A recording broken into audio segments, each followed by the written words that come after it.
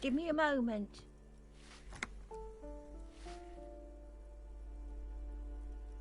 The cold never does any good for my bronchitis.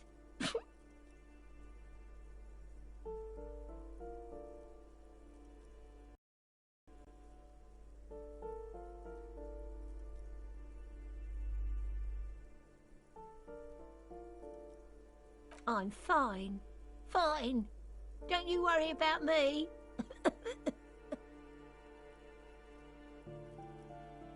Now, what do you want from me, policeman? She's the cleaning lady. She knows the floor plan and the residence.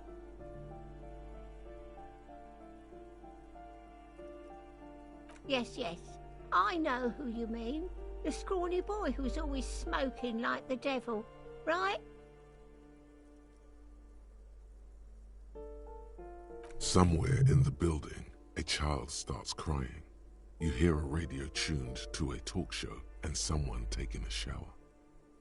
What's he in trouble for? Talk?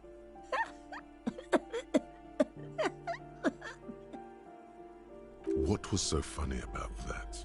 He lives upstairs in room 28. Go to the balcony. It's one of those doors there. He's usually home in the evening. Thank you. We should go check out his apartment on the balcony. See if he's home.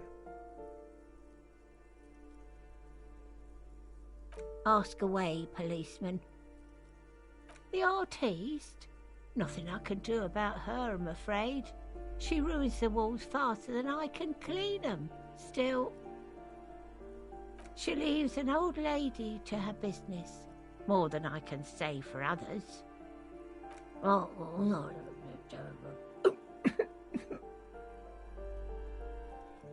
I'm no one. Just an old woman who cleans these hallways.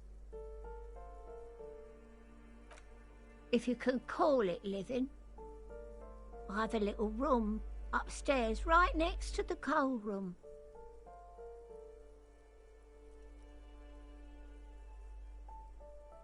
It's barely bigger than a closet, but I don't complain, no. I have my bed and my aching bones to keep me company, and that's all I need from this world. She hasn't spoken to anyone for a while. Even her sentences feel rusty.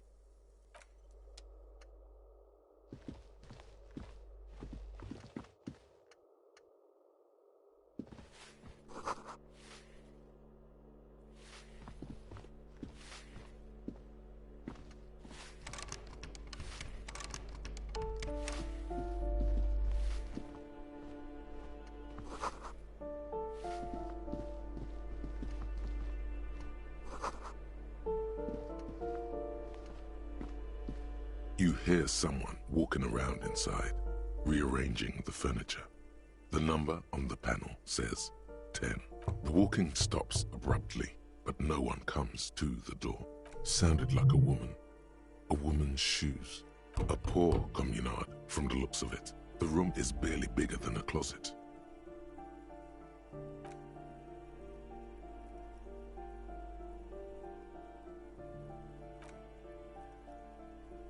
Let's go.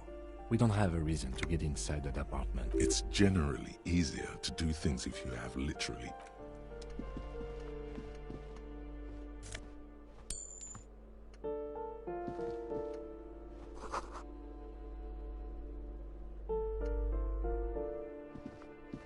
This door has been closed with a padlock.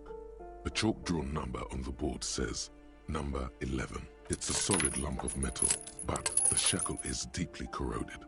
A solid pair of chain cutters would make short work of it. Better whip out those cutters. You won't get very far otherwise.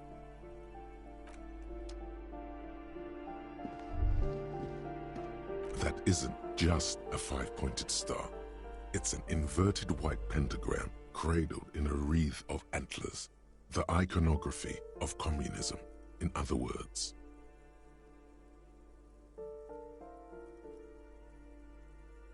I'll keep my armistice handy, detective. He doesn't actually reach for his gun. The Star and Antlers was developed in the 6th decade of the last century and quickly adopted by Mazov and the Communards during the Revolution.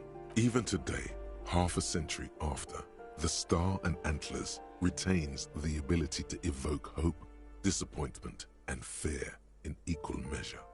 To symbolize the toppling of the old order, also some social democrats were already using it. Because white is the color of peace. Smug superiority, aesthetic musings, the triumph of capital is undeniable. But maybe the guns were sort of cool. Revolutionaries had loads of guns.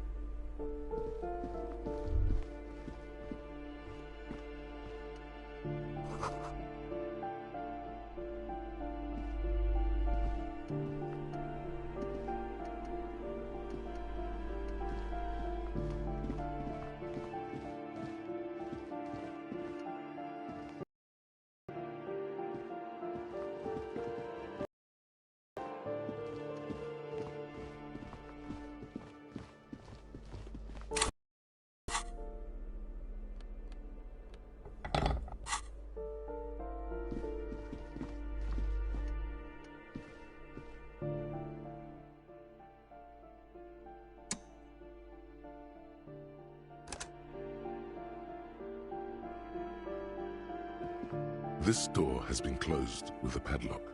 A chalk-drawn number on the board says, number 11.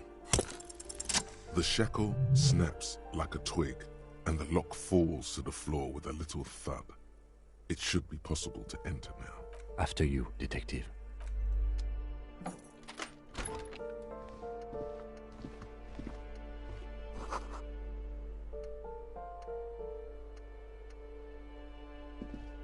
A plaster-cast bust depicts a middle-aged man with impressive sideburns. The name on the plinth reads, Kraz Marzov. Honestly, he does kind of look like you after all.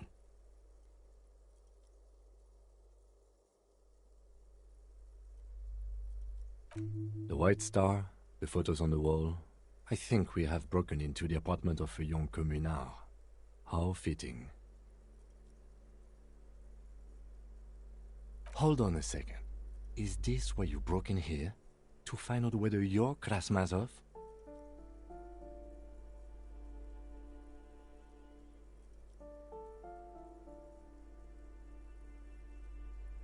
Sure it is. Well, you both do seem to share an affinity for sideburns, but it seems like old Kras here didn't drink nearly as much as you.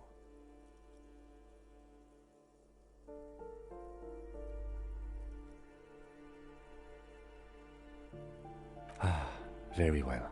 Let's look for identifying features then. Doesn't he have a birthmark right here? What about you?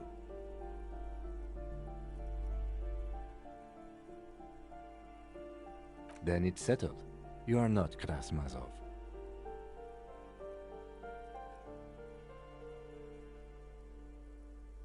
All right, but here's the big thing. Krasmazov looks Samaran, and you don't. Okay, you win. Be Krasmazov then. I don't care. Why are you so hell-bent on proving that you're Krasmazov anyway?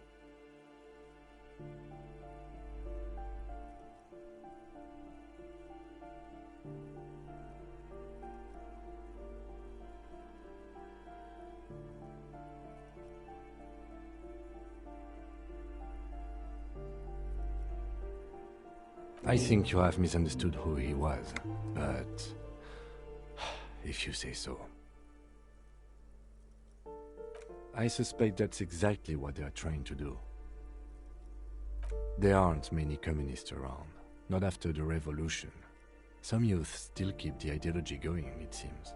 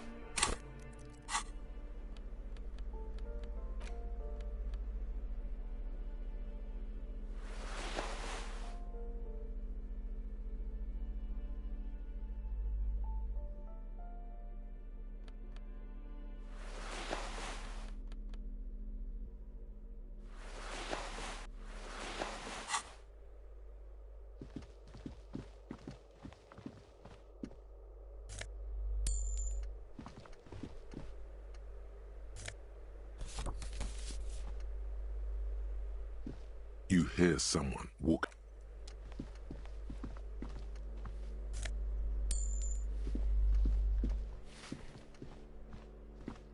Give me a moment.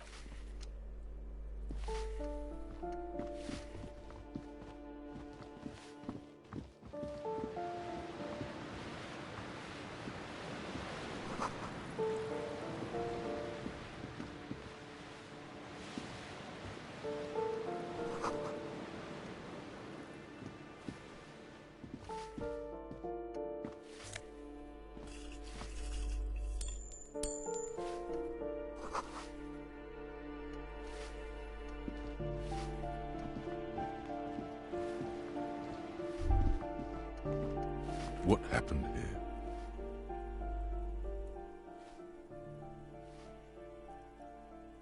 Put your emotions aside. Try to focus on abstract, impersonal things.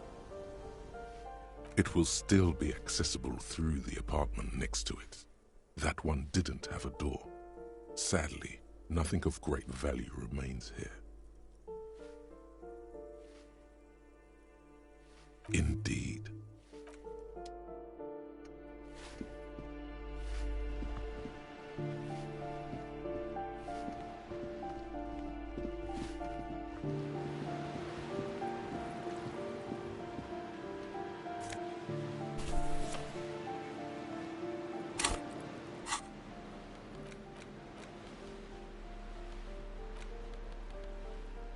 In your hands, you hold 16 Days of Coldest April by Yekaterina Dar. The cover image, indeed, the book is unusually heavy in your hands, as though the cover would. You flip through the book. Pages are thinner than you realized, and the type quite small and tightly set. It's nearly 600 pages long. Real art is dense and difficult. If it didn't feel like you had to wrestle a suicidal bear to get through it, you weren't really reading. The back cover is dominated by a black and white photograph of the author. She can't be much older than her mid-30s in this photograph. And yet, from this cover, the eyes of a sad old woman stare back at you.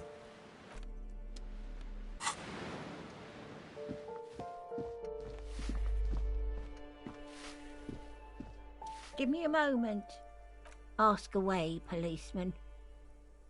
The hell am I supposed to know? Another nut job, I assume. Some lunatic lost his mind. All kinds of morons pass through these halls. People come and go. I don't keep an eye on everyone. They probably just moved, or died, hopefully somewhere else. No one lives there. It's been empty for months. Impossible. I would know if someone had moved in there. Maybe it's those countercultural people again, breaking into a house like it's a public space. You're a policeman. Be good and take a look, will you? Great. Young people. They're worse than rats. You know, always littering the hallways with trinkets and empty... Oh, that one is a scientist, a future scholar. I think he studies astrology at the community college. Education's good. I always tell them to study. Something to do with all those stars around his door. He asked me to leave his drawings up on the wall.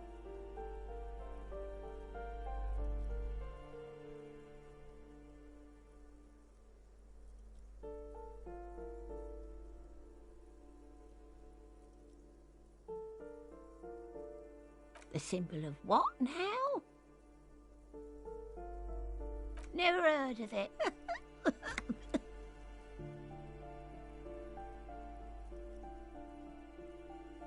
Oh, no.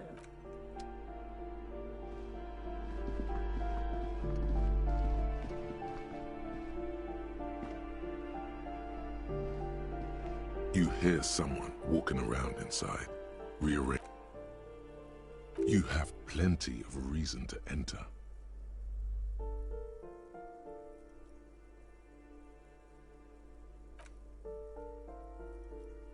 Well, that was easy. That was smart.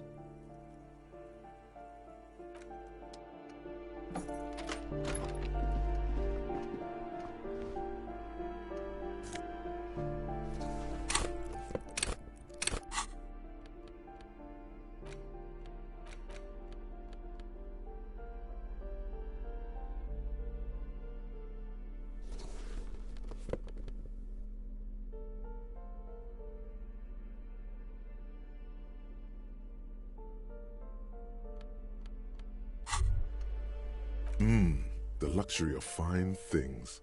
Just look at those black monk straps. After spending an entire day hustling, who's to say that you didn't deserve a pair of ridiculously expensive shoes on your tired feet? Beautiful things give you a rush. It's power. Crafting your style, draping your flesh in silk and leather, deciding how to present yourself to the world. Remember, when they come to take it away from you, you worked for those shoes. Whether you like it or not, wearing these shoes has made you more liberal, ultra-liberal. They're either a gateway drug or a booster pack to get you deeper into free market ideology.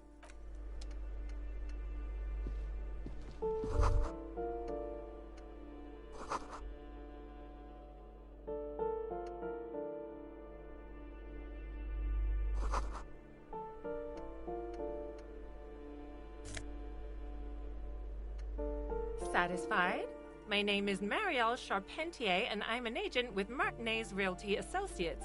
I am not breaking in, as I have every right to be here. The keys, see? Boy, there are a lot of different keys there. More than 20, at least. Do you want to see my ID as well? You can't legally ask for it, but why not? Want to see my residence permit too?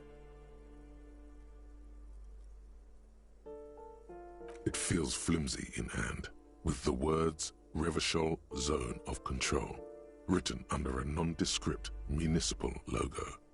There's a picture of her with shorter hair inside, along with all her personal details. Thank you. Do you have any questions? I need to be back in Midtown in an hour. I need to get it ready for the next lease, but as you can see, the previous tenant completely trashed the place.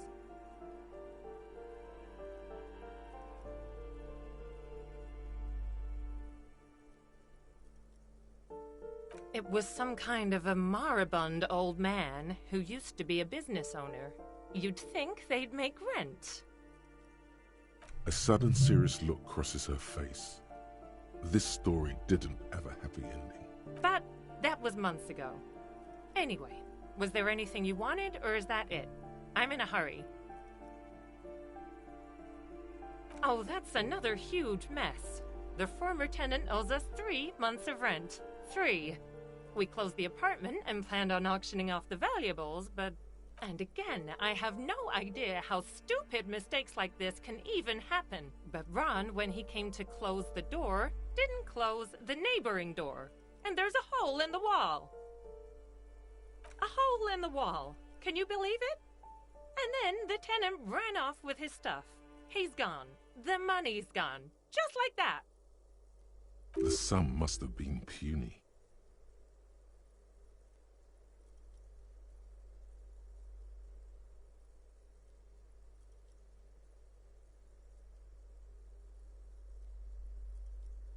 Well, it does not disappear from my hands. No, I don't let it. These apartments are perfectly fine. They have gorgeous architecture, a million-real view of the bay, good ventilation, neighbors, life, spark, and they are affordable. I'll tell you, Martinez has a future. In a few years, it's going to blossom with artists and creatives and those radio computer wizards.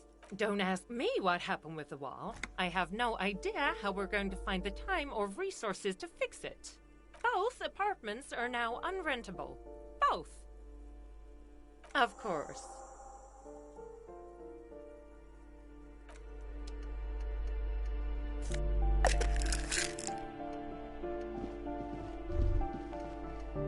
Master Investigator, you just can't keep yourself away from locked and hidden places, can you? Attaboy, the world's secrets were made for you. They wait patiently for you to uncover them.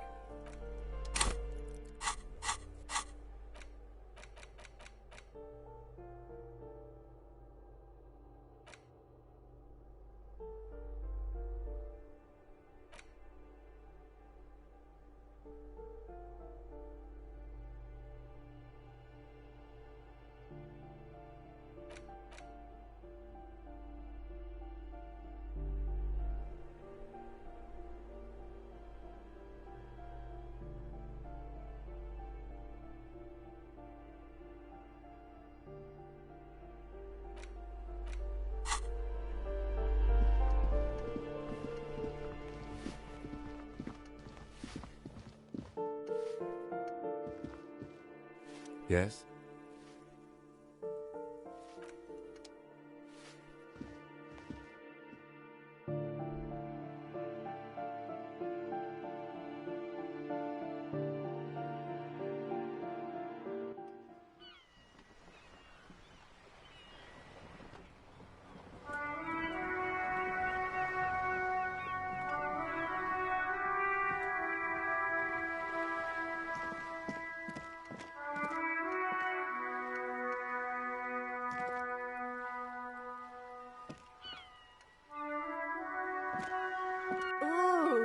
The piggies have learned how to saunter up staircases. I didn't think you could do that with hooves. But here you are.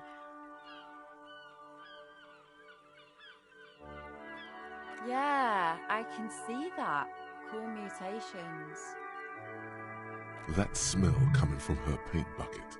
It's not paint. It's heavy fuel oil. Red-dyed heavy fuel oil is only used in government vehicles, or at least that's the idea.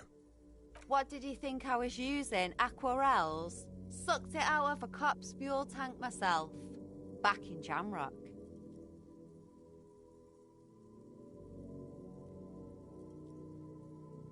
Something to think about next time you're driving around in your pretty little piggy carriage. Hello again, officers. Have you come?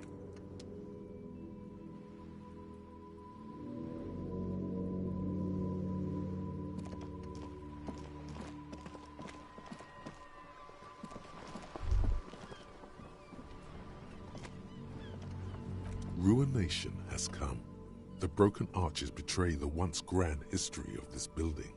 It towered over the harbor until it happened. A great force from the northeast fired into the city. Heavy artillery shelled the coastline.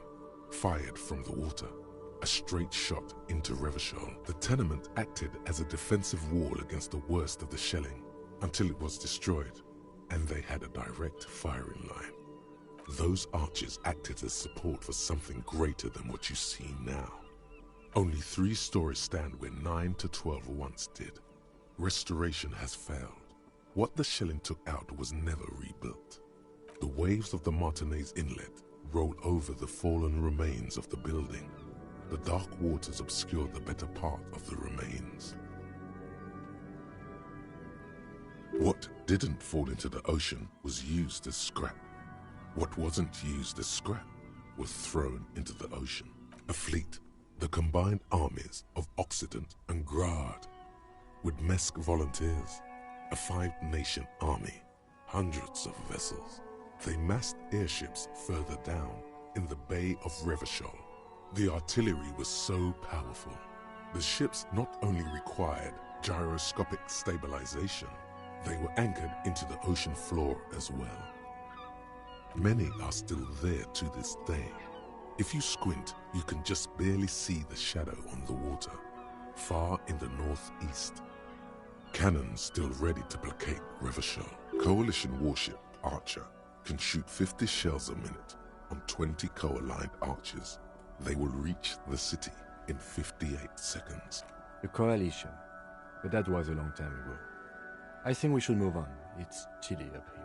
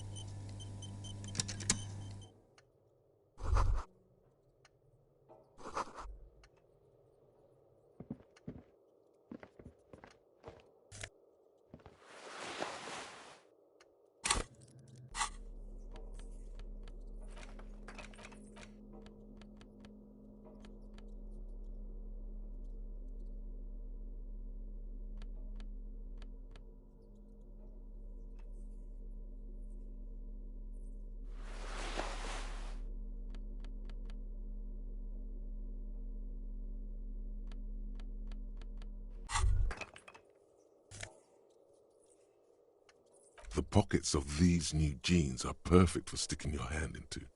Makes you look cool, calm, and collected. As your hand enters the pocket, your fingers brush against something, soft yet crinkly. Hey, it's a chewing gum wrapper. It reminds you of the fruity juice of apricots. You should inspect it closer if you have time. Something about the wrapper's texture is familiar. By the way, the raw materials were most likely exported from Seaguy, the apricot suzerainty, and processed in Sur-le-Clay into the apricot-flavored chewing gum loved by kids of today and yesterday. Something about it is familiar, only to your fingers.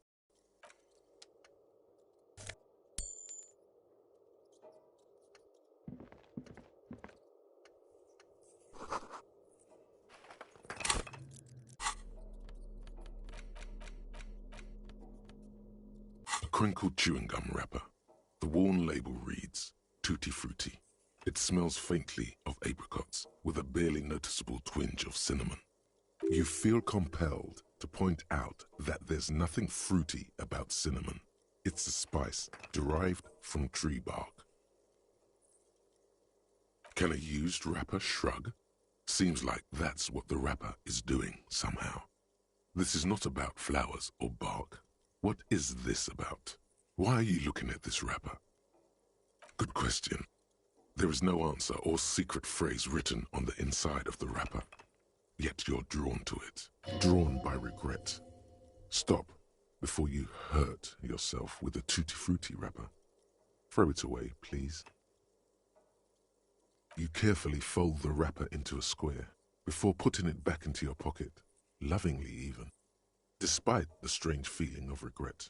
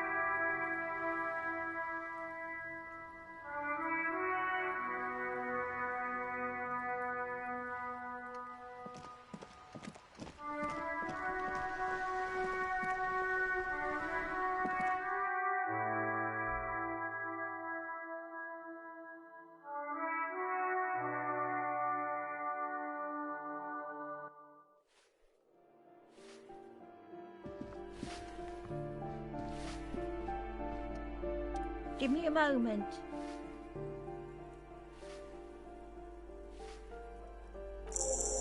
I see. I hope some good people are finally going to move in. This place needs them.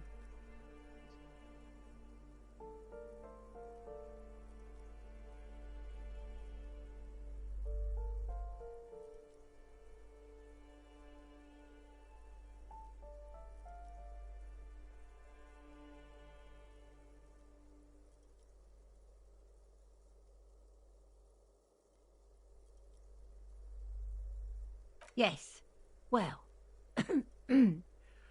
I hope they're good people. Your statements are too vague to comment on. What's this? We're getting reports of normal, reasonable, temperate, political opinions somewhere in Martinez.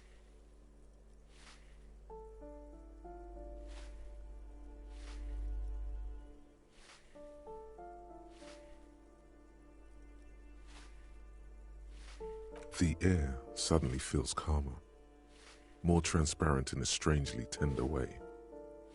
Perhaps it's the hangover. Perhaps it's a temporary surge of serotonin. But something tells you, it's time to become a citizen of the Kingdom of Conscience. It is not a place. It is a moment in time that can only arise in the right circumstances.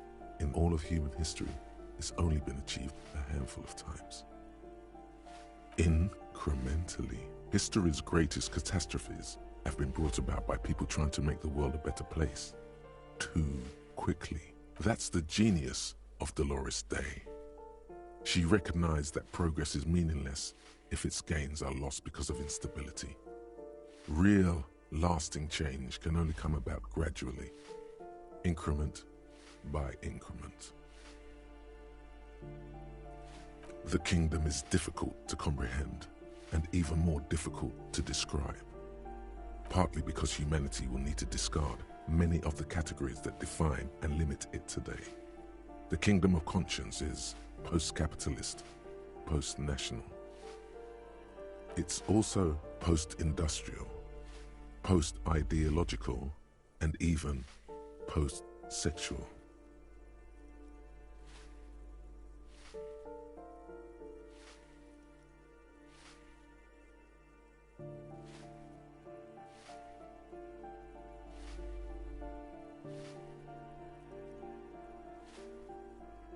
Slow down, Mr. Reasonable.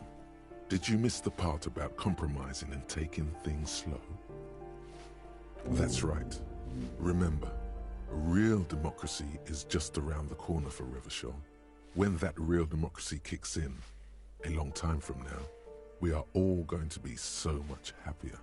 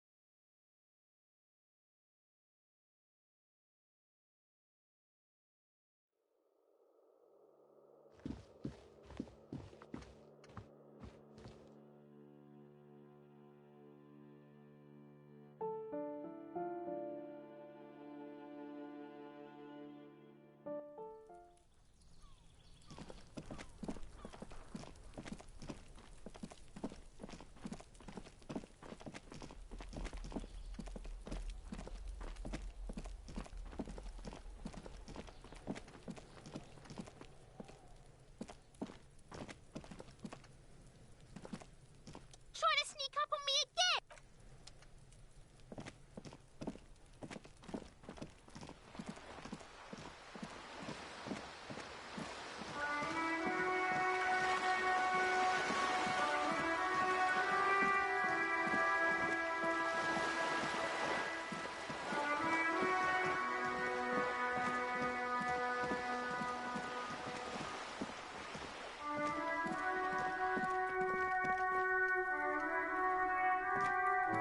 Just an ordinary wall.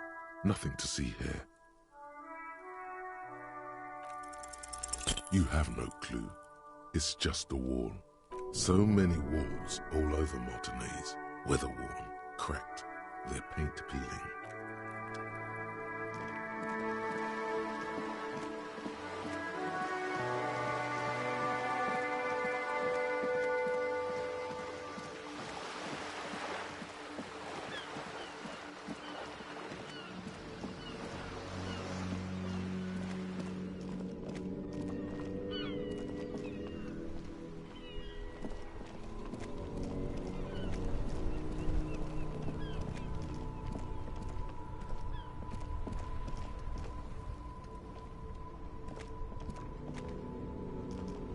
Now it's turning into a kind of a snow limbo, man.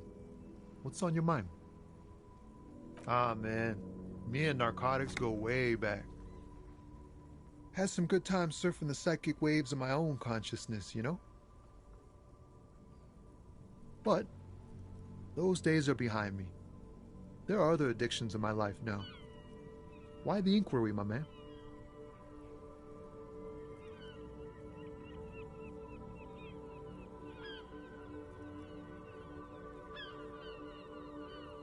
Hey, man, that's serious criminal talk. Are you trying to pull some sort of an entrapment thing on me?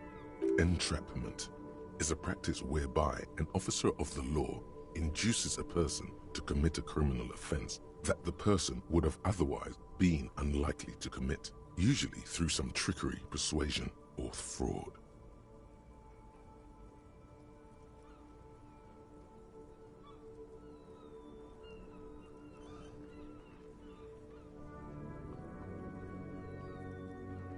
Then what's your deal here? We have a credible lead, sir. Someone on this roundabout is waiting for a bulk shipment from the harbor to load it on their lorry and drive it to Jamrock. Not me, man. No way. I don't need any trouble. Shit's bad enough anyway. This jam's got folks up in arms, and I'm afraid it's headed toward a conflagration.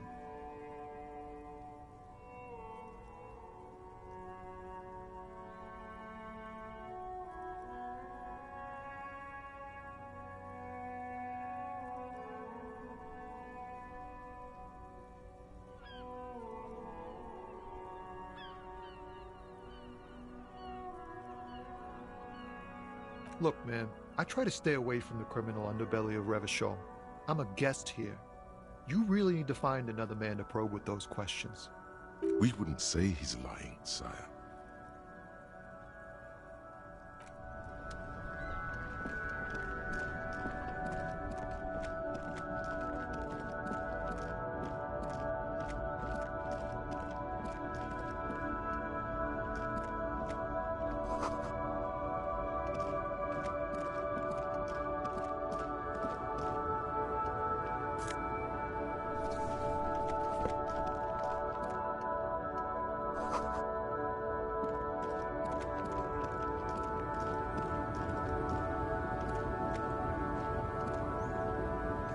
Small, wrinkled woman. The photo, an ambrotype from the turn of the century. No response. Where?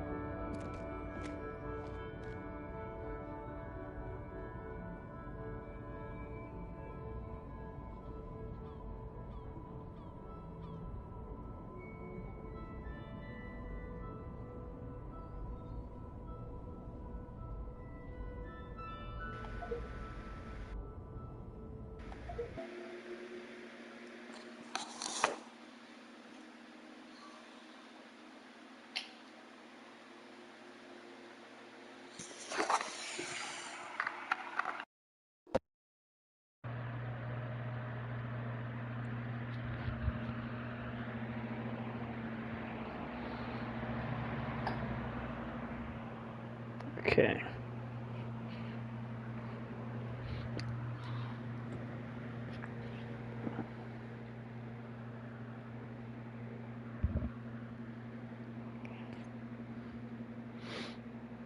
Okay. Audio.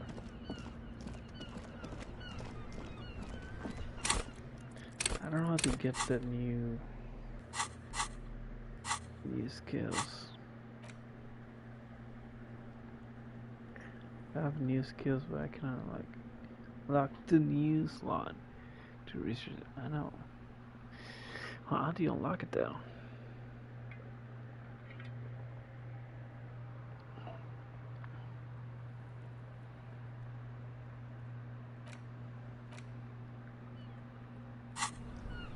Maybe it's like a second part of the game.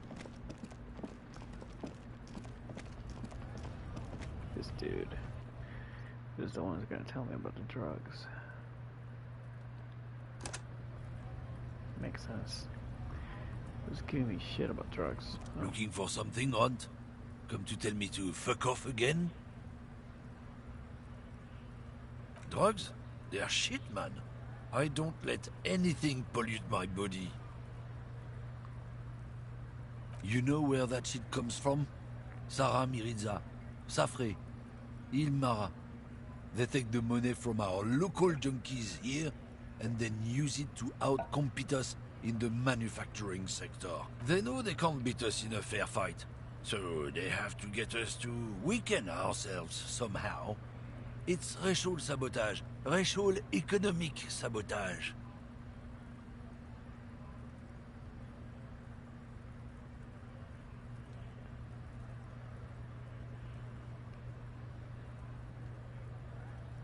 He eyes you wearily, unsure how to respond. This goes on for about 2 seconds. I don't know shit. And if I did, I wouldn't tell you. What do you think? I can't leave the lorry unguarded. Stuff's been getting looted lately. It's those little kips sneaking around at night. If they touch my stuff, the bosses will be on my ass like ass cancer.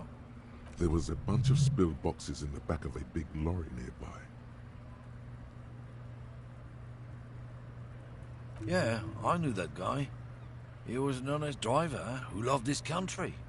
We were having a good debate about genetics at the Wheeling in Rags when some kip boys smashed his lock and took damn near everything. Lost his fucking job over it. Since he left, I haven't had anyone to talk to. If they were getting drunk inside the Whirling in Rags, how could they know who broke into the lorry?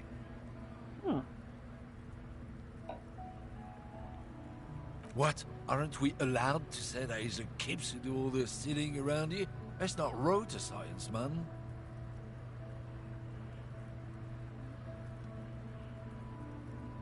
Isn't it obvious? Fucking Sealang, that beady-eyed South Samaran. His little side business is a scam. I wouldn't be surprised if he was peddling drugs as well.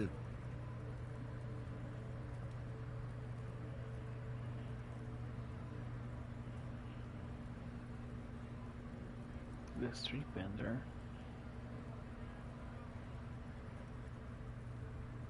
Oh. Of course he's a lorry driver. What? He tell you he's just some simple businessman or some shit?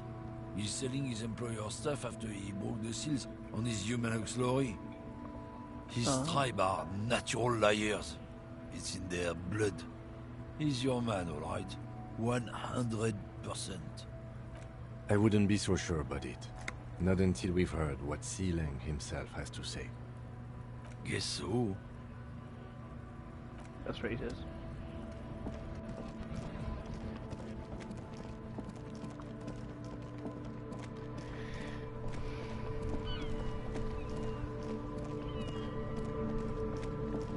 He's talking about the Chinese guy over here. Asian guy. You keep coming back. That's good, officer. Keep browsing those clothes, keep... If he really wants to save the economy, he'd let you pay with net worth. Go over and ask him if you can. You see 2 lowly, defeated speakers, thralls, slaves basically, perched atop them like conquerors surveying the land. A pair of found, durable wear sneakers, Ultra Series. I can see you've a taste for luxury, officer. Can't keep your eyes off those sneakers? Speaking of luxury, you should go over and ask about paying for those sneakers with a pair of found Ultras. The design is impossibly sleek and simple. A futuristic silhouette with a sleek monochrome colorway, a jet black upper, and a silver-lined midsole. Dedicated, victorious, sporty. These found sneakers are a must-have for a track and field legend. Yeah, right. Those sneakers, mister. Those sneakers are the latest found sneakers. Super air, super fine, super 50 cool. fucking Only real? 50 real. Only? Only? That's madness. Found Ultra. Wear the future. You remember the slogan from some magazine. These once respectable speakers have been conquered. reduced to a mere prop by the indomitable Faun Ultras atop them. A small heat emboss on the veneer reads, "Solidarity Aid from the People's Republic of Samara." The speakers themselves don't seem to display any magical qualities. No, don't look at the speakers, officer. Look at the sneakers. The sneakers are the stars here.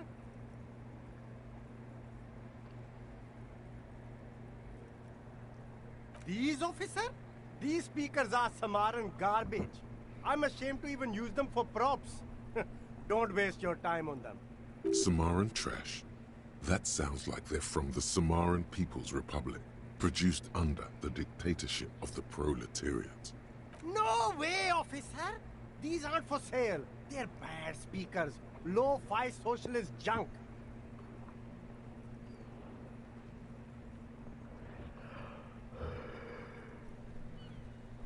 Well, if you want them...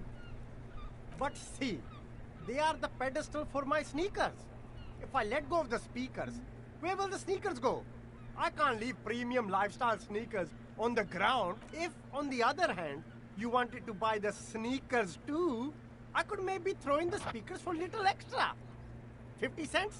Damn, so you have to buy the sneakers first. God damn, you're killing me. Damn your sneakers.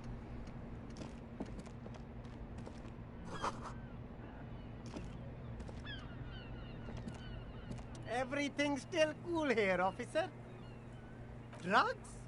I don't go in for that, officer. Drugs ruin lives. Unless you're into drugs, of course. In which case, drugs are excellent. Mwah! Tasty, tasty drugs. That's very cool. A lot of the coolest detectives do drugs. Sadly, I don't have any drugs on sale. Or at my home, or on my person. Sir, it appears to be true. No drugs in sight. Not in the box of sunglasses or under the speakers. That's cool. Especially after you already said you're into them.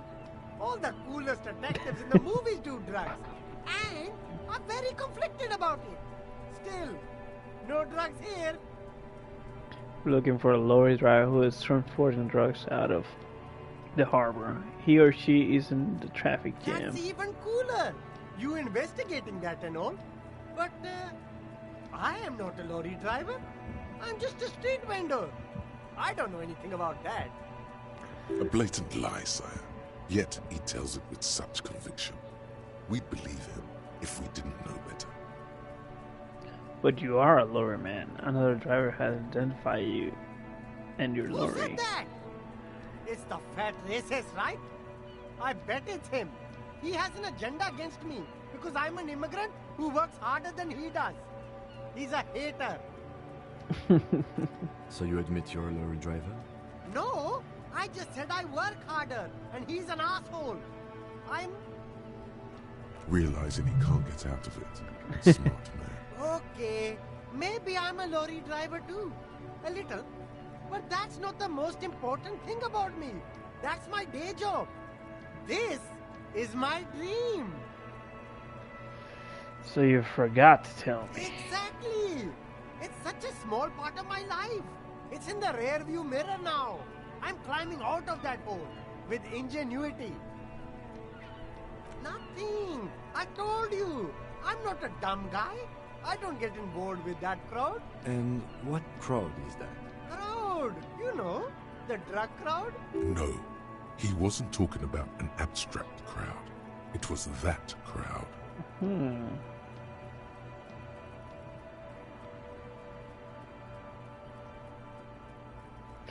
You're wasting my time. Tell me who the fuck is transporting drugs here. Shush, please. There's bad people doing bad things here. That's all I know. Please, don't get me into this mess. I spent 15 years working my way up. Here we go. There's a tiny bit of truth on the table.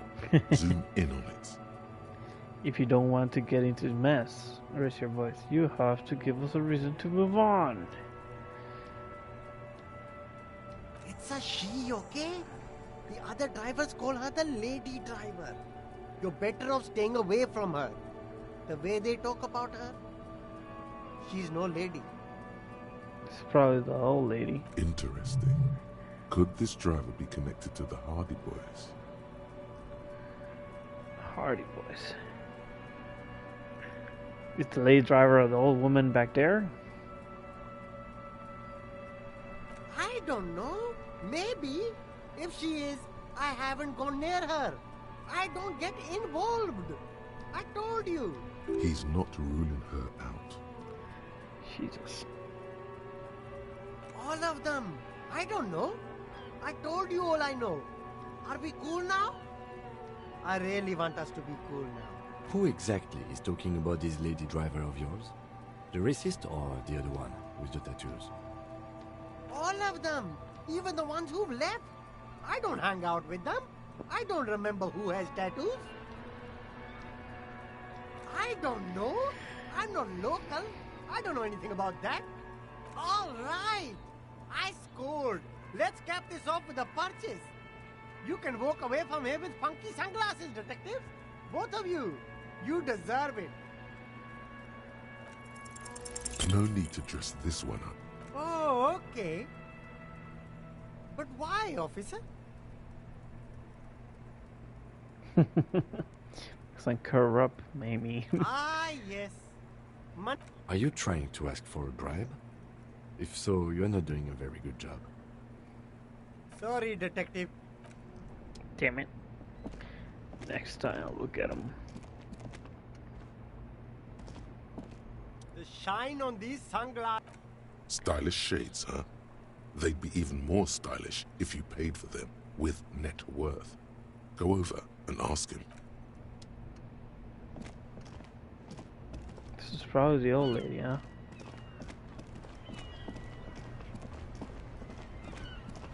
Maybe it's a misunderstanding. Suspicious on it. Still here. Stuck in this damn jam, my man. What's up? I don't want to talk about that. Excuse me?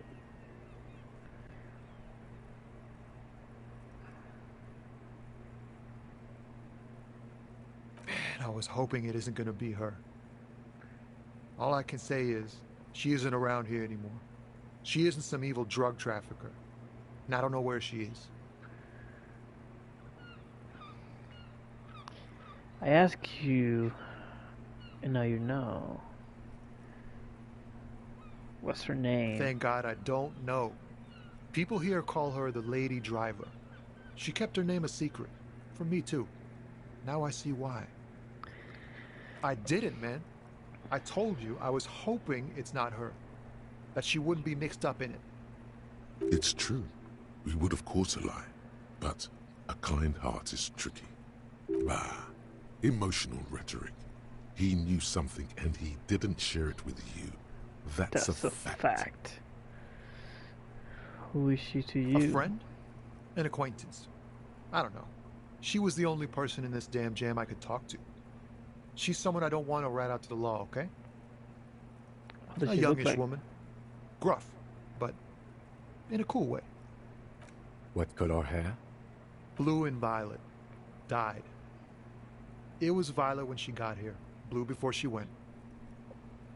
Then she may have dyed it again. He's lying. Damn, I don't want to... Please just let it go.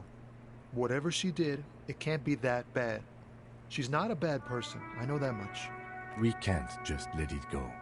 It's part of a police investigation. That's how it always is with you, isn't it? All part of the investigation.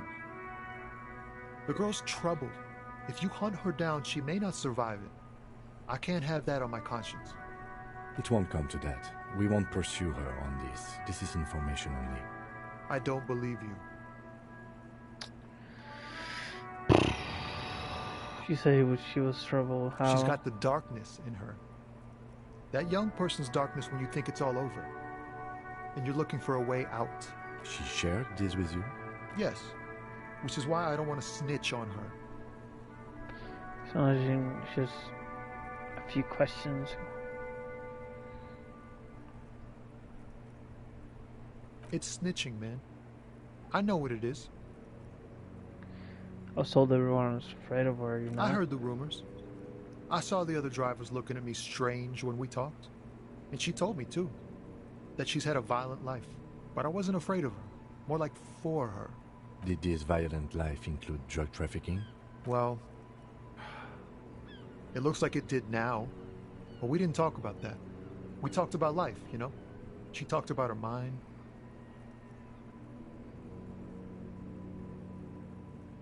Fuck, man. Go grill someone else with these questions, okay? There are plenty of drivers here who couldn't stand her, or were afraid of her. They'd be more than happy to rat her out. He's right. There are other options. The raceman, for one. The grey-haired woman. Maybe she knows something. Wait, this guy says they're friends, then acquaintances, and he's okay with others ratting her out. I know. Doesn't make sense. Now is not the time to focus on feelings. You need that info. Son.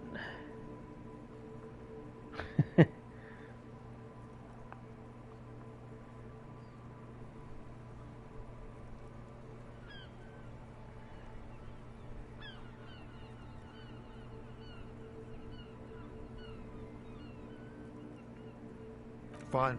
I don't want to be a butcher. And I don't want to be a knight either. I just want to be a person who can sleep at night. A little fame wouldn't hurt, too. You're not going to put a bullet in your head if you blow it, are you? Because she's on the edge, man.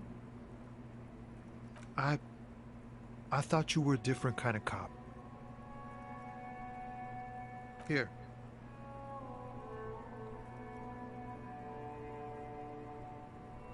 The keys to a motor lorry. Pretty complex. Looks like a chain lock. The lorry's still here. Down past the Statue of Philippe. The cabin is green. You can get in there with these. That's all I know. You forced my hand, bro. When did she leave? Last Friday.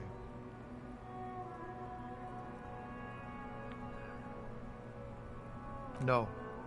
I don't know. I bet you are. And why do you have the keys? She left them to me. Because she trusted me. So I can get it out of the way when the jam breaks loose. Otherwise... The other drivers would have to tow it or break in to get the machines moving. He nods. If they break in, they would find what's hidden inside. Something incriminating. Nah. I need to think my own thoughts now. Pray forgiveness for my sins. Go check your cabin. I hope it gets you something. Help someone. Damn.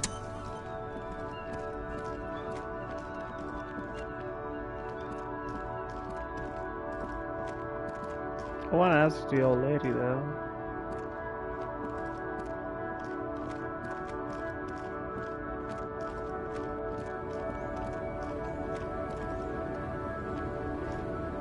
The woman still has her eyes fixed on the photograph.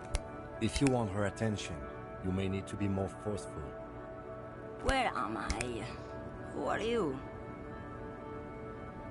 Like a magician recalling a subject from hypnosis, you jolted her back to reality.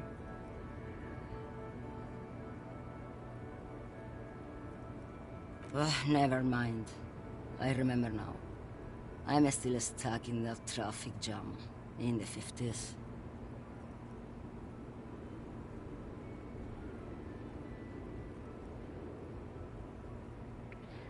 Where else would you be then? Back in Mecca, during the time of the revolution. The sidewalks and cafes are filled with young people. I was on my way to see a new Boyadero picture starring Gabriel Buendero. Until you came along, that is.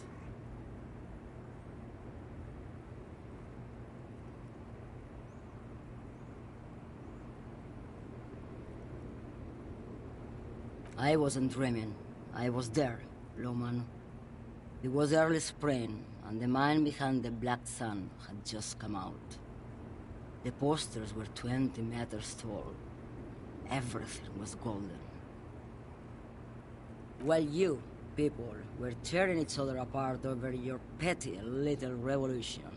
In Methk, it was a golden age. The Republic of Mesk is a massive confederation on the Isola of Muindi, the world's largest state by territory. It's a petrostate, a constitutional monarchy, and, as of recently, an outcast due to its tilt to the far right. This is Gabriel Buenguerro. A strikingly handsome man looks straight at you, his head crowned with a wide-brim hat. His hair is dark as an oil slick, and his jaw the most perfectly chiseled thing you've ever seen.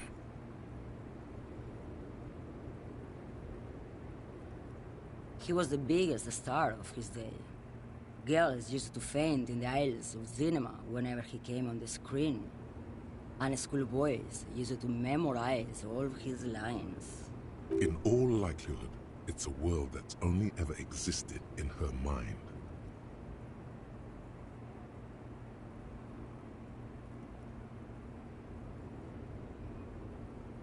Someone was. They are someone's memories, boy. What difference does it make if it's me or not? They're beautiful. That is all that matters. Beautiful and true. And they will win. They're coming for this, you know? All of this. All of what? The world? The present? Why not, Harife? It's not like I have anything better to do in this hellhole.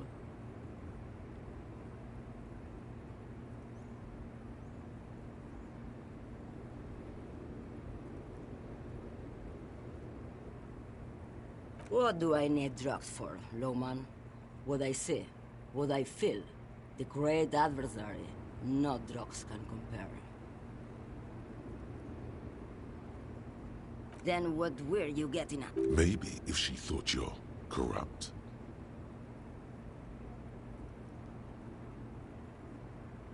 Who the fuck is Irad? Ah, and what do I care about the Union boss? He's no Gabriel, he's no Franco Negro. He's not even Hermenegildo the Hound. Maybe. Probably not. Makes no difference to me either way.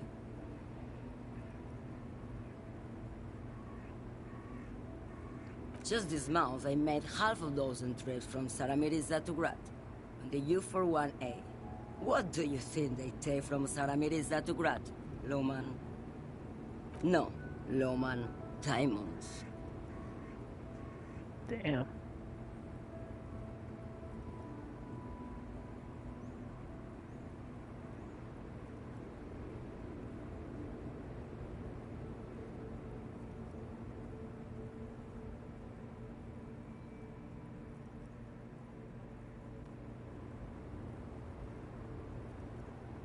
Easy.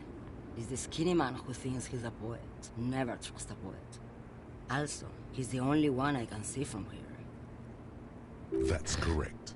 There is no visibility of any of the others. Diamonds are good for you, Lowman. You should try them sometime. Make yourself pretty like Eva de Zoras. Where do you want me to go? This isn't so bad. I can listen to music, or the seagulls. Look at all the colors and the futures of this world. It's a good palate cleanser, this jamboree.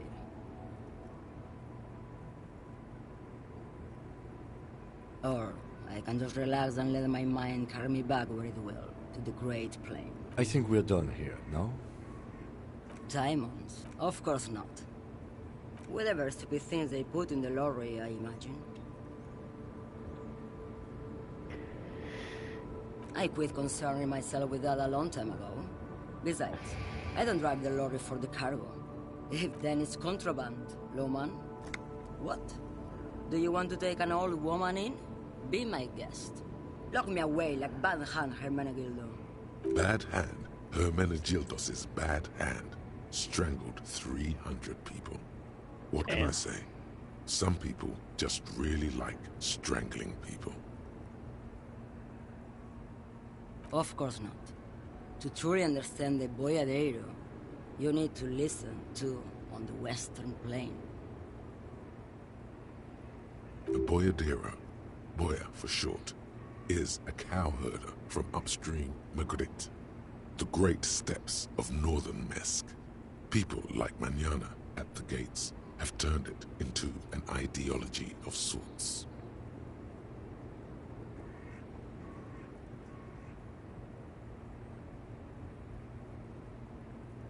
It's an old ballad about a young girl who falls in love with a daring boyadero.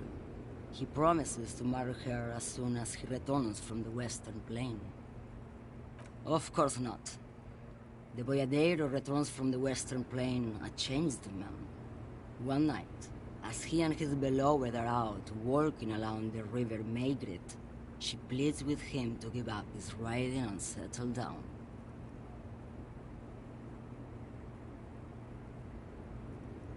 In the background, you can hear the orchestra swell as the screen fills with the maiden's imploring eyes. So the boyadero strangles his beloved and throws her body in the Magritte. Then he rides off, because the Western Plain is calling to him.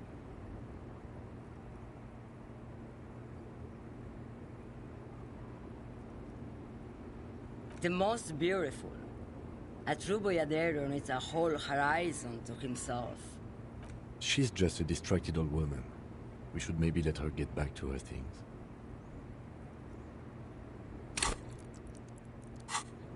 So he doesn't think she's a smuggler. You hear that, Loman? I don't think your partner likes you spending too much time with me.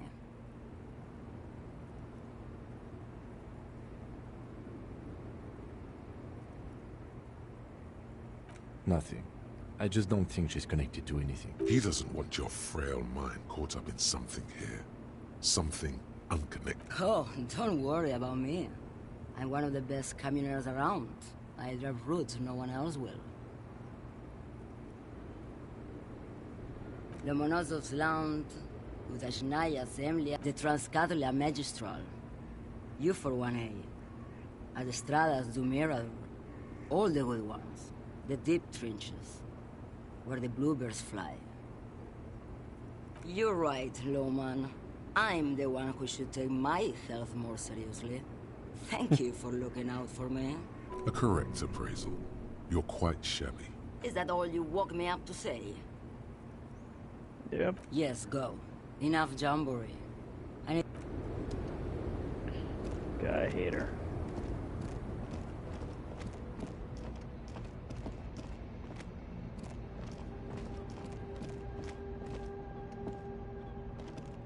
This screen found, A to Z, Contemporain, is parked in the shadow of the ruins looming overhead.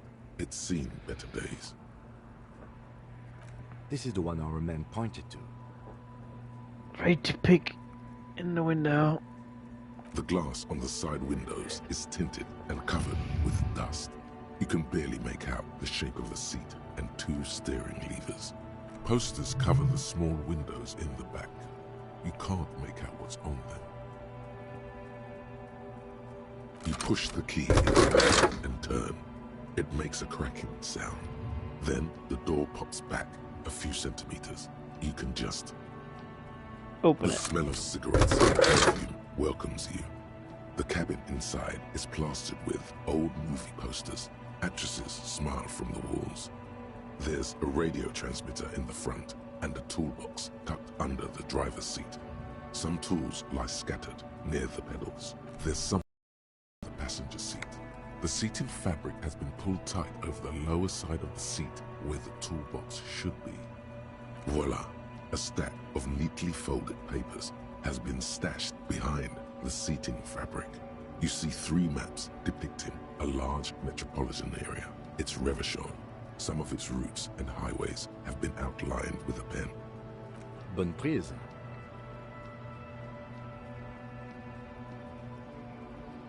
This large map displays the elevated motorway called 881. The intake leading to Martinez is marked with a blue X. There's another X on the off-ramp at a place called the Old South. Toll booths at the intakes are marked with a circle. It looks like there are scant few ways of getting onto the elevated motorway that runs over Jamrock, and this person knows them all. There, hundreds of thousands of motor carriages roar on the 881, high above the mess of brown and red roofs that is Jamrock. The commuters don't even look down.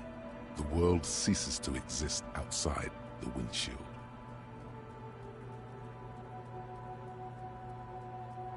To Kuron, through the middle-income neighborhoods there, by the river, and then to Stella Maris and La Delta for work, while the men and women of Jamrock scuttle to their fates below the road.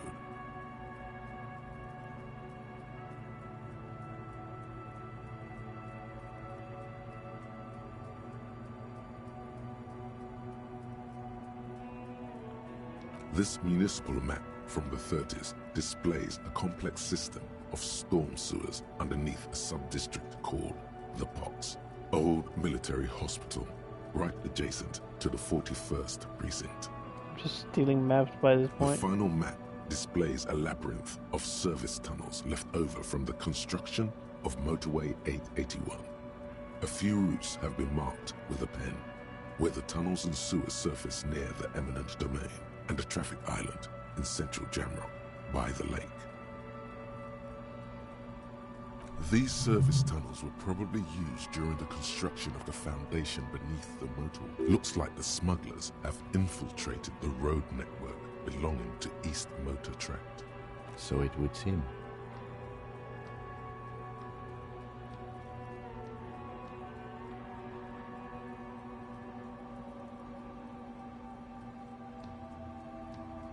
The RCM patrols most of these auxiliary roads, though apparently not all of them.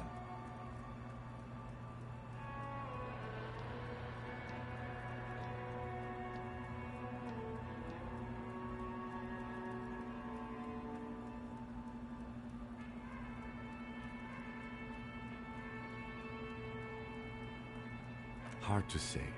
This distribution network looks certainly large, yet still vague enough. It doesn't reveal much about the Besmerti behind it.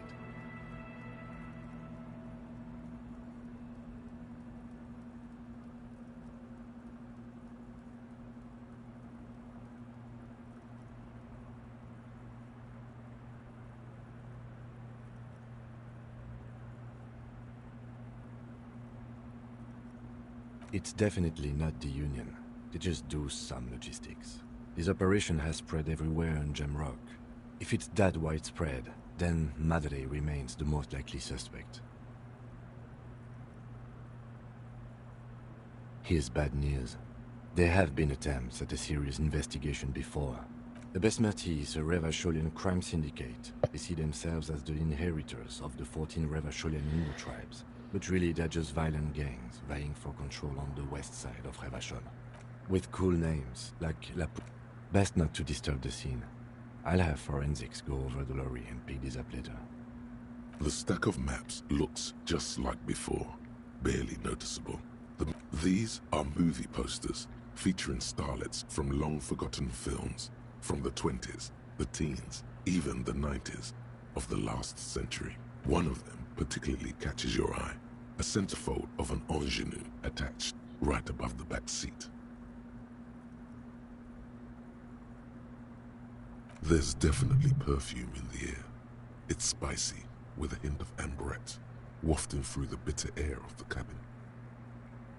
The actress is draped in a sheathed dress, one of her shoulders bared. The faded remains of an autograph run across the poster. She's looking past the camera.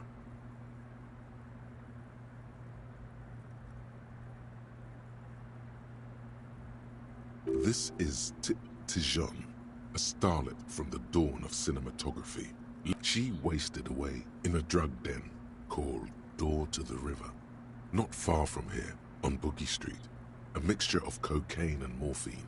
She was afraid of the world, and the camera, too.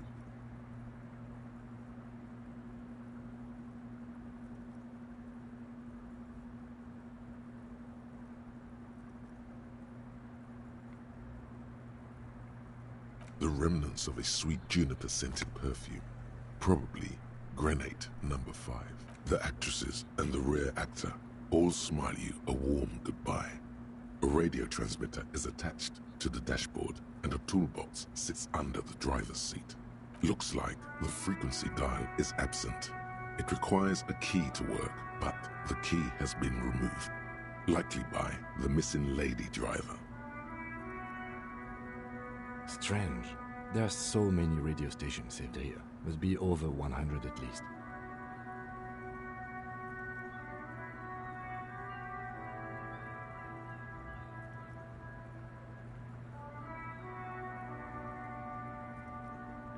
No, that's on 78.9. What? I happen to have committed the frequency to memory. I have no problem admitting that.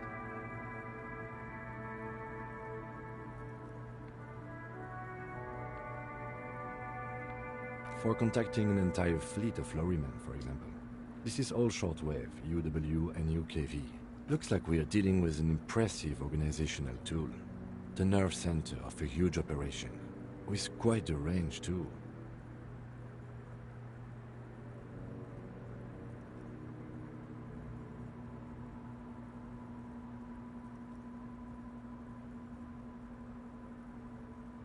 A 20-kilometer radius at least. Perhaps doesn't look like it. It's completely inoperable without a dial key. the ghostly actresses, and the rusty toolbox under the driver's seat, and the oddly bulging seat cover.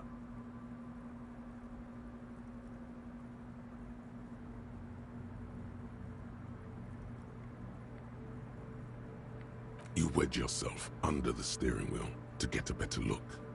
Seems like the few tools lying around here, a hammer, a pair of pliers, a rusty wrench, have been casually thrown there by the disorganized driver. But one odd detail does catch your eye. A piece of sandpaper has been glued to the throttle. Sandpaper adds extra grip.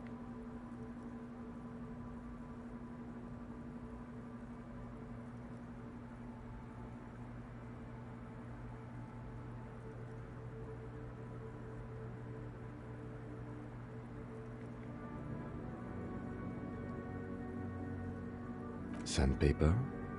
A novel technique?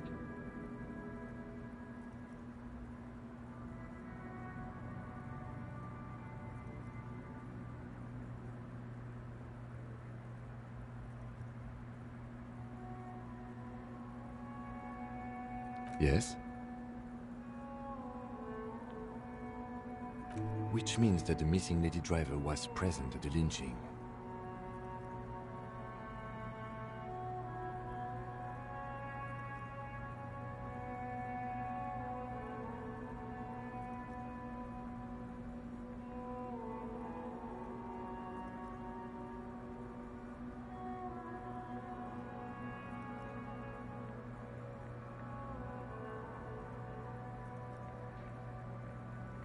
We've identified one of the footprints, but there are still 7 to go.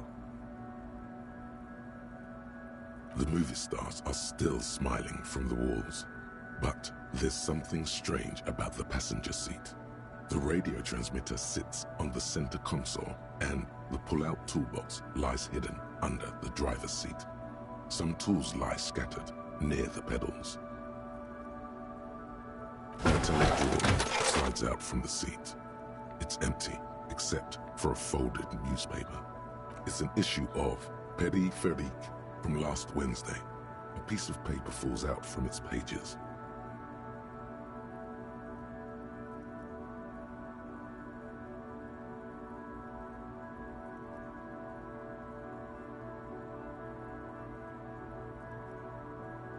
It looks like an article ripped out from a radio enthusiast magazine. Complex mathematical equations explain the basics of something called the Ulan frequency system. The Ulan frequency system? I've never heard of that before. I know of FM, AM, UKV, but...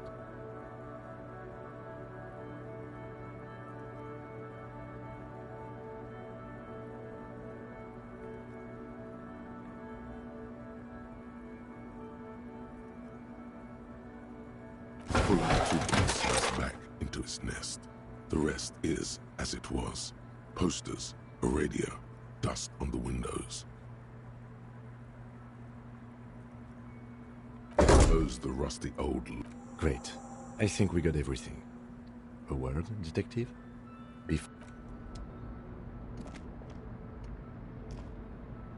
All right, we've finished here. Let's quickly debrief and go over what we found, so we don't do it in front of the company rep. Something like police will do. Honestly, I'm quite worried by what we've seen so far. The evidence seems to point to a rather extensive and well-organized operation. I'm especially intrigued by that radio transmitter, particularly the sheer number of stations it can connect. Looks like this alleged drug trade casts a wide net. This means it's well-funded. Technology like that, a major player must be financing it. I'm not sure what the Ulan frequencies are all about, but they may hold some significance. Perhaps it's a better way to connect between fleets while avoiding frequency bleed, or maybe it's used to tap into RCM networks.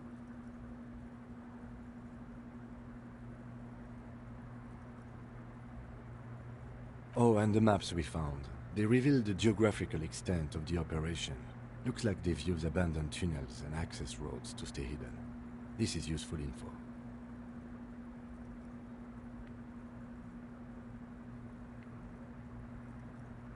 We didn't find anything conclusive linking them to the smuggling operation.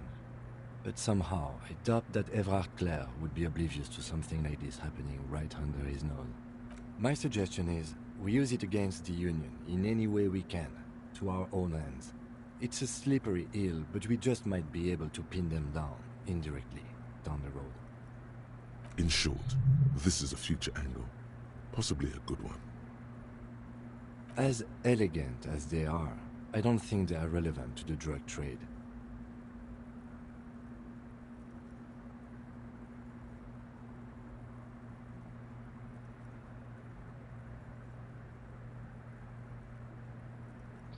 What the hell is a scene file?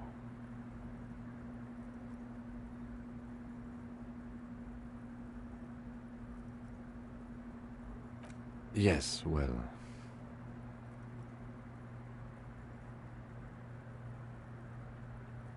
We should return to the murder case, see what Joyce tells us about the lynching. When we are done for the day, I call my station and suggest our narcotics department look into it. There are more than enough grounds to start an official investigation, sometime later when we are done here. We do not want to get caught in that. The fact that one hasn't started already gives me pause, an investigation I mean. Especially if the Madrid grouping is involved, and I can't imagine they aren't. It's certainly worrisome. Corruption. All the same, I don't like the idea of internal affairs descending on the matter. That won't help anyone either. Debrief over. After you.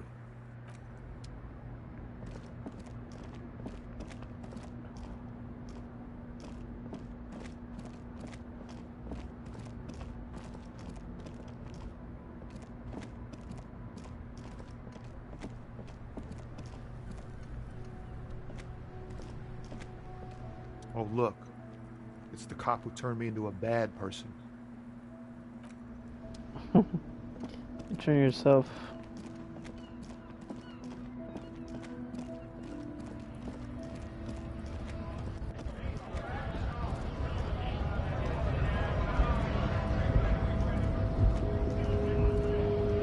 Bastards!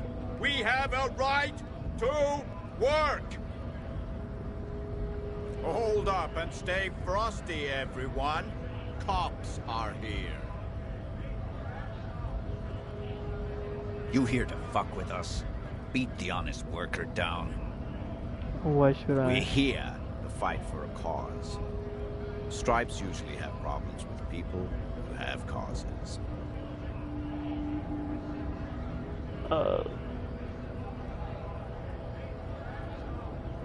Good. We're fighting for a cause here. Right to work! Right to work! Besides, we're not that different. It helps if people see us talking, cops and strikebreakers together. Shows authorities are on our side. builds confidence. No frío.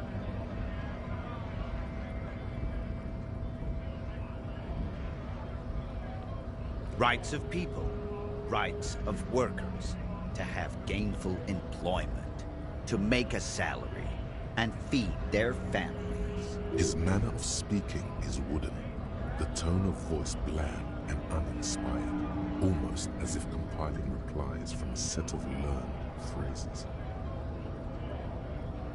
Might be time. Don't let the fat bastards tread on you. Cops tend to side with the higher-ups, but you're essentially still workers. I don't trust cops, but I can see you understand them. Right to work! Right to work! Maybe you should ask them questions, like why we're not allowed to make a living here. Shame on you! We have families to feed, you piece of shit. So do we, Scott.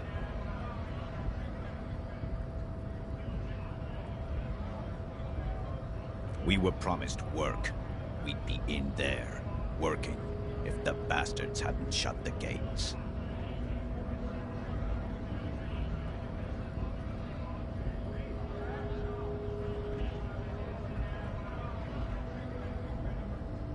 Main gate's locked. And I don't mean the scrawny mess punk either. I mean head measurer. Or whatever he is. Head mature.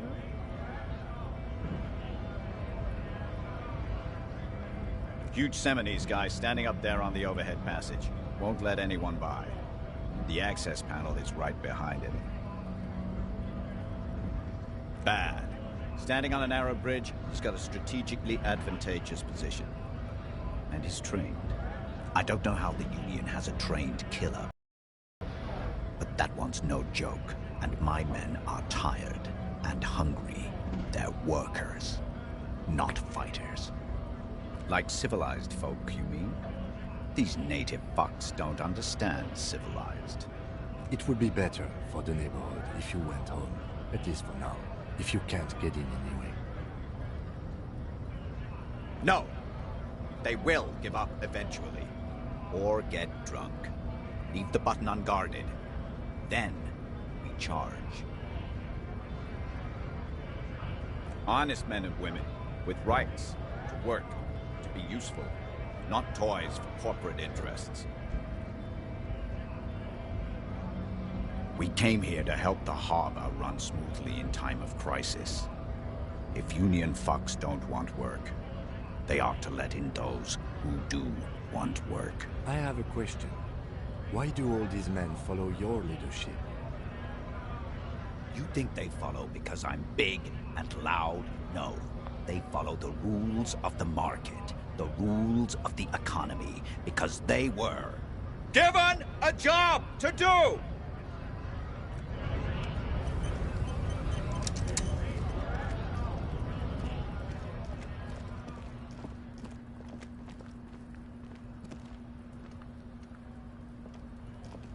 Looking for something, Hunt?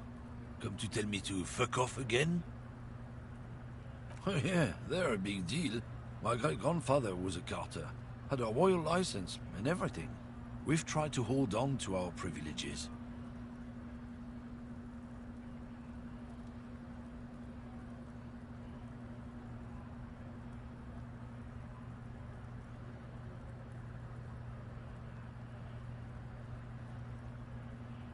Someone with a cart? What did you think it was? That's how deep into history our thing reaches. Before machines. Sure fucking is. We have a guild and everything, huh? Very ancient. Very prestigious.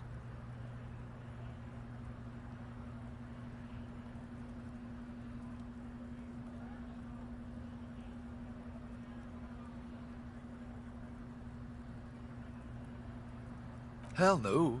It's a guild. Invitation only. Unions work for the rich fucks. They're basically the same. Been trying to fuck us out of our heritage in the name of profit. But you can't replace experience. Trusting street thugs with their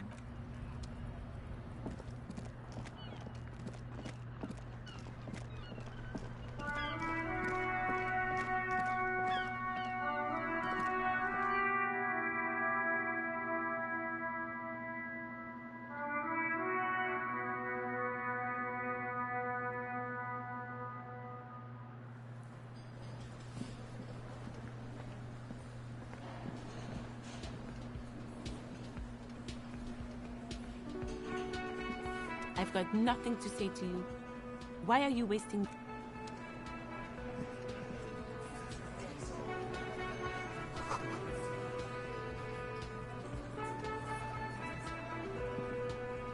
This is where you say you're a bit.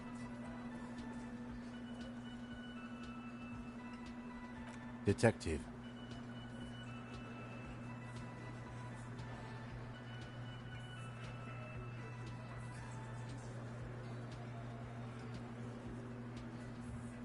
Wow.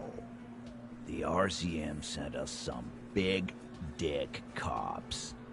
Real big dick cops. Look at them. Reckless. Swinging in the wind.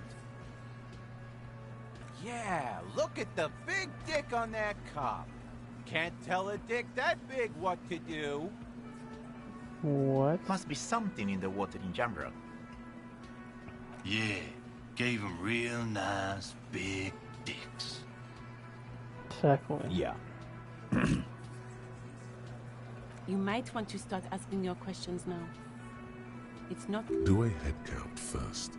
Connect these men to the tracks you saw in the yard. Chances are they're going to match.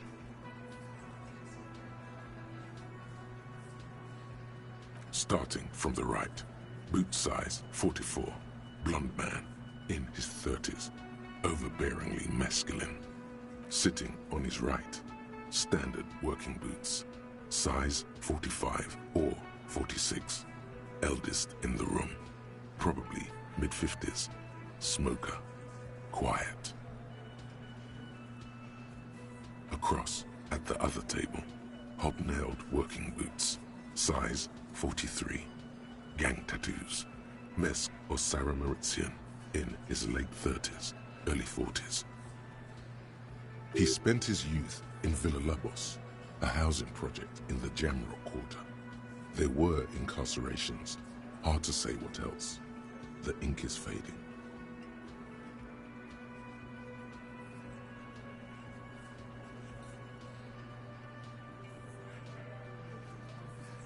And then, standard working boot, steel reinforced toes, size 46, the big dick, wide at the shoulders and lean at the hips, rugby cap, fingerless gloves, and numerous scars, a little under 40. The emblem on his vest says Rowing Club. A little patch below it reads T. Hardy, Captain. In the far corner, standard working boot, steel reinforced toes, size 44, 40-something, non-alcoholic beverage in hand. You squint. Is that a plectrum?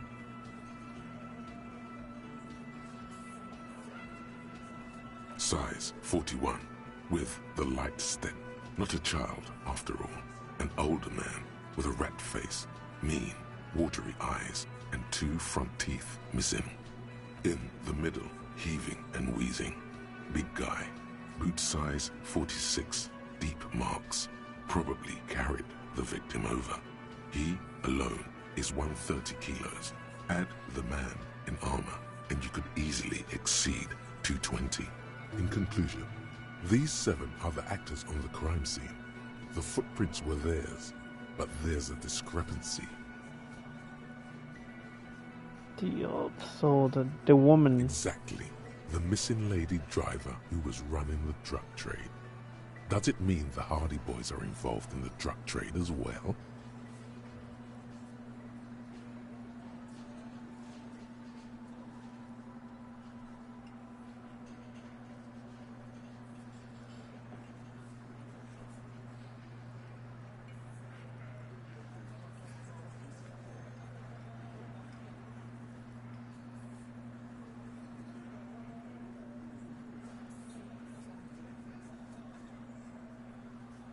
Maybe. But hey, you've stood there for about 4 seconds, not saying anything. Now is a good time to hit them with questions. Where's the 8th Hardy? The fuck is with you, fella?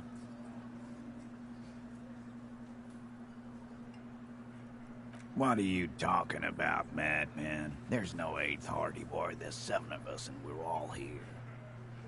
Or what? You want to be the 8th Hardy Boy? We ain't hiring. Actually, boss, we've been talking and we think she could maybe... She? So there's an 8th Hardy, and it's a Hardy girl? Who might it be? Elizabeth? The gardener? Shut the fuck up, Glenn! I do the talking here. Now what the fuck do you want, cop? It has to be good, if he won't let you pursue it. Looks like the lieutenant thinks so too. So let me get this straight. There is an 8th Hardy boy. It's a she, and you don't like us talking about her? That's right. We're not talking about this. This is a private Hardy Boys matter. Nothing to do with your shit. In. You're not cops here. Don't go digging around if you don't want a bullet in the back of your head. I'm watching you. Good. We are all watching each other. Officer, your question.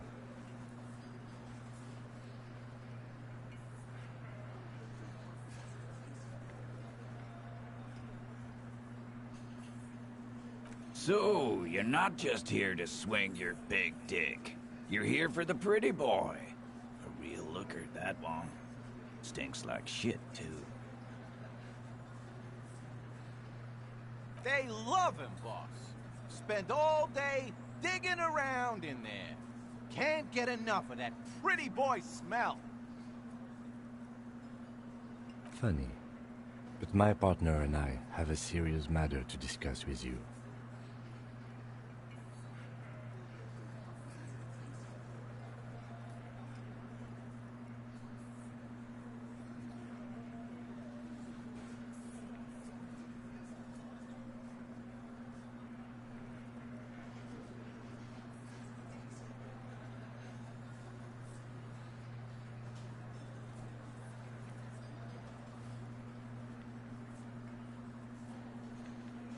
You mean these boots?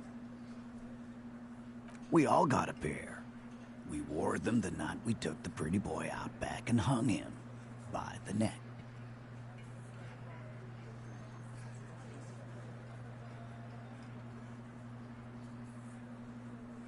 Yeah. We did this. Together. All of us. Until he was dead. That's why our prints are all over the scene. There's a catch hidden somewhere. He didn't confess so that you could take them all away. It's too simple.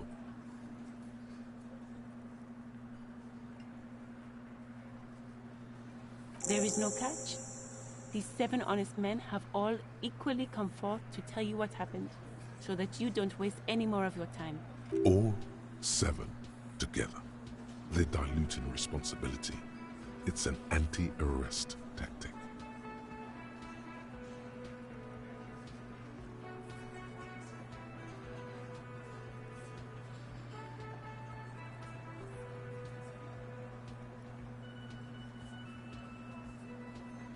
Why? 'Cause he was worthless mercenary scum. And he stepped out alive in my town. And he stepped out alive.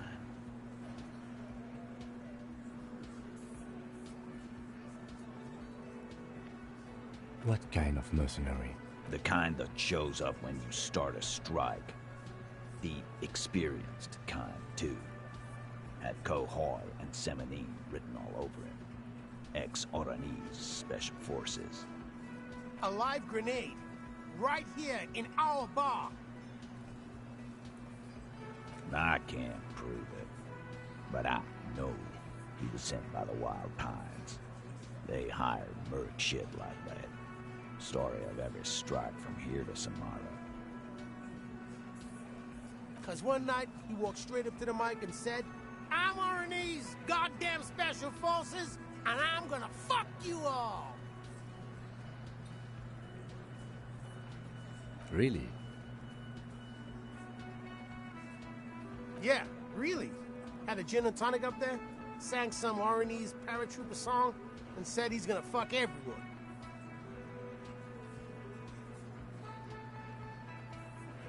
We couldn't believe it either, but he fucking did, right there. Like some kind of animal. Sire, the tale is true. This is a serious violation of the karaoke code.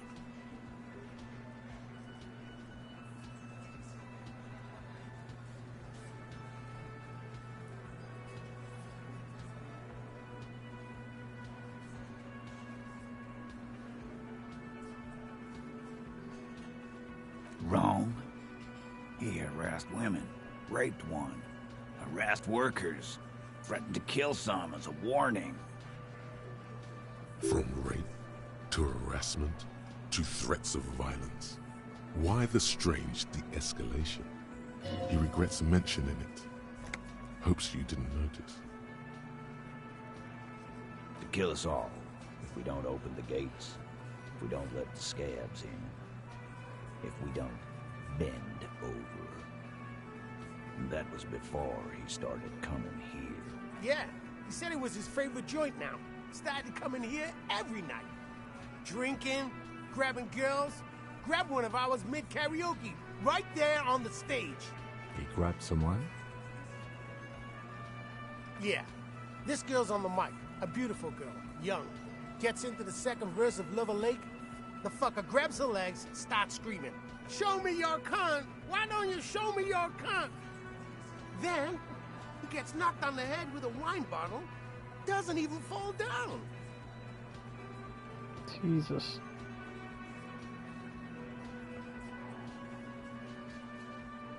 Aren't you fucking listening?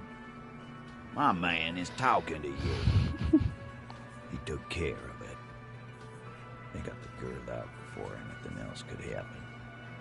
Yeah, me and Eugene got her out. Aren't you fucking listening? He repeats like a parrot. There's something odd here. Seems like they don't want to talk about that rape Titus mentioned. Why not? This is a serious allegation. Make them talk about it. No. You're not getting the name. That's a Martinez matter. And I'm not discussing it with you, Clint. There's nothing you can do for now. He's stonewalling you.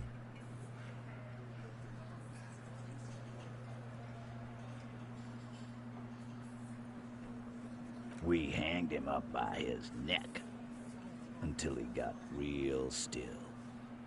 Wasn't that obvious, copper? Didn't they teach you anything at the cop school, idiot? The autopsy showed there were no ligature marks. His hands were not tied. Can you explain that?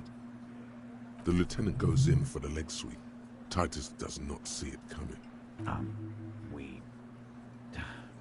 Look. I'm not gonna play 20 questions with you, capo. I'll say it again.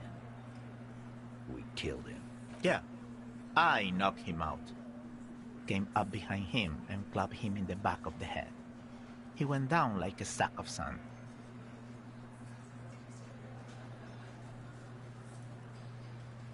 That's right, lawman. And then we hang the fuck.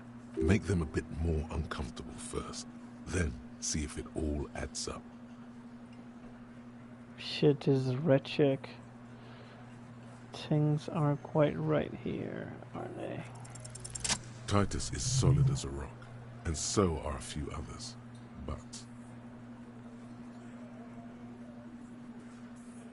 who's cracking under the pressure? This one, he's sweating profusely.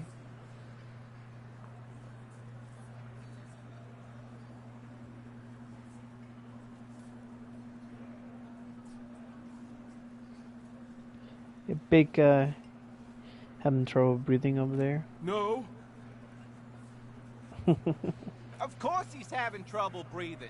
Just look at how fucking fat he is.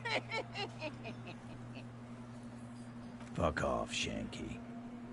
Angus is a powerful guy. All muscle. keep your eye on this powerful guy. Sooner or later, he's going to break like a piece of twig.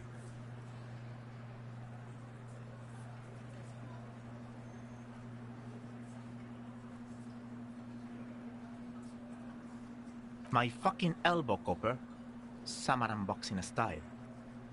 Samurai boxing, or Sambo, is an eloquently violent set of one-on-one fighting moves originating from the Samurai Isola.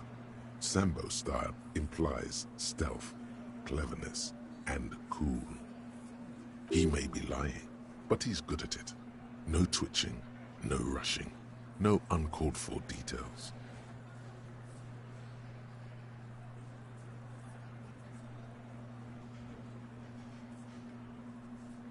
Right fucking here. Eugene already told you that the fuck had started coming to our bar. Yeah, man. Weren't you listening? And fuck you, too, Copper.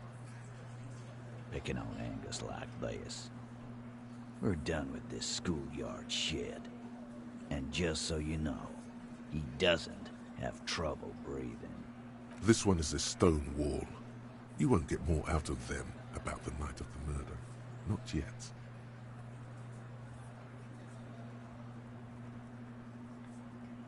Like what, Copper?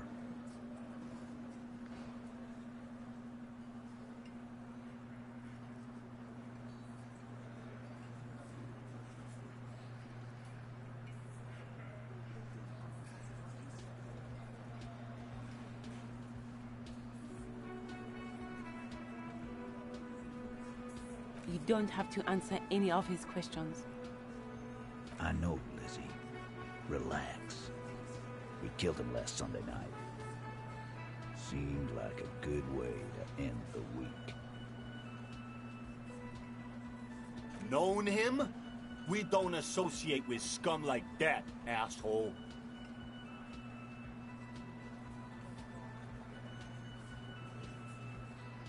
Yeah! Who do you think we are? Quiet. He came around about 3 weeks ago when that Pines cow first sailed into town. Happy? By the Pines cow, you mean Joyce Messier? The representative for White Pines? The same company you are striking against? No. I mean the Pines cow. The stupid-ass cow they sent in to fuck us over. But you know what? Why don't you ask her about the pretty boy? I'm sure she has interesting things to say when you ask her hard enough. That's enough insinuation for today, Titus. Officer, your interview is drawing to an end. Don't waste your last questions.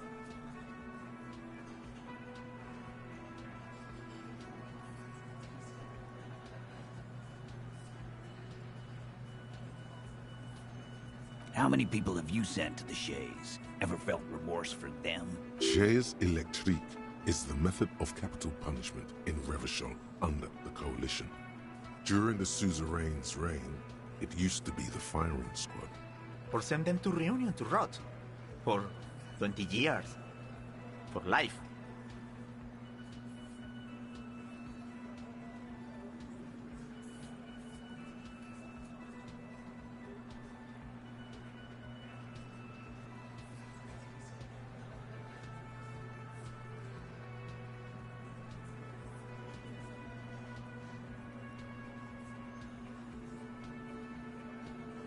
The River Esperance Correctional Facility, a military prison run by the Coalition, dubbed Reunion by the inmates.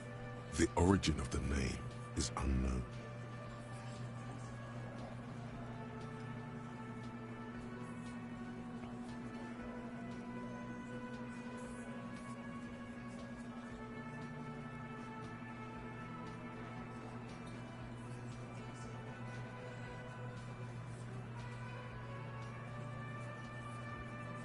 Rest assured, lawman, none worse than our guy. He got what was coming to him.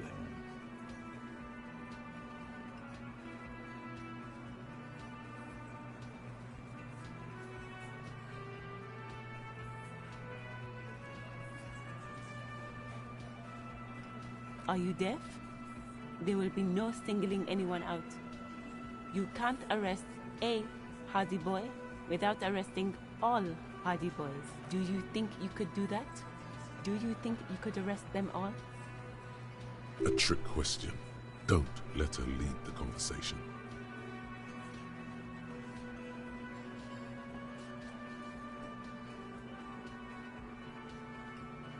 Who do you fucking think does?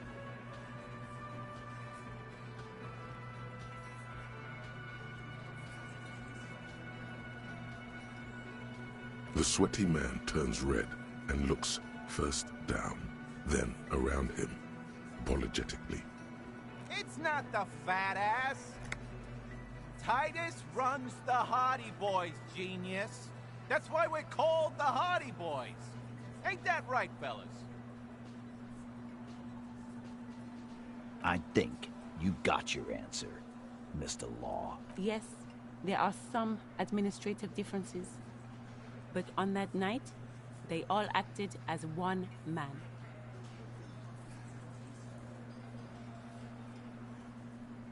Nothing. Your investigation here is done. Leave Martinez, go back to your stations where you belong. I think we're going to stick around, thanks. Some things don't add up here, Titus.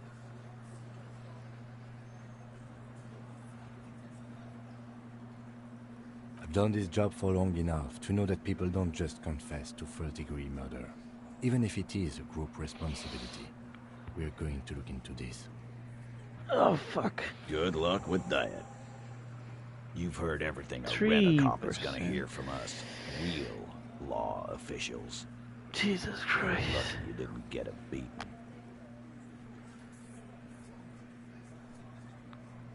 Oh, so you went and talked to my mommy, and now she's making me play with you. Is that it, lawman? And what's gonna happen if we don't? You gonna go and tell on us?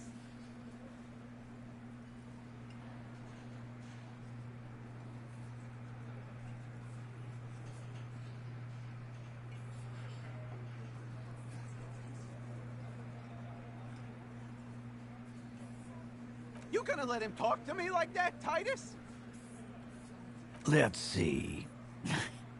Yeah, I guess I am, you big pussy. The old man sent word you'd be around again. That's the reason I'm being so forthcoming with you. Don't wear it out. But having Everard back you up like that did seem to have some effect. Like hell you have. There is no local drug trade. This place is as clean as a rifle. Go back to Jamrock and ask the local junkies how clean your streets are in Precinct 41 Kilos. We'll do that. In the meantime, did you know that there's an abandoned lorry at the intersection that was used to move raw ingredients for drugs from Terminal B to Jamrock? The person driving it was present at the hanging. It was one of you. We've connected the footprints. Detective, do you want to deliver the coup de grace? The thought forms in your head like a lightning strike branching in the sky.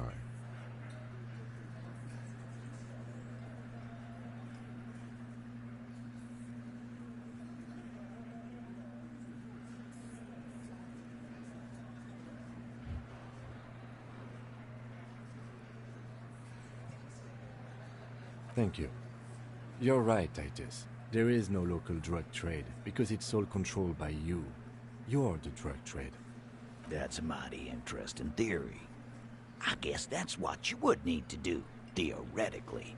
A big, strong, state-run monopoly would outcompete the runts on the street. Yeah, man. Theoretically, that's what you would do. To get rid of the gangs, the dealers, even some of the junkies.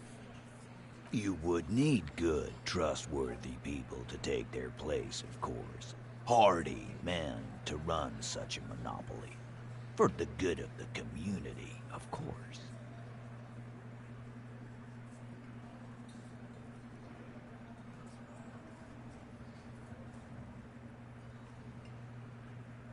Boo fucking who.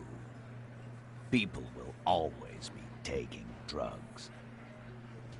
Might as well do it clean and organized. Yeah, that's what the labor movement is all about. Clean and organized. and the Hardy Boys are running it. Theoretically, of course. We're just talking politics here. My answer to your drug accusation is, how dare you? Go fuck yourself. Not quite yet, Mr. Hardy. There were 8 sets of prints on the crime scene. There are only 7 Hardy Boys here. The 8 Hardy. The one who's missing. She runs the thing, right? My answer is, fuck off. Mind your own business. He takes a step closer. There is no 8 Hardy. I run this goddamn scene. And here we go. Back to the usual. I know. Fatty walked on all 4s. He's so fucking fat he left 2 sets of footprints. Despite everything, the little man is quick on his feet. Go fuck your mom, Dennis.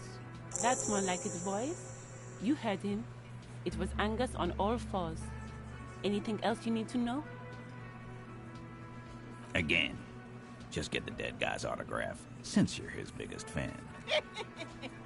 Good one, Titus. Yeah, lawman.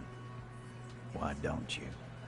It's almost an anthropological sight, watching him try to assert dominance over you. Not in the arresting mood? By your side, the lieutenant keeps his hand away from his holster. You hear the nylon of his coat hiss as he steps closer. While the little rat-faced man reaches into his sleeve, there's a knife in there. Some of the others reach for their belts. Their eyes are light. Look, coppers. I know you think you're doing your job here, but there are 7 of us, and 2 of you. That's an Easter 50, a Ziemsk-made monstrosity. It'll blow your head clean off. Almighty God, even Dick Mullen only has a 45.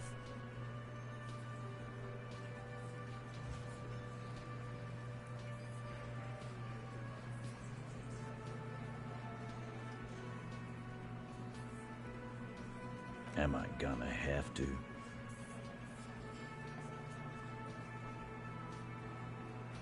That won't be necessary. Let's just all cool off.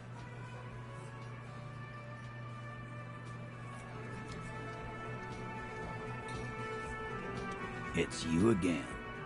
What is it?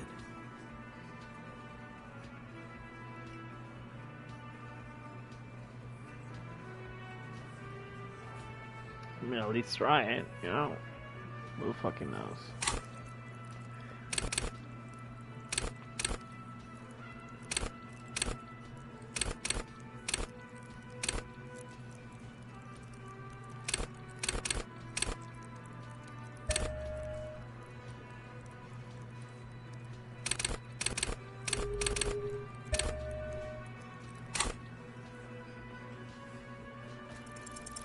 Establish authority.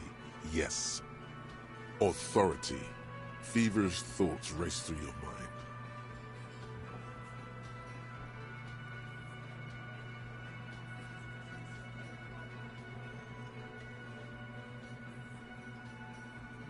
Stop shitting your pants. You don't need to know, all right? We took care of it. The law handled it, all right? Yeah. Aren't you listening? It's done. Finito.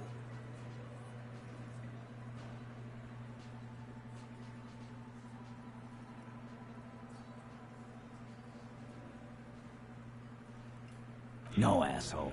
You're nobody. I'm the law. Stop yelling about the goddamn law in my establishment! We get it! You're all the law! The law! Let's just all cool off.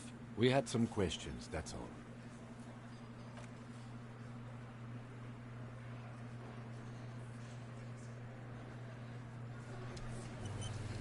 Need to find out where the lady is.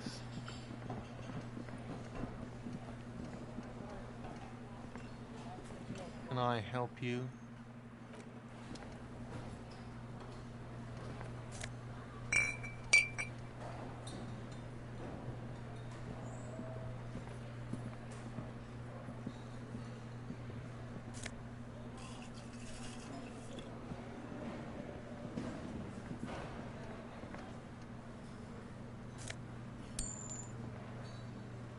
The man ponders his cooking utensils and gives you a little nod, acknowledging your presence. The mention of mañana gets his attention. He smiles and delivers a whole slew of unfamiliar words and lively gestures. Then the man says a couple of sentences in that strange language of his, and then seems to wait for you to speak. I'm pretty sure he asked you a question. He doesn't know your language. You can just say something cool in return. Mercurize. Run your fingers through.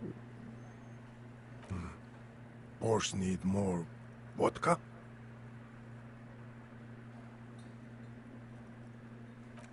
Okay, so it's vodka that keeps the men happy and in good spirits. Clever move by the Union. Of course, vodka. Now that makes a very, very special borscht indeed. Turn it up and then ask for some yourself. Turning it up seems like a dangerous idea, honestly. The place is a powder keg.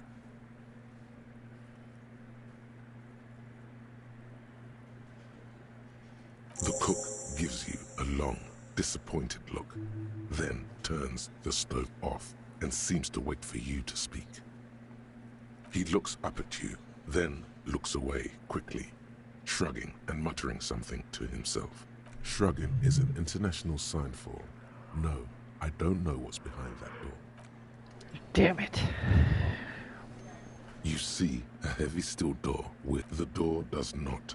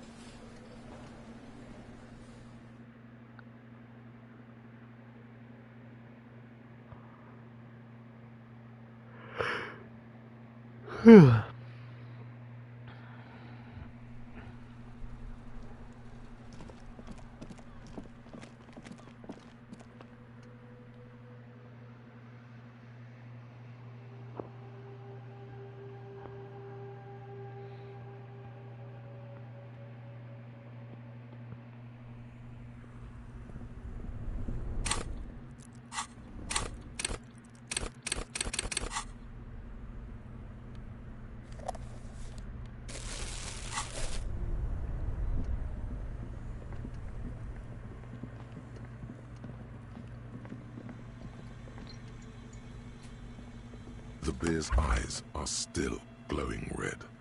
It's guarding over the freezing corpse hidden inside its belly.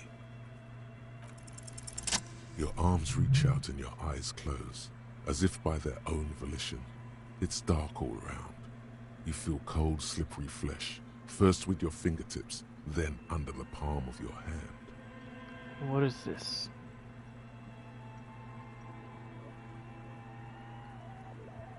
His face, his cheeks, his nose, his fat, swollen lips.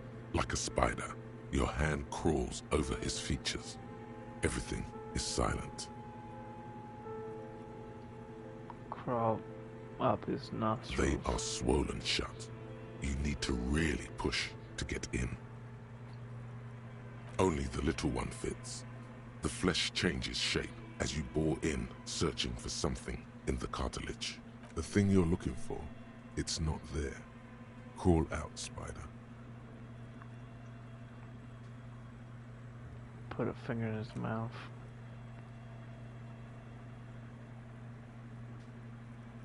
The oral cavity is cold and moist.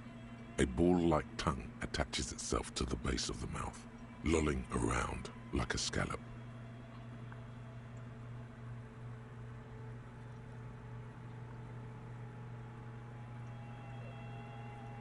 He played with it. This feels right. The tongue moves freely in the cavity. The mucus of the mouth is slippery, delicate to touch. From the soft meat, teeth are budding. Hard pearls of bone in the gums. And in the back of the mouth. Can you feel it? You're so close. Rip his jaws open now. Look in. A vision of black and dark red death, pried open by your naked hands and studded with teeth. Looks like he's laughing. Death fumes rising from the throat, and there, in the back of his mouth, above the bell of the uvula, right in the soft palate, you see a hole, barely visible to the human eye. It is swollen shut, almost vanished. No larger than 0.4 centimeters in radius, the edges appear darkened. An abrasion collar. This is what we're after. Abrasion collar. Abrasion collar.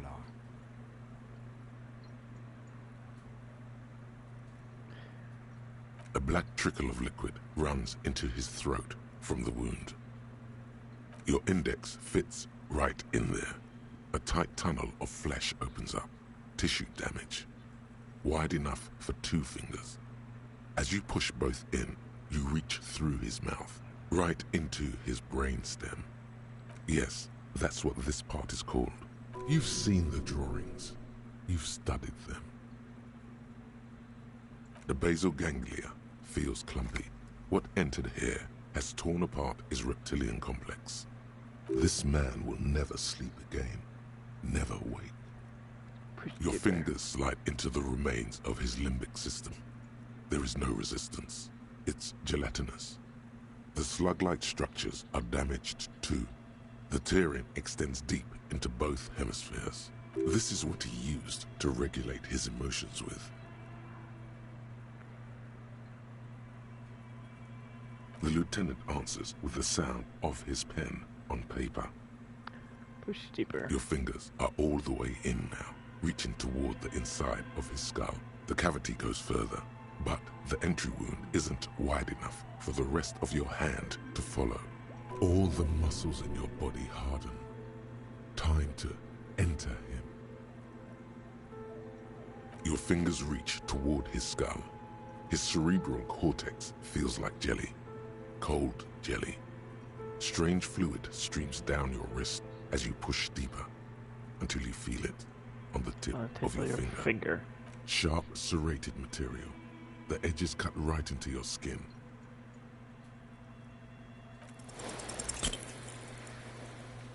Fuck!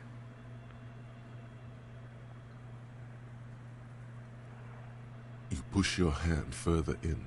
Whatever is in there keeps rolling between your fingers as you beckon it to come. Damn it.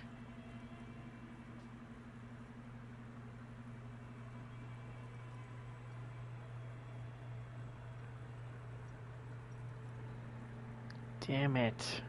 I want to try again.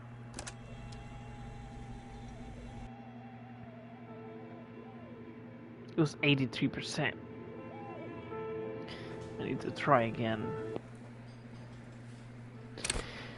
We were so close. Damn it.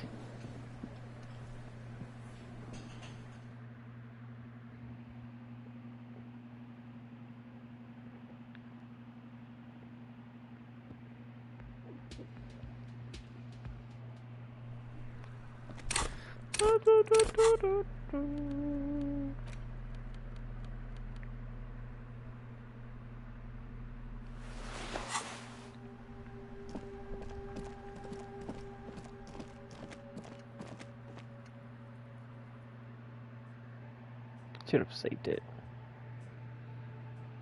This is just intense. Like, what it is? What is it? Wiggle it. Wiggle, wiggle.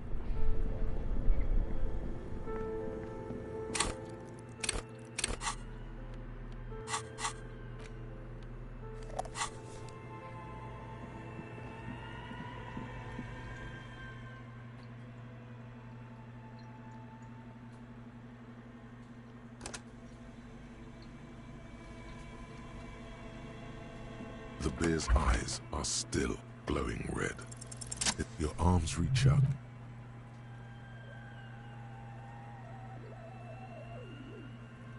His face, his cheeks, his nose, his fat swollen. You pick it between your fingers. The mess feels large, very porous somehow. Keep crawling, lest you break it.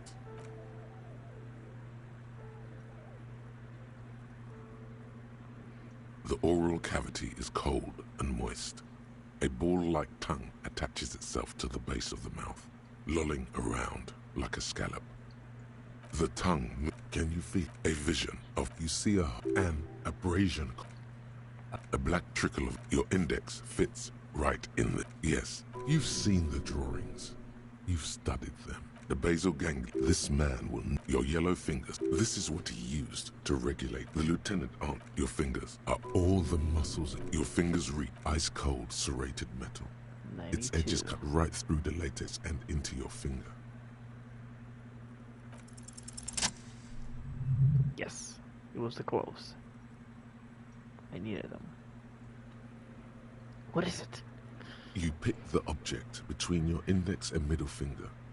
It feels sharp, like metal. With your face twisting from pain and concentration, all you need to do is just...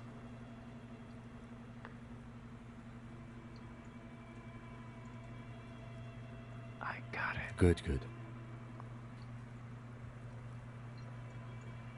The inside of the head feels cold and smooth, like a glove. Sweat dripping down your brow. Careful not to lose the prize between your fingers. With a plop, your hand emerges from the mouth. The garden glove is covered in blood right up to the wrist.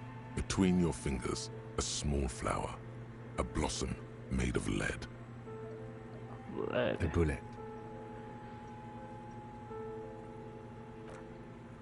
It's a bullet. The bullet falls in the bag, leaving a smattering of blood on the plastic. He raises the bag under his eyes and says, A non-caliber rifle. Some kind of brittle alloy. Fractured on impact. Of course, you deserve it. We need to add an item to the injury list. Injury number 4. Oval entry wound with an abrasion collar. Soft palate, back of mouth. High velocity. Temporary cavity in brain tissue. Small exit wound on the occiput. How does that sound? Opinion, fatal injury. Goddamn right. And one last thing. We should amend injury number 3. Ligament mark. New opinion, non-fatal. Post-mortem. Treatment. He's proposing the bullet was the real cause of death, and the hanging an attempt to conceal this fact. Treatment, officer, is an attempt to manipulate the body after death, to hide the real cause with a false cause. In this case, this injury here. Yes, and the belt around his neck, the hanging, even dragging him to the yard. All of it was done after this man was already dead. I have had my doubts since you showed me the tracks. Why did they carry him over? Why not march him, I thought. There was no satisfying explanation. There have been other signs too. Small details. Everything is too neatly designed for us to assign probable cause here, as we did, full-heartedly. Well, no more. There is, of course, the very real possibility he was both shot and hanged.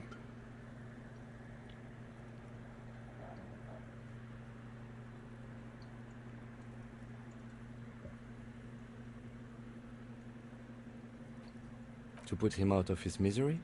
It's possible, but it doesn't explain all the other dubious things here. Lack of struggle, primarily. I may be intellectually sloppy, but I prefer one theory at a time. And this just smacks of treatment to me. That's for us to find out. But this, it will make finding them just a little easier. To hide something. The real killer? The real motivation? What really happened here? Oh, you really do. I am glad to hear you say that. Your room in the Whirling in Rags should come with a bathroom. Be sure to make use of it in the evening.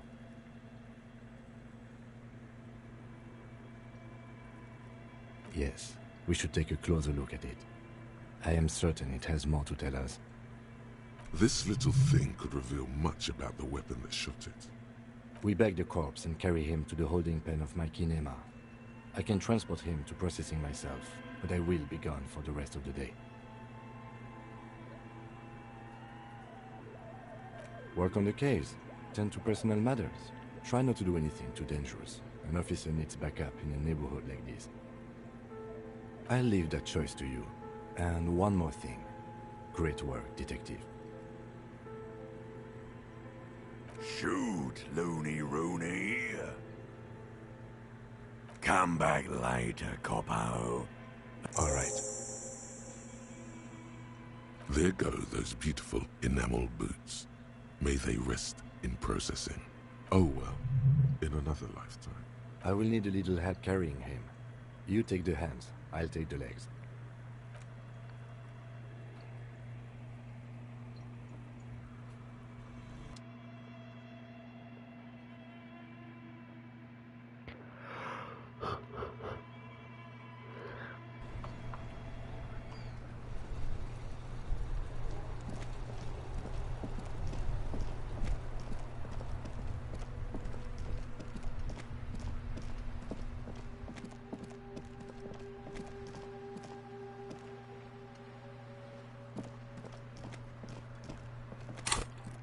Feel naked without him.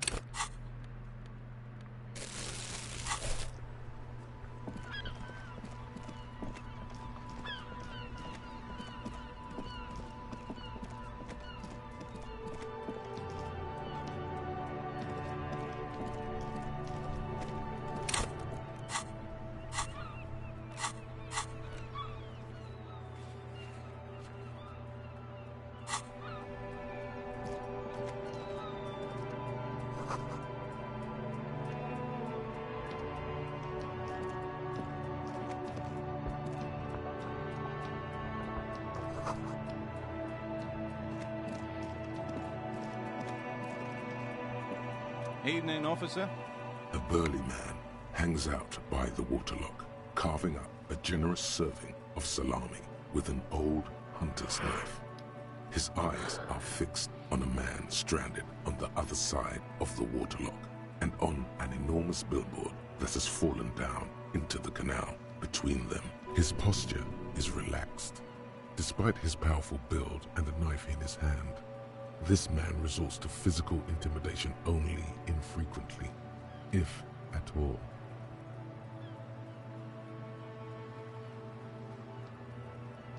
My friend Barry the Butcher is stuck on the other side of the waterlock. I'm keeping him company, and eating his salami. From the corner of your eye, you see a man in a yellow shirt and grey overalls waving at you from across the canal. He seems disappointed about the wreckage on the waterlock and the salami. Very good stuff. I wasn't here to witness it, but those look like tire tracks on that sign. Weird, huh? Then again, plenty of daredevil drivers in Revachol. Too bad it also takes a year and a day to repair anything around here, especially a waterlock. The rest of the coast is closed off till then. Can I have some of that salami? Sure thing. It is salty, it is savory, it is chewy. The hangover only makes the salami more tasty. Do you know what's further down the coast? Well, there's the fishing village, an abandoned fish market, a bizarro church. Not much use to the congregation, though. There always seems to be something wrong with it. Yeah, not really much else. Just bombed out ruins. A rusting control panel with loose wires dangling out from the hole where an indicator light used to be, and a mechanical lever sitting in the middle. This panel usually closes the waterlock, turning it into a bridge that lets you cross the canal. But there's a crashed salmon and butter sign in the way. Pulling the lever probably won't do anything. You pull the lever all the way up until the metal clicks against the contact pins. You hear a soft clunk, Then nothing happens. Nothing happens. A cold gust of wind blowing in from the sea interrupts the silence of the situation. The man watches you in silence. A spring brings the lever back to its original position. You still need to close the waterlock to get across the canal. Some other way.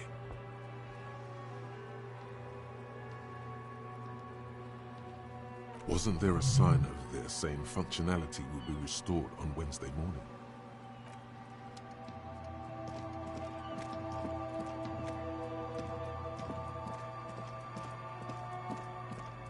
Let's wait until Wednesday.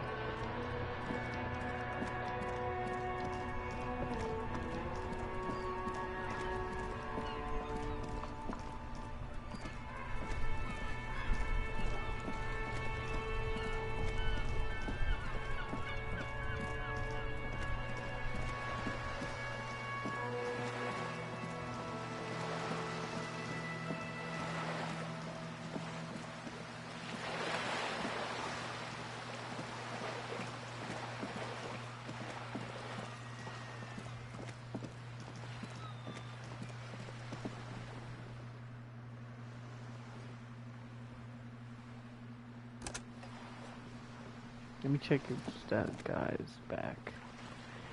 He wasn't there before, so he probably went back now. It's nighttime.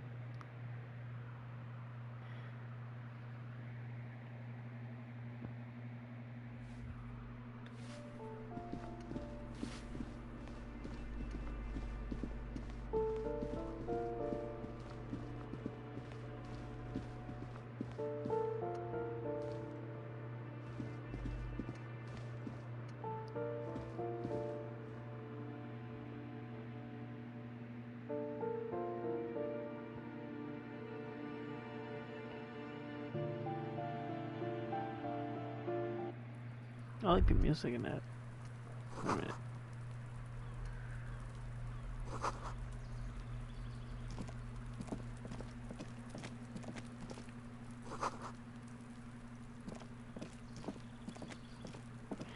He's out the door. This door is made of metal and appears to be reinforced. Someone here really values their security. Number 28. This is where the cleaning lady said the smoker on the balcony lives. No one answers. Looks like he isn't home. You should come back tomorrow evening, after 2100. No one. Looks like he... Damn it, I have to wait. Fuck, I'm loading the game. I'm not gonna go all the way there. I think I don't need Kim for talking to the lady. Should have done the body before talking to the lady.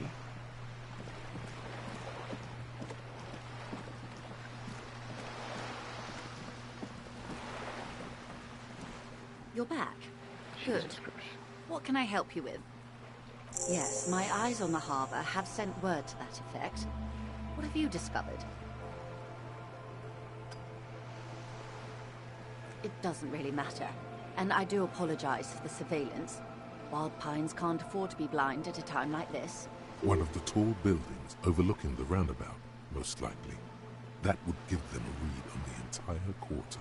In any case, it's a relief to know someone has looked into it. If I may ask, will there be an official investigation? I assume you discovered there is an operation. Ah, good to hear. I wouldn't want to pry into a confidential police matter, but in the event you'd like to share more, I would like to know who it was. A runaway? Good work.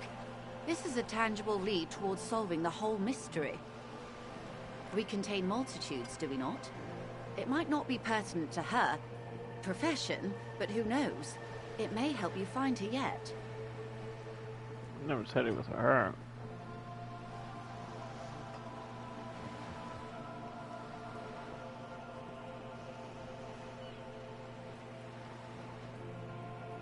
First-rate find.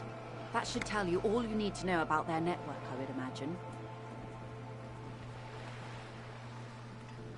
So this goes beyond Jamrock. At least you now understand the gravity of the situation, and those maps should prove very valuable indeed. High-intensity microwave frequencies. They're used for navigational purposes, to compress the inter-eastlery space. They may use it to communicate with incoming freighters. As the shipments approach Revachol, somehow you suspect something more sinister. That speaks of the vastness and sophistication of the operation. Were you able to examine the radio?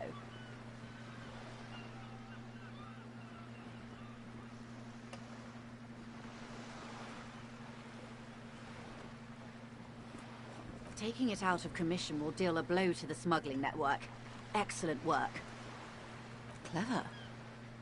Few suspect a woman in this sort of skullduggery. Good move on their part. La puta madre. What is La puta madre?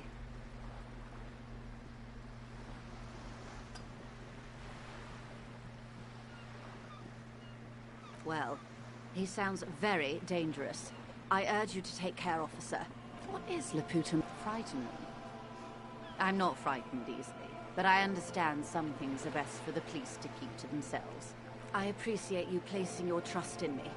Thank you again for looking into this matter. You have my gratitude, and the gratitude of Wild Pines Group.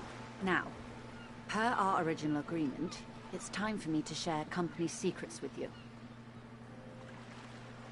I wouldn't normally break protocol like this, but the situation demands it. If you don't solve this murder, I'm afraid we may have a bloodbath on our hands.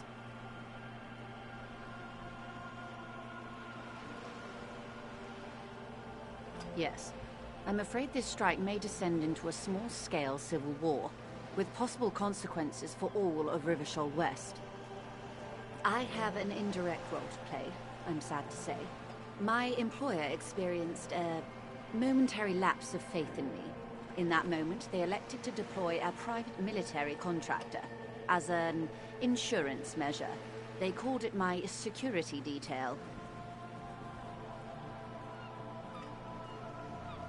They were dispatched after I relayed the Union's initial offer.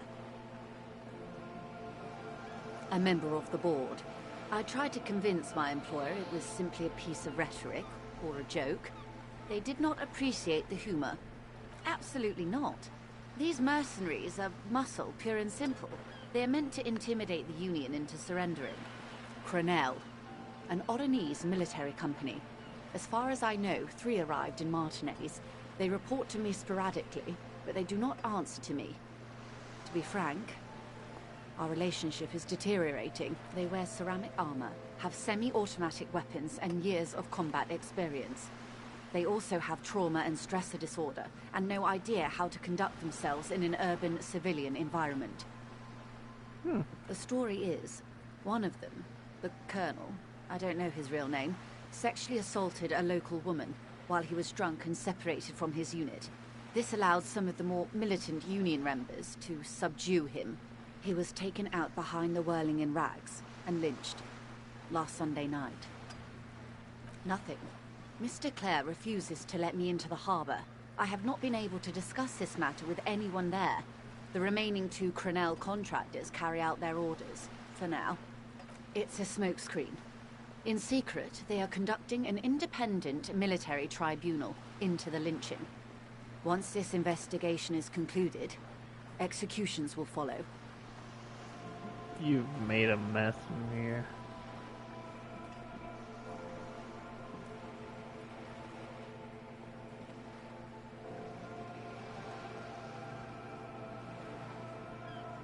It was the Union who strung him from that tree. My hope is that you provide a single concrete suspect before Crenel indiscriminately pick theirs. Simply put, if you don't pin this on someone good, and do it fast, they will identify and execute everyone present at the lynching. This in turn will force the Union to respond. The Union has over 2,000 men.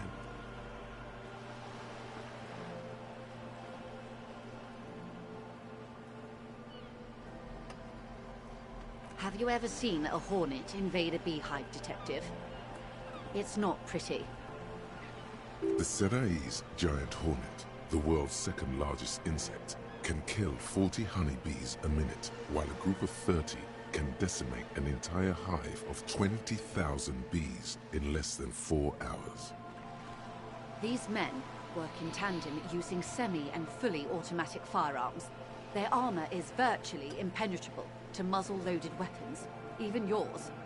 Most Union workers don't have guns at all. The muzzle loaders need to be reloaded after every 1 or 2 shots. The automatics every 1 or 2 minutes. Jesus. As I said, a bloodbath.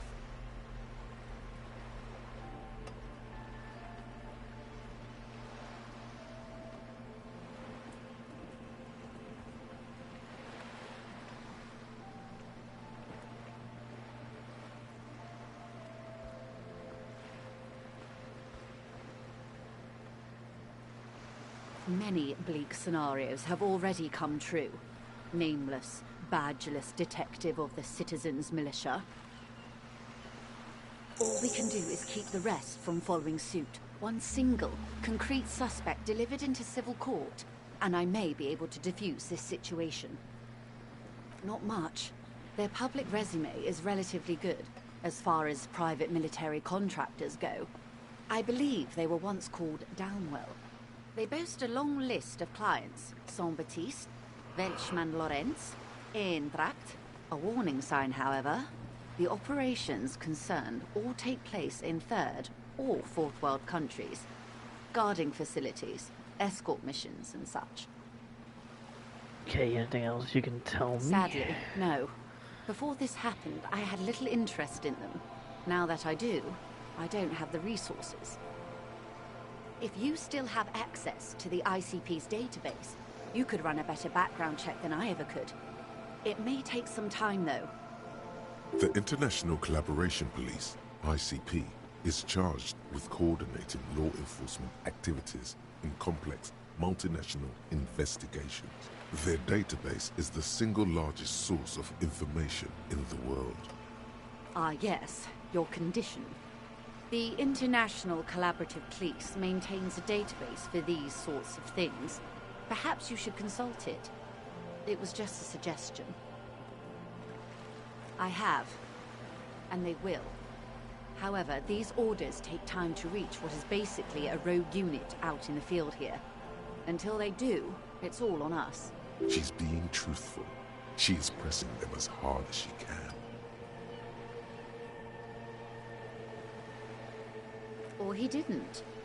This is information passed on to me from some teenagers loitering around the canal. I cannot testify by it. That the man was killed because he assaulted a local woman. I've asked around a bit. This seems to be the accepted story around Martinez. Last Sunday night, at the Whirling in Rags, the hostel by the gates. Supposedly, the colonel was drunk, maybe on narcotics too. Either way, he's alleged to have sexually assaulted a woman. Sometime later, a group of dock workers got their hands on him. That's a good question, officer. I don't have the slightest idea. As I said, it's a rumor about a rumor. In any case, it's what the colonel's remaining colleagues believe. If you mean did I see him alive, yes. But I did not know him. Lely, his service name, a nom de guerre, most likely. He wouldn't divulge his full name. Only one of them did. A bad sign if there ever was one. One is a man, Corty, they call him, a nickname as well. The other a woman, Phyllis DePaul. Corty is the gunner, I believe. DePaul is a radio operator. He was 40, or 50. It's hard to say which. He had a combat injury on his lower jaw. It made it difficult to estimate his age, or gauge his facial expressions. He was, Occidental, I think. Light brown hair, a mixed accent, Oranese, or Messinian, maybe. His injury gave him an accent all his own. In a way, it was humanizing. He had to learn to speak through it. Through the injury. That's all I know, I guess. I only met him once. Until the executions start? Truthfully, I don't know. It depends on their progress identifying the members of the lynch mob, and their impatience. I'm not trying to reassure you, officer. Quite the opposite, in fact. It's a matter of days, not weeks. They've gone to ground, as it were. I don't recommend seeking them out. For one, they're almost certainly armed to the teeth. They don't have the same respect for the Revachol citizens' militia as I do. To put it bluntly, they think you're vigilantes. Ghetto savages. It will not be a fruitful meeting.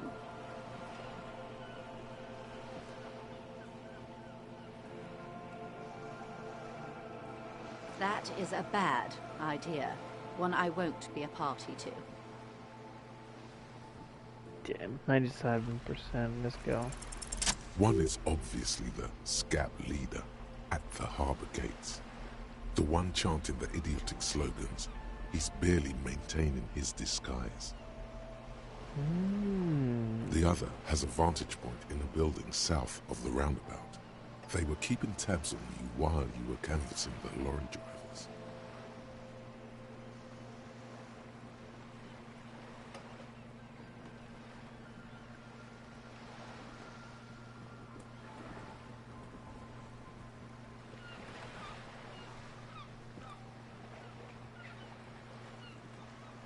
Would afford a good vantage point. In any case, it's practically inaccessible. Nothing is inaccessible. That may be so. I still hope you heed my advice. There's no need to kick the hornet's nest. The situation at the gates is a powder keg. She says she wants to avert catastrophe, but that's where she draws the line. I call bullshit. I hope I can answer it better. I am sorry to have been the bearer of bad news. If there is anything else I can help you with, please ask. She reaches for the photo, takes it, then holds it in her hand.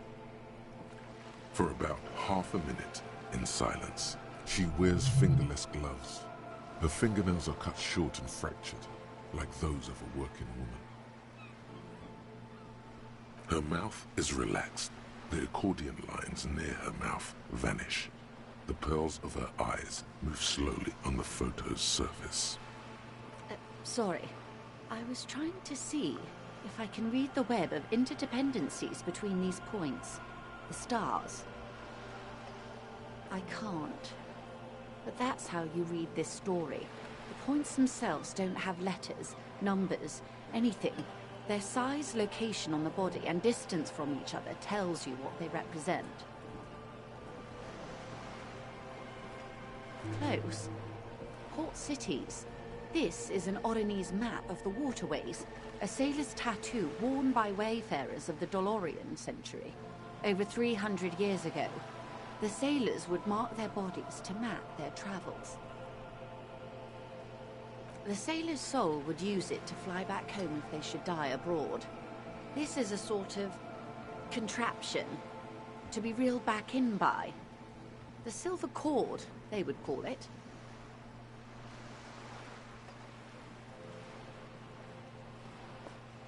His platoon members? The other contractors, though I do not suggest you go and show them that picture. This man was their friend and comrade. Surely there are other people to ask about the tattoo. This is not necessary to complete the task, officer. It's a dangerous side task. So Do what you have to do, Detective. I don't think deciphering that tattoo should come before public security. But if you should wade into the mob to find out, I couldn't stop you. Quite a few. Bredefort, the Oronese capital, traditionally stands on the right shoulder. He started somewhere near here, I think. Then he made his way to the Pretto Grande, through what I think must be the Stutz Canal, an artificial channel through the Occident. From the Pretto, he sailed to the Insulindic Ocean, First the Semines Islands, then this. Revachol. Those are the two constants. Vredefort on the shoulder, and Revachol in the heart. They started the tradition of these maps right after the discovery of Insulinde, at the dawn of the Inter-Islary Age. The old world passing by, and the new world already here. I can't. This man was no sailor, and these are no ports. I can understand geographic fragments, but not their meaning. Fucking cold, man.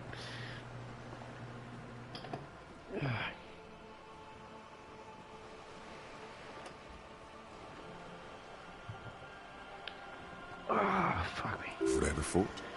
Vredefort has a military academy. The Semines Islands saw a recent conflict. In Revachol, he was executed. That makes sense to me. We have no more use for a map of the waterways, just like we don't need sailors the way we used to. This is what the custom would morph into on the Occident. Mercenary tattoos. For all the boys looking for an adventure, a blood spatter on the seas. Is there anything else I can help you with? You have? And how did you like Mr. Clare? Finally, time to choose sides.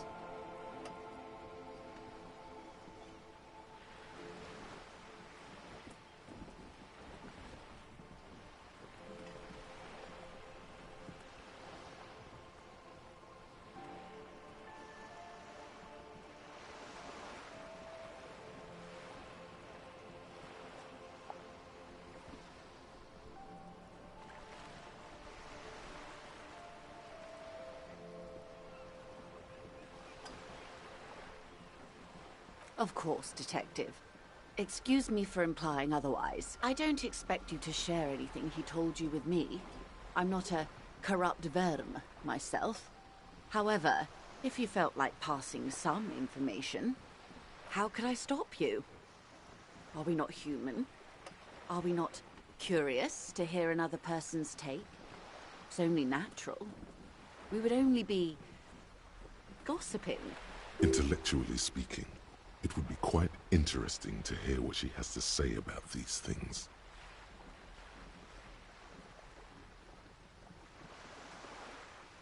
Oh. That's so very, very helpful. And how is that going? Do you have any leads on that gun?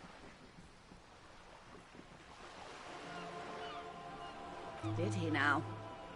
Well, then it should be any day now. Unless, of course, he's lying to you. Anyway, was there anything else you've heard? Perhaps he is. A referral, you mean? I take it this was for someone in the RCM. Don't answer that.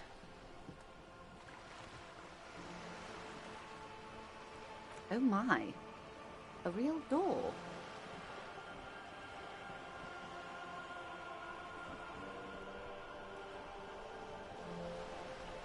That's good to hear, Detective. Police work is rarely pretty, but it sounds like you did what you had to do. Her bartering mind cannot fathom that you didn't ask anything in return.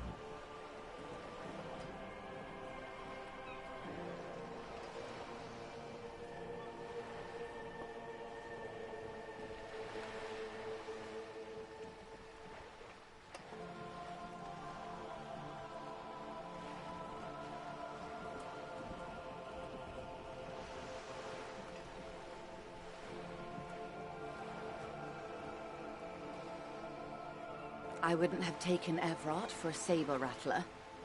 Was he surrounded by Union men he wanted to impress? No, it was more like he wanted things to get worse. In secret, of course.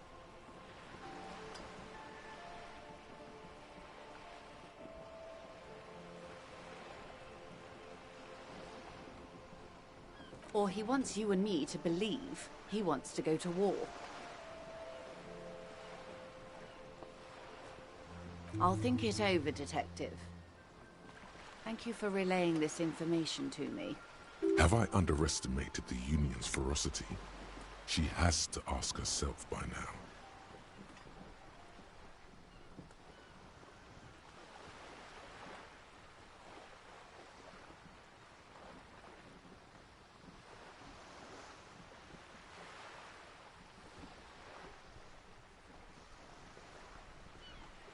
Misinformation. This is all because we haven't shared information on the lynching yet. See? Already the adversary uses it to their advantage. Don't let him. Hurry up on that probe.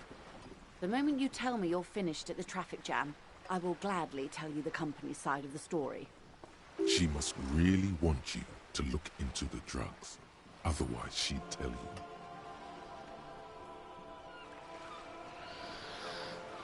What you've said is quite enough.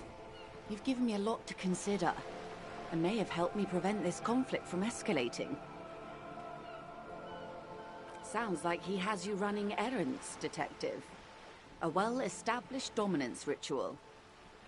Where did he have you deliver it?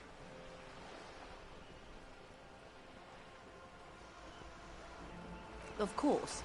To other matters you've discussed, perhaps? Of course, Detective. Should something come up later, down the road, don't be afraid to drop by for a chat. Until then, is there anything I can help you with?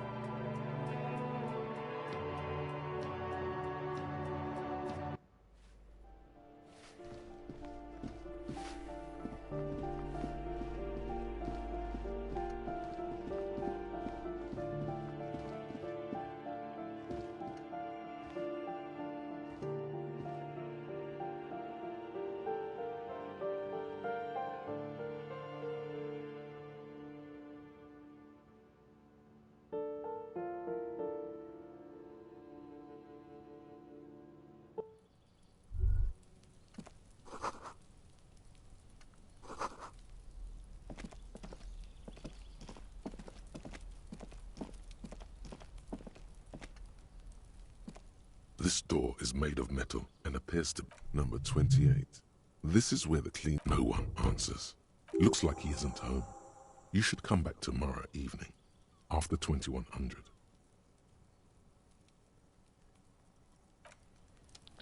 I have to wait until 22. God damn it.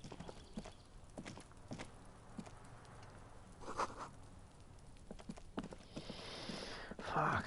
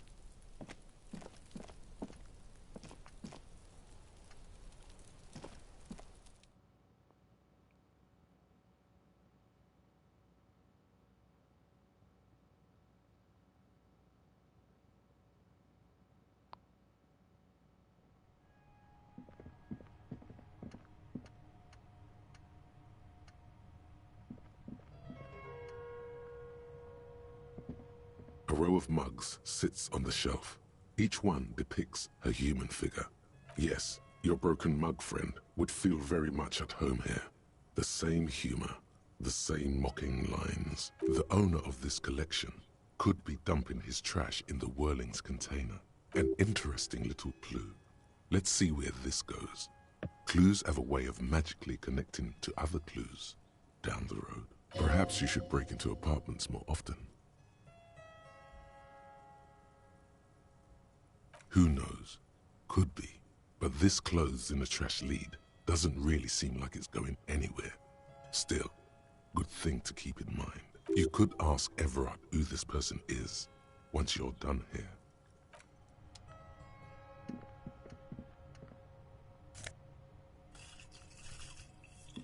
That's a good idea.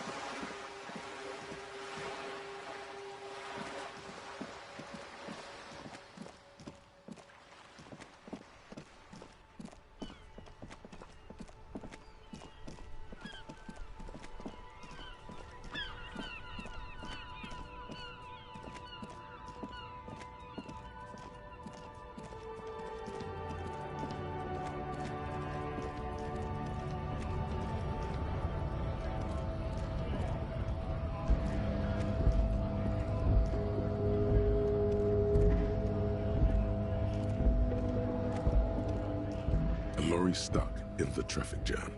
This big, heavy Grad-made machine is well kept for such an old machine. The windows, fumes of heavy fuel oil waft over. Money.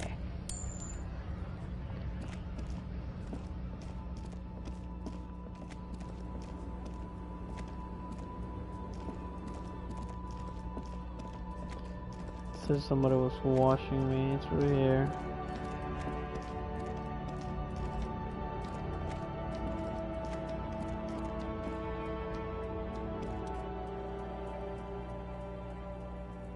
Something with great connect. Someone shot him in. As you look up, you...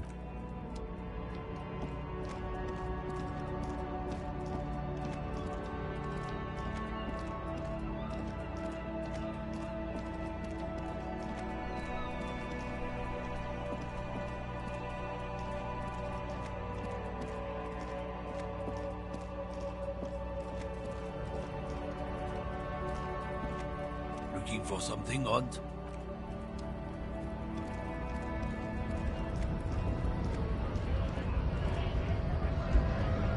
I swear to God, there's more people now. Right to work! Right to work! Shame on you! When a bunch of ungrateful, lazy cockroaches can't get their act together, decide to block honest work from other people.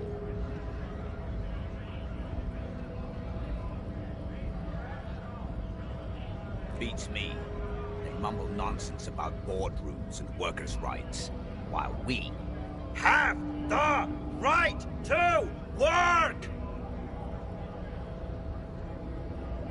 When the man moves around, you perceive some serious abs underneath his tight-fitting shirt.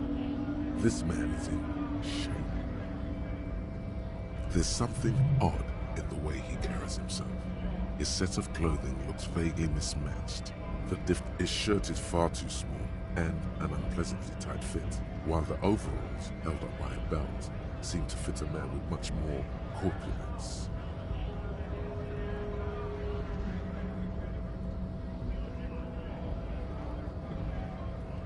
He ignores your question, choosing instead to turn to the emaciated workers, raising both fists in the air. Silence is the answer. There's something off here, but he won't say what. You've been talking to him for quite a while now. Something is off with this guy. Ask him where he's from.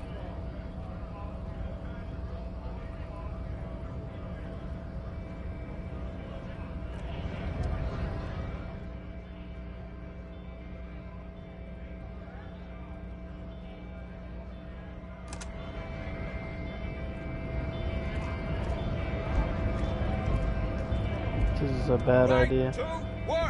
Hell no. I'm just an honest scab. I won't have talk like that around here. You understand? It just has to be said. That was not a convincing line.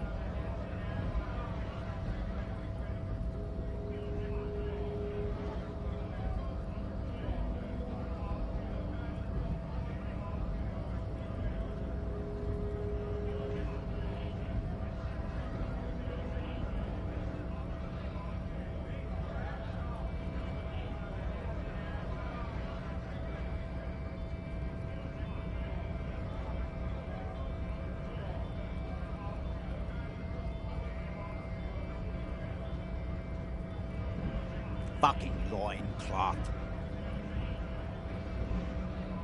Loincloth? Now you see, that's not really what a scab would say, is it? Better not to press the issue further, sire. He seems tense.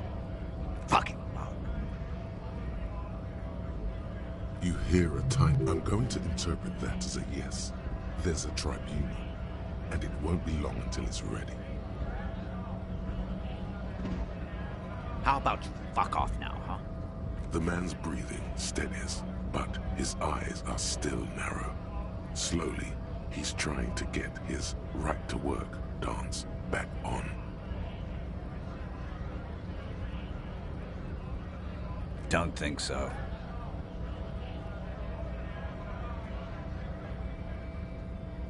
Silence. He takes the photo. Grey eyes dart back and forth on the glossy surface. His face is unmoving, hard as a stone, but beneath it.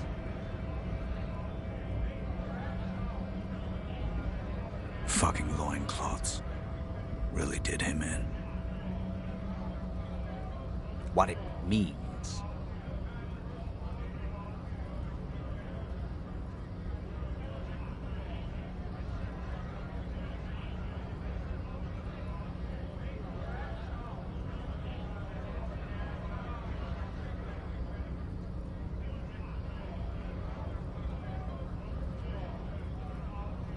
In what must have been Seminine. I can tell you what this one means. Only one. You want to hear what happened here? Our colonel is deep in the bush here. Deep in the fucking bush. In Benital, 41. Monsoon season. He's on a reconnaissance mission. Benital is one of the inhabited islands of the Seminese archipelago near the Pale. Covered in jungle, it was anchor point for the Seminese nationalists in the proxy war held on the islanders' territory. He spent a month behind enemy lines, scouting kept villages.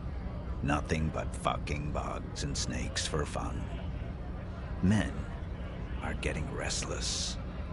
There's talk of switching employers.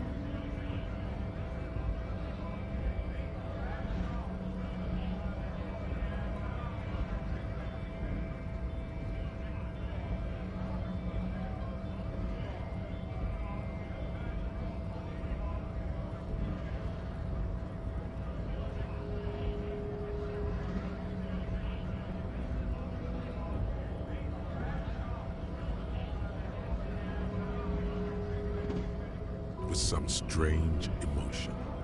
This is about to get really graphic. Last moment to back off. Our boy. He's only a captain then, but he knows how these men think. If they don't see action soon...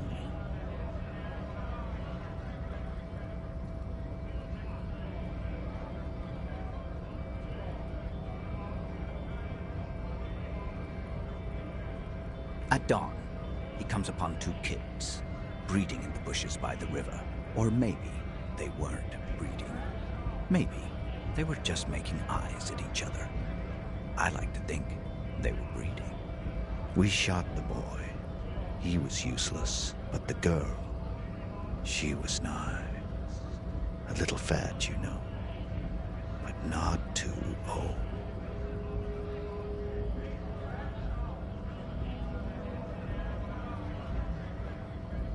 She was quite the entertainment for the week she lasted.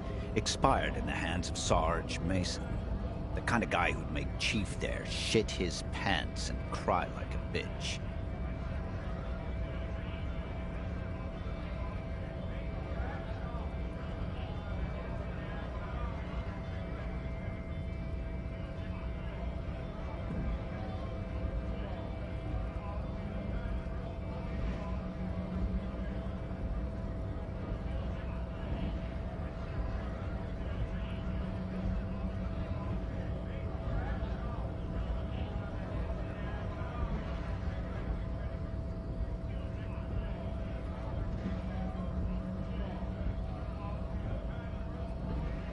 God. Mason couldn't let go. Cut the tits off her cold body and fucking ate them. Said primitive spirits were watching over him now.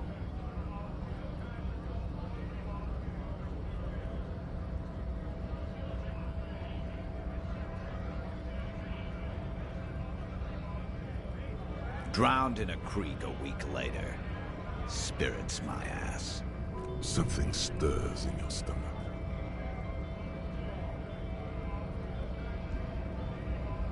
No, I was somewhere else.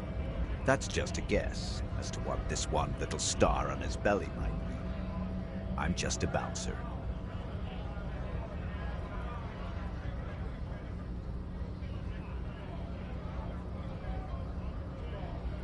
Go ahead. All right, now. Free commerce! Keep the goods flowing! On the photo in your hands, the dead man's skin is studded with stars. Tens, hundreds of them. Literally.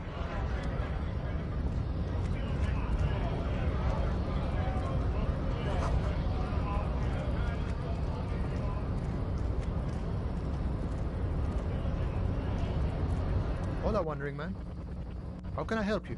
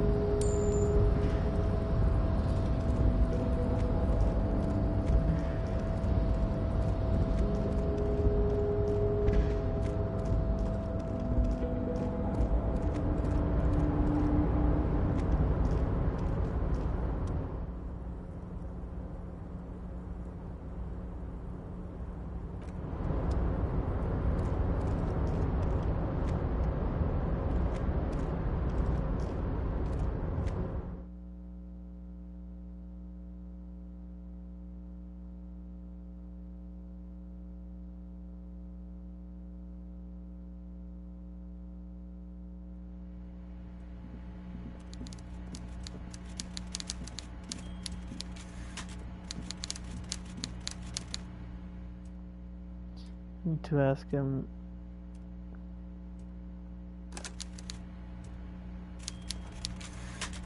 About the mod guy.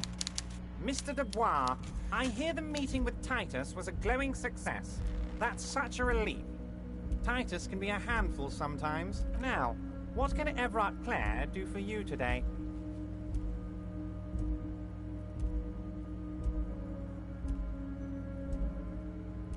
I don't know what that means, Harry. Shady brew? There are so many moving parts in my operation, I can't keep track of them all. You know what? Don't even tell me. Whatever it is, do it. Surprise me. Just one thing. If you can, make it even shadier. He sincerely has no idea what you were talking about. And he doesn't care either.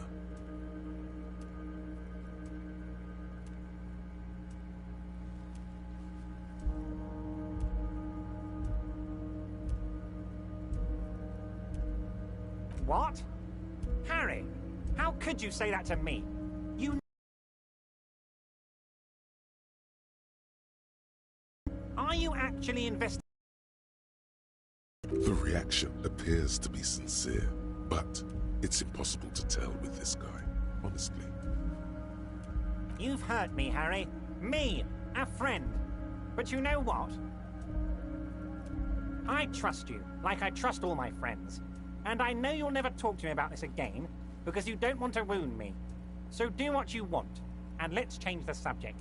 He's hiding his real reaction beneath courtesy. Ah, yes, your side investigation. Thank you. You've got some spirit, clearing up phony drug accusations alongside this murder. I'll talk to the mayor and see if I can get you the key to the city, Harry. Now let's talk real business. Actually, Rivershell doesn't have a mayor. He refuses to discuss it further. It's probably just a small nuisance to him. Oh, that's very nice. I haven't gotten around to her yet. I'm very, very busy, you see. I hope you're getting along. One thing I want to make very clear, Harry, is that this is not some kind of union versus corporation situation. Everyone is just pals here.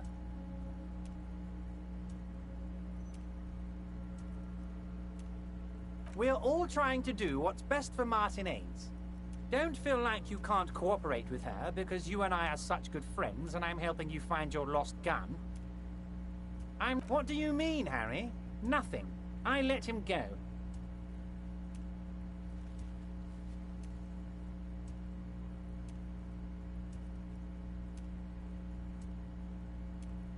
He's an old man, Harry. I wanted him to spend more time with his family. God knows how long he's got left.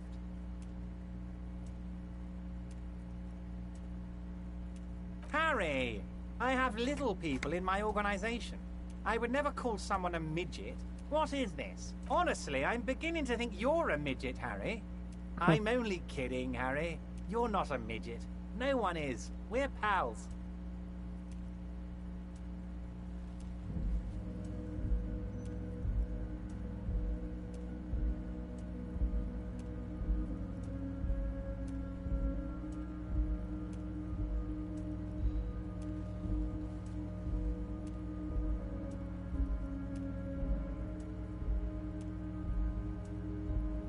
If she actually wants to see me, she will find a way. Any good negotiator would. And I just don't have anything to discuss with a bad negotiator. It's a fortress. He knows she can't get in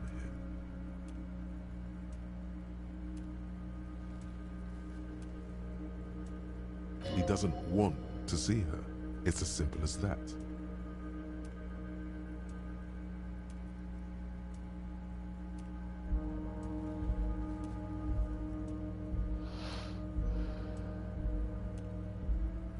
Vanished? Harry, the woman left her casserole in the oven and couldn't make it here in time for the voting. Oh, did I leave my casserole on? Better go home and check. The election can wait.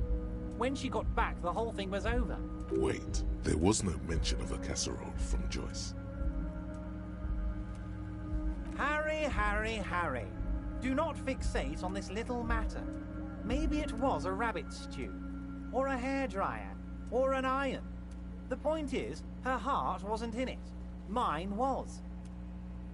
Of course, Harry. Let me just assure you one more time. It's perfectly okay to share anything we discuss here with this Joyce. This is a completely transparent organization. I have no interest in what she is doing, but I myself have nothing to hide. Your business is your business, and I respect your privacy. Just remember, none of this is secret. Tell her about all of it. My brother's picture, my singing swordfish clock. Tell her how overweight I am and how I'm helping you find your lost gun. Tell her about everything. Everett doesn't mind. It is rather interesting to tell people things about each other, isn't it? It was nice telling him about her right now.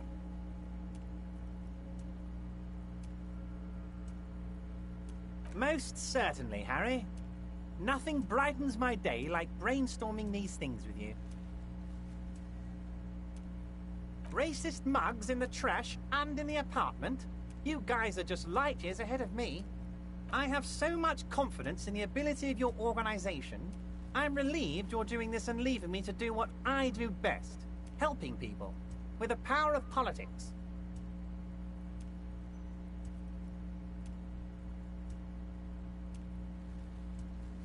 Oh, no, no, no, no. I don't cross paths like that.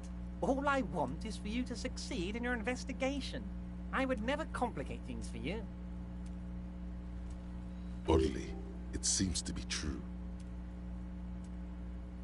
Believe me, Harry, he's a nobody.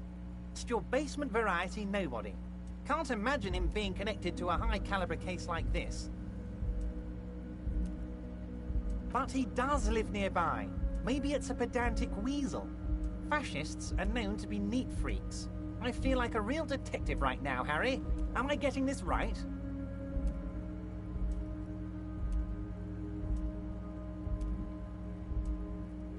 Oh, you're too kind, Harry. Way too kind. I know I'm not a real police officer. You are.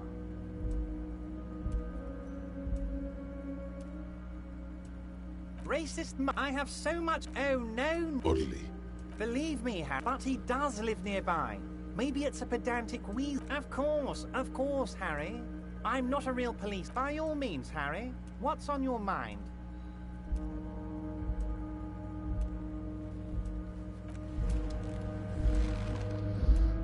So he doesn't want to tell me. Great.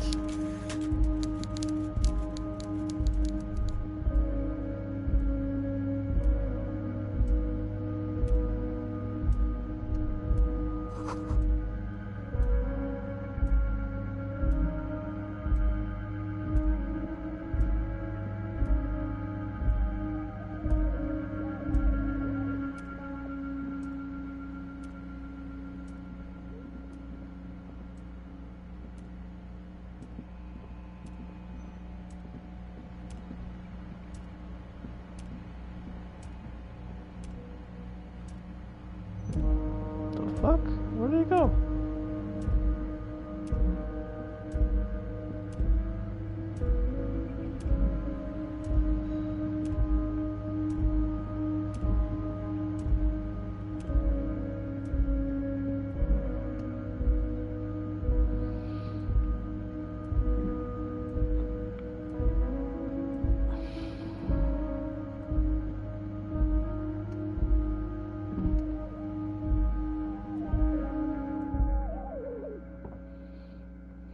Fuck, did they just disappeared after 21?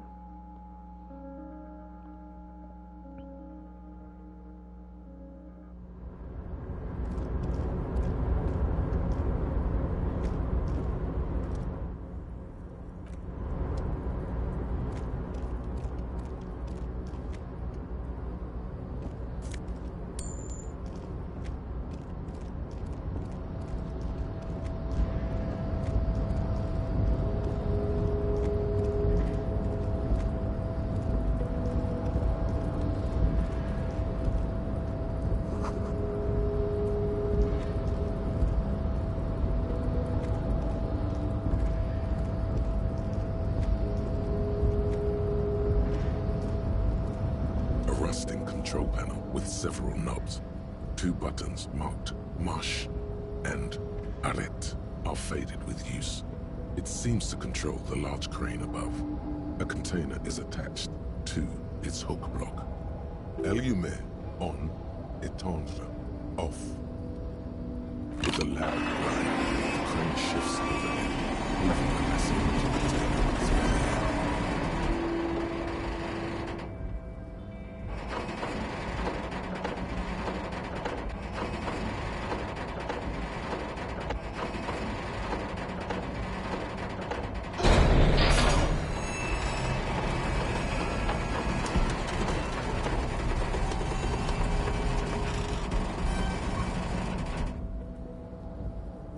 And with a surprisingly quiet thunk, the crane places the container down. The harbor sleeps as the strike rages in the distance. The crane can rest again, now that its purpose has been fulfilled. Moving this container, of course. For this purpose it was built. For this purpose it has acted. And now it will rest.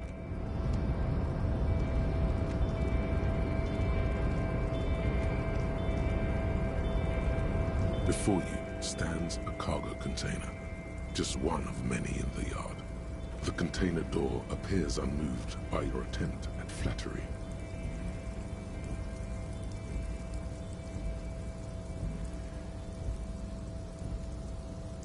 The door does not respond to your advances.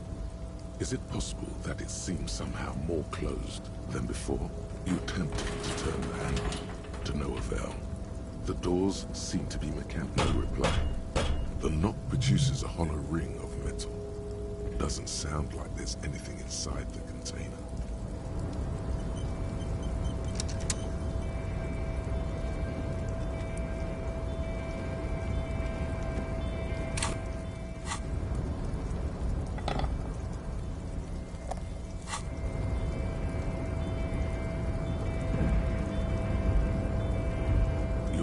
Before the cargo container, you attempt to turn back.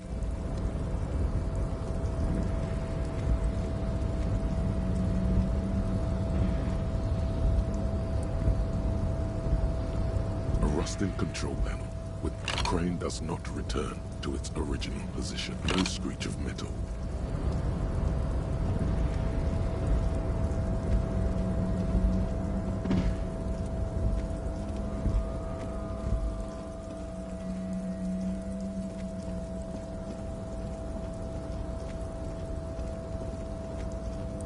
There's a reason what is there.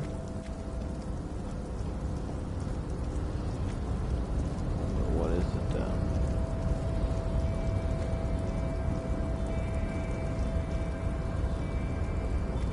You're back before the cup.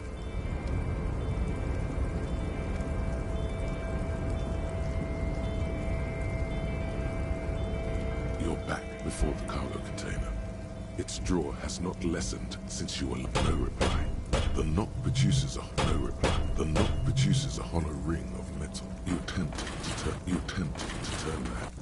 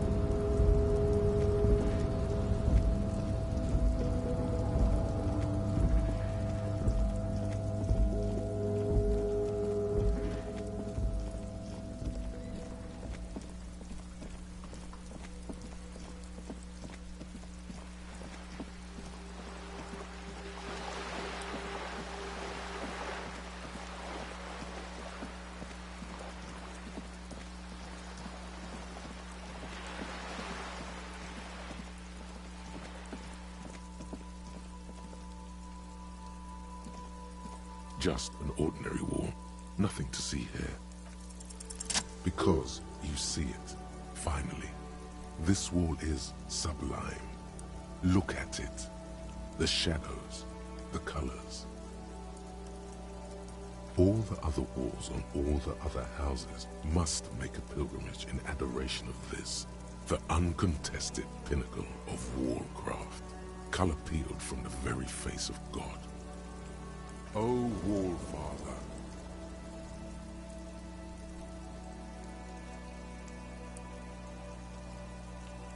Absolutely. Now you just need the materials. Cindy the Scum has a paintbrush and paint. Talk to her. Yes, great thinking. Go talk to her. The wall will be waiting.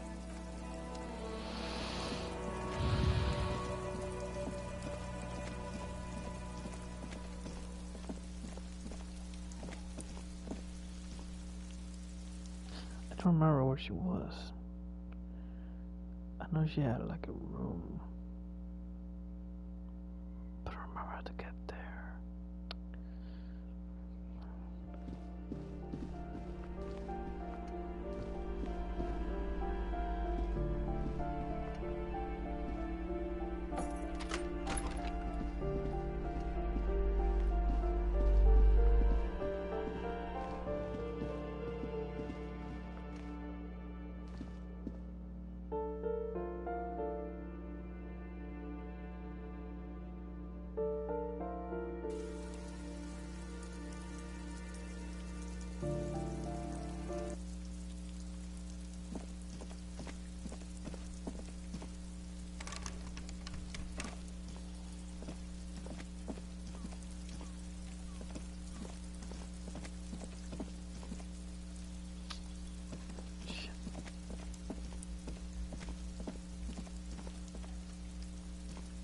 This door is no one answers. Looks like he isn't home. No one. Looks like he isn't home. You should come back tomorrow evening, after 2100.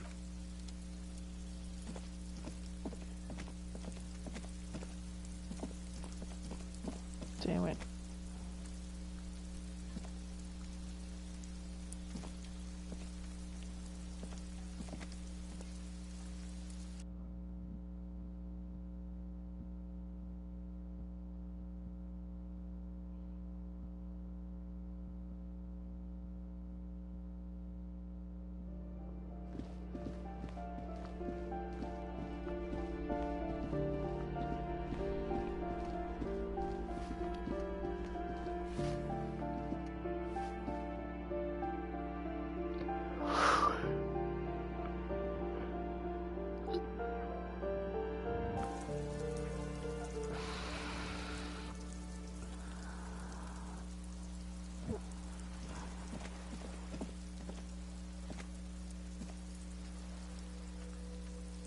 Hello again, officers. Have you come to admire my mural? Ooh, not only have you found my address, you've discovered my biggest secret.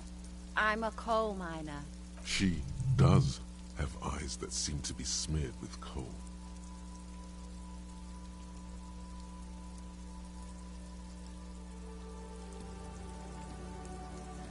Does anyone in a city like this? Yes, I keep hoping a shaft will collapse on me, but somehow it never happens. It doesn't have to do anything at all. Nothing does. Like me. Right now, I'm doing nothing at all. Shoot, Piggy. It's what you do, isn't it? What for?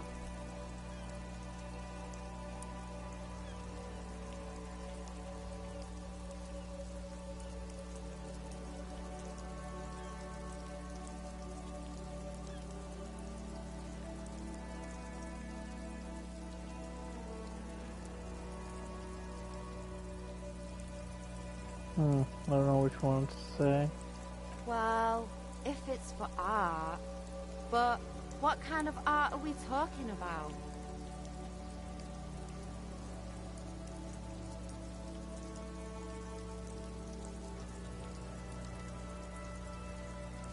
sounds like you're just about to live out your self-pity, not make a statement. I can't have shit art on my conscience.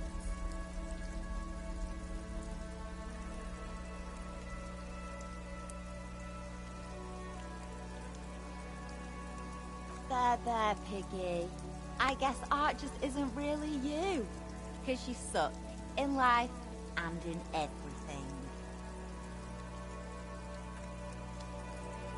Damn it. I should have saved it.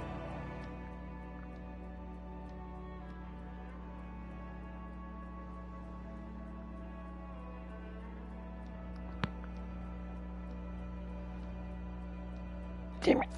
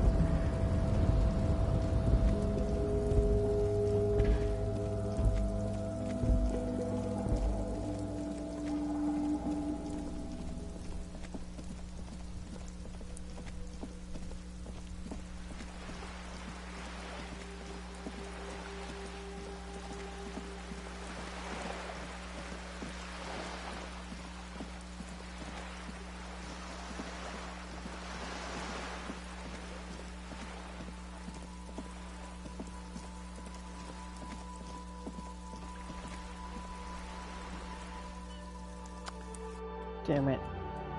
Don't tell me I have to do the damn. Fuck.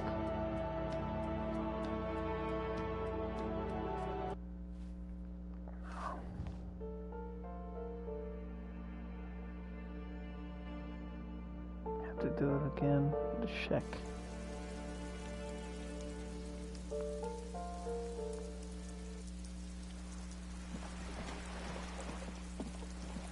I want to know what happens if I do that. I'm just curious. Just an ordinary wall. No, yeah. Why? It's a...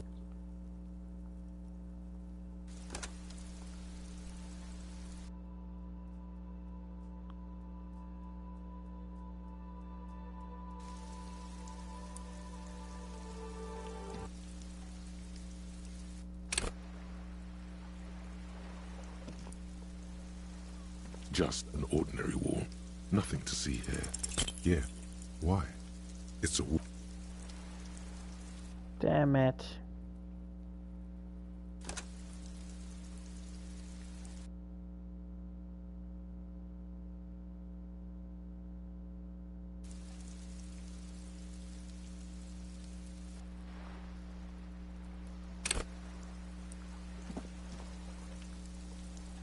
Just an ordinary wall. Nothing to see here. Please, please, please, please. Yeah. Why?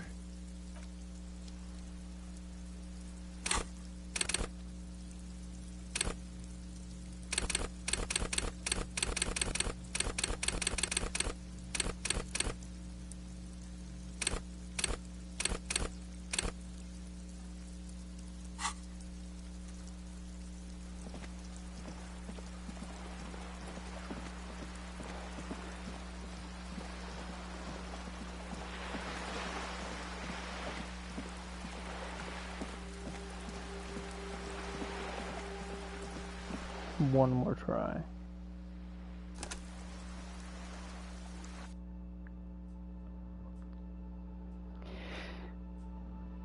Because I really want to know how much my paid something there.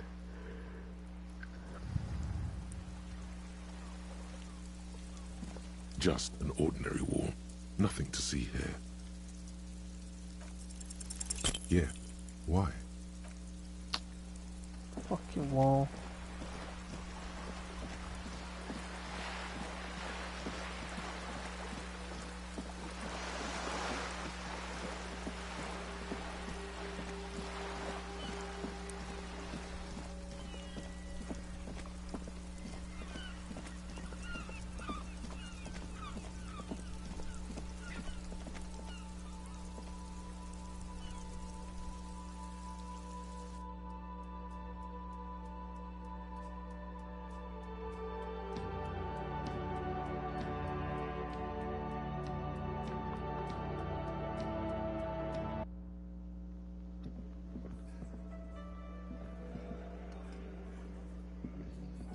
I've got nothing to say to you. Why are you wasting your time? I am not. You could be Liz. You could be anything. You could even be a model. Even a mod? Glenn, I went to law school. I am an attorney. He's right. With a face like that, she could be on the cover of Le Debutante International. The cold look in her eyes speaks louder than words. She is not amused. It's not her. She's not a hardy girl. Definitely.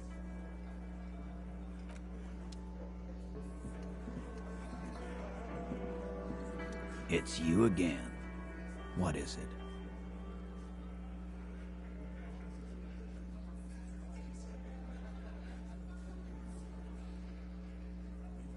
Yeah. Wouldn't want to beat up his grandma.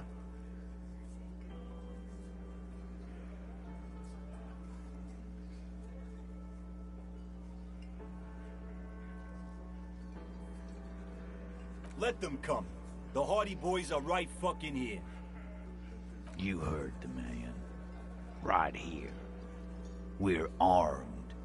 We got the whole district behind us, and Glenn. Yeah, a well-oiled murder machine. The mood is on the rise. They're feeling confident, ready to punch out the whole Merc platoon.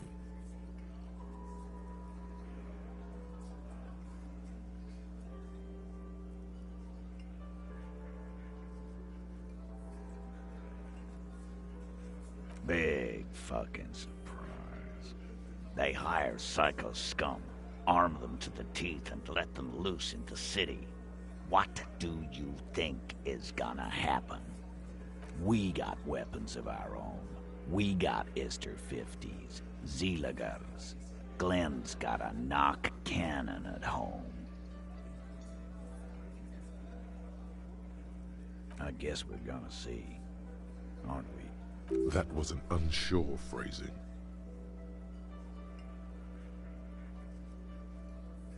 Right about what? That a 50 caliber bullet goes through shit? Yeah, I am. The fuck is that supposed to mean? We're not bees. We're men. We're socialists. Easy, E. He's trying to phase you. What are you trying to do? Scare my men? So are the local gangs. The fucking Barmy Army. And the Madre scum. You've been out there. Seen any around? Yeah. Where are they now, huh? Sent back to Madre in an airtight cargo crate. What do you mean, okay?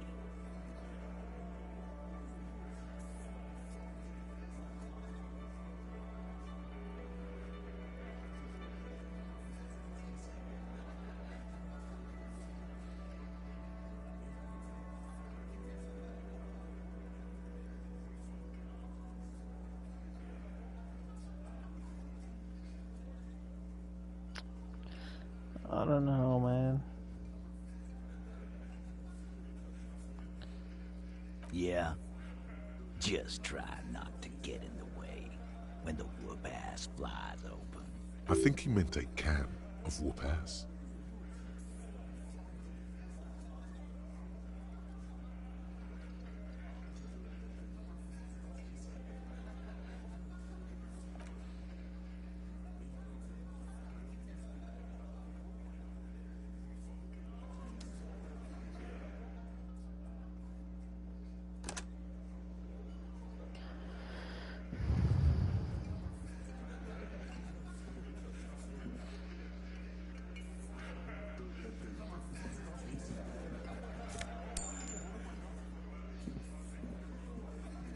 It's you again.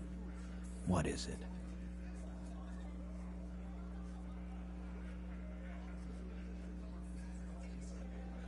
A bullet, you say? That's mighty curious. Well, there are so many bullets in the world, and so many heads. I guess it's only logical. At some point, one of them bullets had to end up in one of them heads. It's bound to happen again, you know? Just statistically speaking, of course. Sire, it would be an event most dramatic if you were to produce the bullet and dangle it before their very eyes. Wow! He's got it in a real evidence bag and all! Why don't you go home and log it into evidence? These men have told you what happened.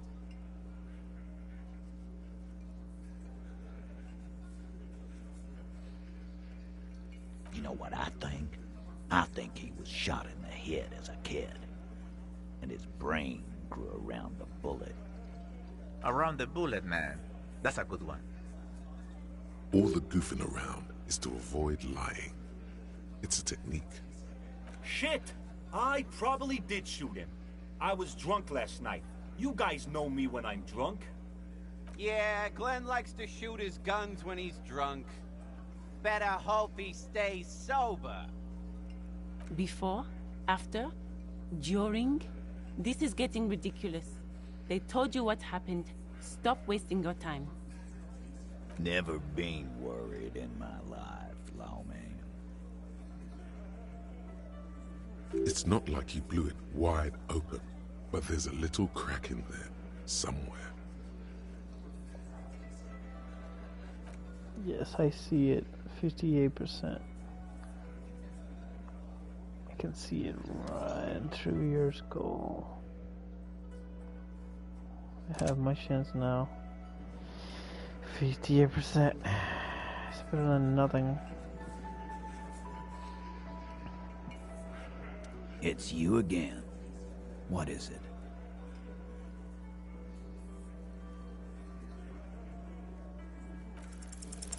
As you look around this room full of sweaty men, swearing, drinking, spitting out tobacco, does this look familiar? You believe the place was called Precinct 41. It was also filled with, almost exclusively, men, sitting on desks, talking shit and wasting time. Huh? You must be yours, just like real cop. Drinking beer, sitting around with your dicks in your hand. You got a problem with beer now? Not quite there yet. Push on. No. I'm drunk on the job too. I don't give a shit, just like you guys. No. I also a big fan of beer and jesting around instead of helping people.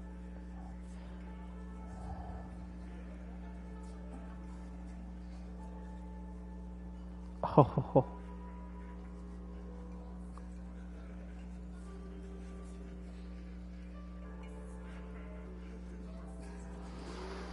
Fuck, I don't know what to say.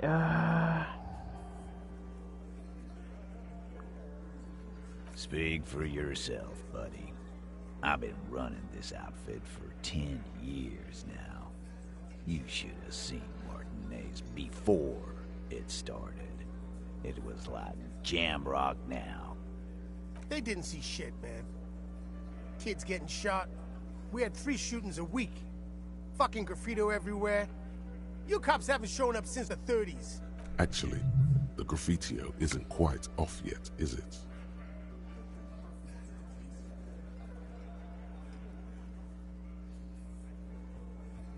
So what? What do you want from me? We took care of that fuck. Don't let him drink that. One more push, quick.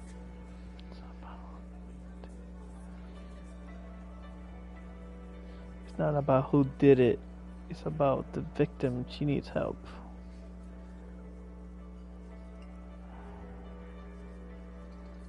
I've asked this before. Why are you hiding the victim? Titus? She stops mid-sentence. That's it. You got him. He's going to give it up, but on his terms. You wanna help her, cop? Fine. I'm gonna let you help her. But you treat her with respect. If you don't, if you question her, harass her. A freight train of pain, buddy. What is her name? Glacia. I'm on due. She's staying here at the Whirling in Rags. A real pretty one. Silvery jumpsuit. Blonde. That's I'm on due. With an O. Fuck, it's the first one I saw. Shit. The girl. The girl upstairs? That can't be her. She knows you drank so hard you forgot you were a cop. Yeah. Blonde. Tall. 2 rooms over from yours. Sure. Why not? You've probably seen her around. Shit, it's a red check. You inexplicably add cool after the victim's name, with your eyes bulging like some wild beast. Your fingers are fidgeting and sweat starts forming on your brow as Titus looks at you oddly. Damn it. I don't understand what's so cool here. Calm. Normal. Try to forget this little hiccup.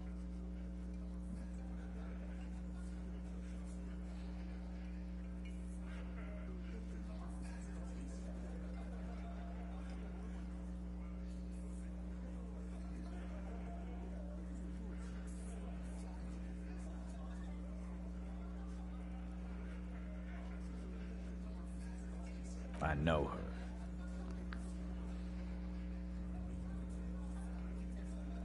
Well enough, Copper.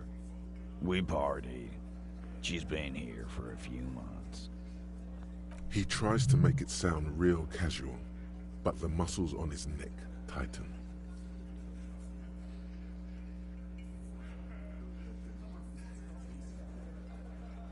You mean Revachol?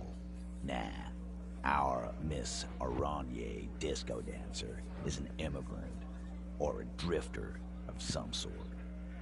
Been staying over here over the winter. Don't you give her any more trouble. She's just had some bad luck, that's all. Shut up, Angie. She doesn't need your help. Titus gives them both a look. They fall silent. What's with all the silences? It's like these guys don't know how to feel about this.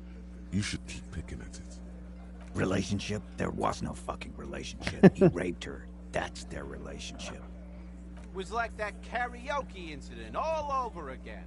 Or like some of the other girls he was harassing. Okay, enough. All of this is irrelevant to your stated investigation.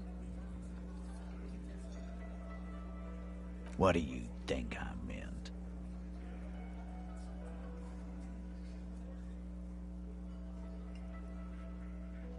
Yeah, pretty much. No, we just fucked. That's all. I'm not gonna give you any details if that's what you're after. So put your dick away. He really went out of his way to seem comfortable with this topic. That's all you're gonna get for now. He's doing a good job here. A commendable performance of I don't give a shit. He did it before we killed him. He's not gonna do it again. So what does it matter?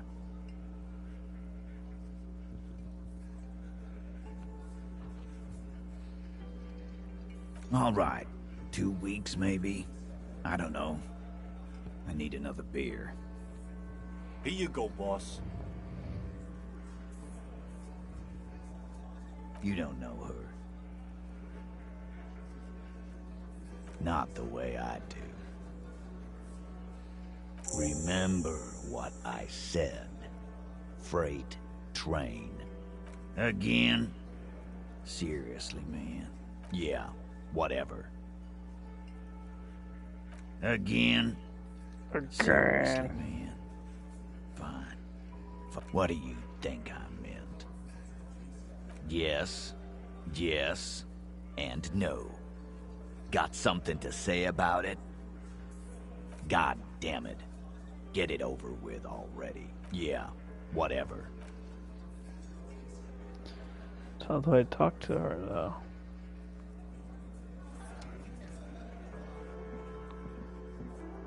I've got nothing to say to you.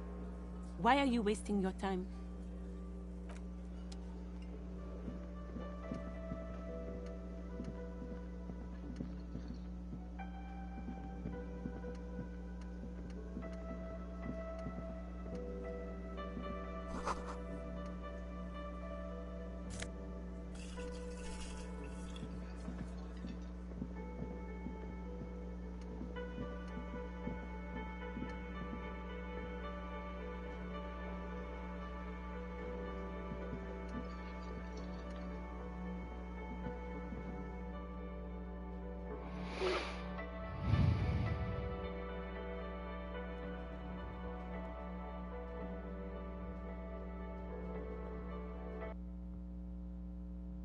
So that's why she was nervous.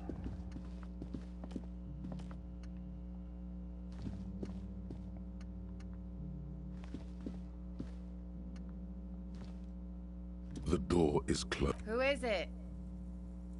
Tired. Controlled. Somewhere, not far from here, the lieutenant is preparing her file.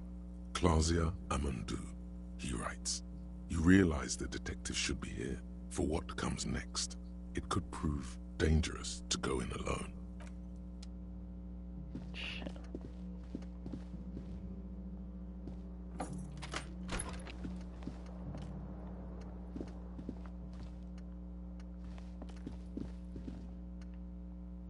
This is not the cleanest bathtub in the world, but it's cleaner than you are right now.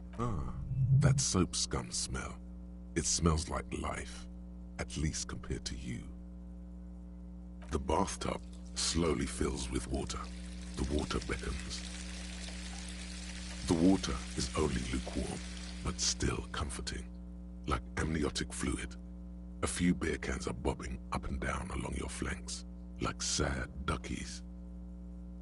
Now you are alone with your thoughts in the tub. But it's easier than being alone with your thoughts outside the tub.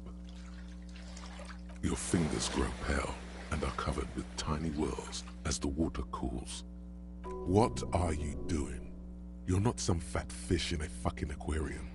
Time to get moving. You see the corpse. You can still smell the cadaver on you. It's going to take more than one bath to get rid of that stench. Then, houses along a narrow street. A video rental. Darkness on the planet's curvature. The waterline recedes as you stand.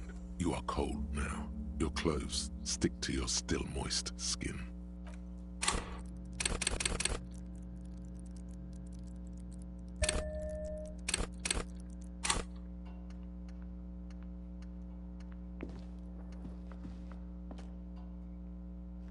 A mirror hangs on the bathroom wall. It's barely covered in steam anymore.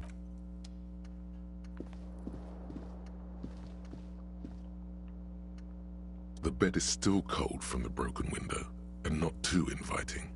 But it's yours. You've earned it. The bed is still cold from the wind blowing in from the broken window. The mattress creaks as you close your eyes and try your hardest to fall asleep. Here we are again, my broken bud. The waves are coming, carrying you away. But you can't go. No, you have to stay. Always half aware of yourself. You're not cooperating, brother man. That voice is so creepy. It's your disgusting body. Even through your sleep, you feel a vague discomfort suffusing it. Your belly and your sides are unpleasantly tender. You wish you could curl up into a fetal ball of safety. But you cannot, because of the pain. The pain. That pain in your right side is your enlarged liver, by the way. As for your kidneys, you've really been compounding the damage lately. But this suffering, it must have some kind of meaning. A story that will come out of it. Perhaps even a story that you will write yourself.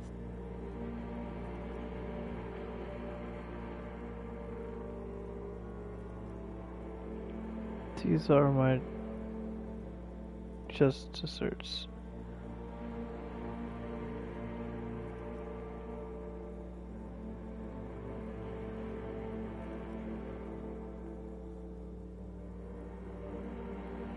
There's no dignity here. Only reflections of your body mass. Flashes of the day. You keep coming back to yourself in the mirror. But why? To admire all your accomplishments? You're just stuck here. In the half-world. Could try looking at other people. Really looking. But why would you want to start doing that?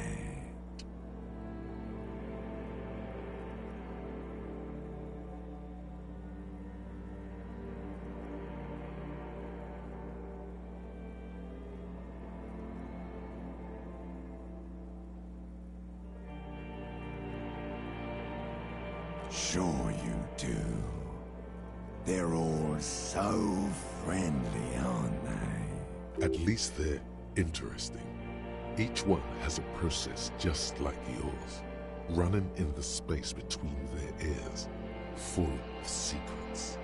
People are beautiful, statuesque, parodies and tragedies of themselves. A great democracy of creatures. What do you think you're doing right now? Coming to some greater awareness? Look at all these lights, blinking in and out of existence. Thoughts! You're just pretending that you're asleep, even to yourself, while the world goes on without you. Let it. Let it. Ancient reptilian brain. But it never seems to let you go, does it? Time to rise and wipe that shining sweat off as best you can. Gather your bearings. Rock and roll. Jesus.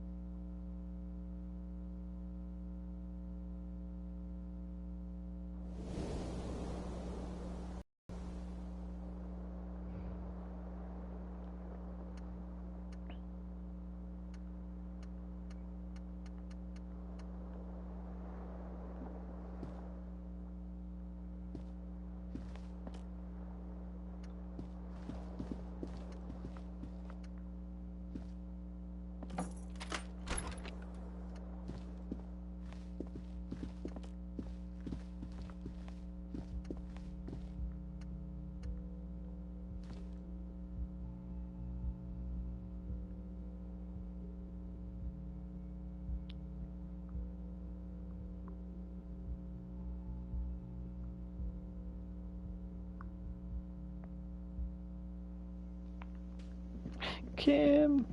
I missed him. Yes?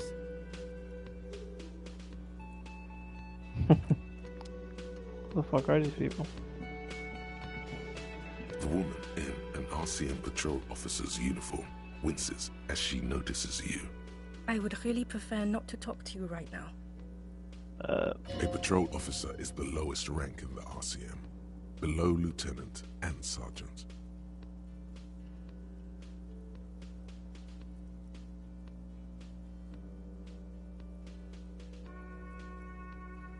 I'm definitely not the cavalry. Yes, I am. I know. Here's the real deal.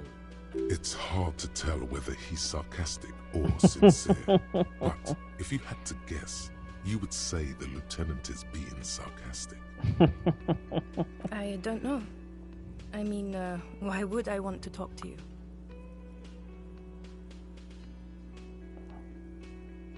Have I wronged you? I've done that to a lot of people. No, you haven't wronged me.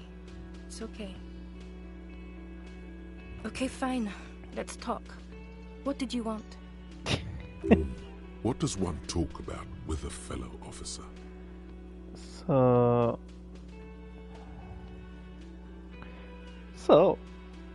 where your prison? So what's your prison? What precinct? Fucking deranged lunatic. Bet it's mine. You're getting an intellectually unsatisfying vibe from this conversation. Maybe you're doing something wrong. You're the police, right? Cool. So am I. I don't know what to say.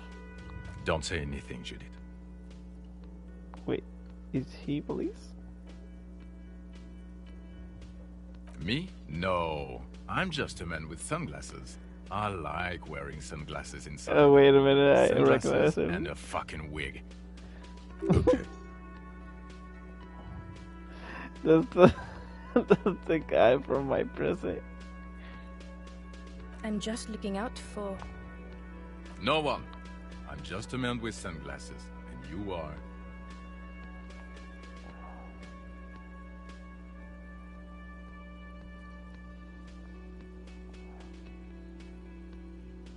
I just want to do my job. That's all. Something about the man with sunglasses and you, the energy between you two, is making her uncomfortable. You look like shit. And I don't mean that as a metaphor.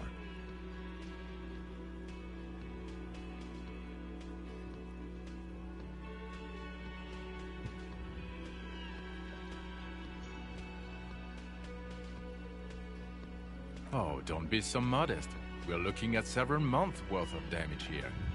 Kind of a miracle you're still up and at it, to be honest. Oh, come on, Jean. It looks like it's been a rough week on him. It's not just this week. What do you want? There's something about this guy that matches with a face in your head. A similar but different face. He might be wearing a disguise.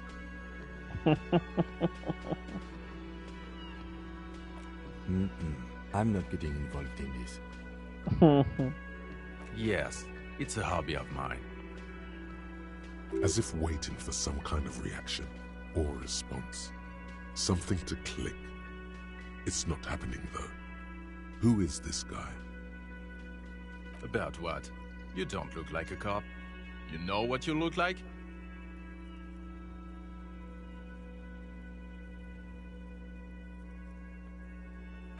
Yeah, sort of. Okay, I get the reference. Like, after he got run over or something. No.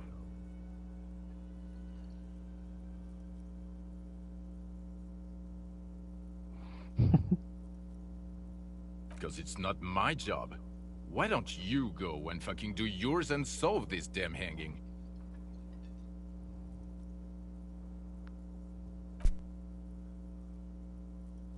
Come on, Jean. Okay, say things. I want to hear you say things. Hear that? He wants you to say things. Say one. Suddenly, out of nowhere, case-related things start popping up in your head.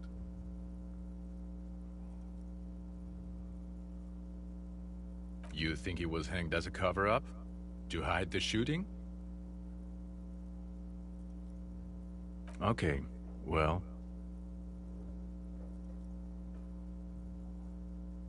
I don't know. Why are you? It's like you felt it would be intellectually stimulating and would lead somewhere. A custom even? Strange. Oh my god, there's more. You want something more? What is it? Okay, why not? Let's do the old... So, do you know who hanged him? Yeah, I can see that. I don't know. Oh my god, there's more. You want something more? What is it? You know what it is. It's like the two of you know each other. Just ask him.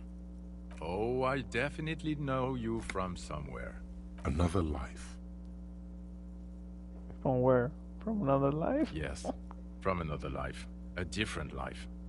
Maybe the life of a police officer belonging to the ranks of the... To what station do you think you would belong in this alternate and totally fictional reality? 41st? Okay, that's plausible. That's entirely plausible. Now we're really getting somewhere. Somewhere good.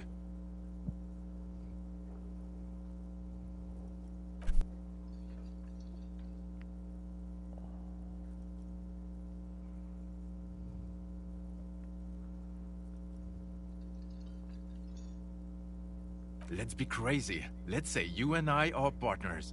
How's that for a thought experiment?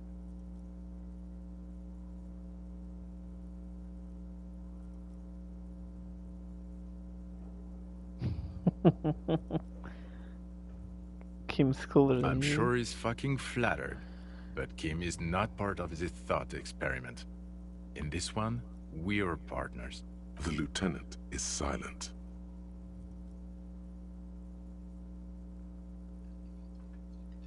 Would you now? Or would I be cramping your style? Never mind, partner. Oh god, I'd hate for that to happen. You know what might help prevent that though? You doing your fucking job. Do you have crime stuff? This isn't helping. You're not going to believe this, but... police officers. Yes, sir. Solving crimes, locking up bad guys, and get this, and not getting that drink on at 2 o'clock. Just some regular boring motherfuckers in suits and uniforms.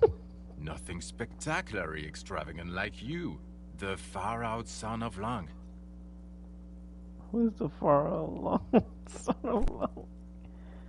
Oh, it's you, centric genius. He winks.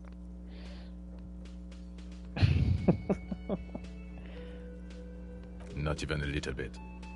It's an urban myth about an officer who is so far undercover he can't remember who he is. As I said, just an urban myth. You are not the son of Lang. Okay, yes, you get the joke. Leave it at that. Neither can I, partner. Neither can I. Watch out for yourself, loser. That voice, so very familiar. Did you hear it when calling to your station and reporting your badge missing? Oh, really? I wonder where. That's the where you remember me from?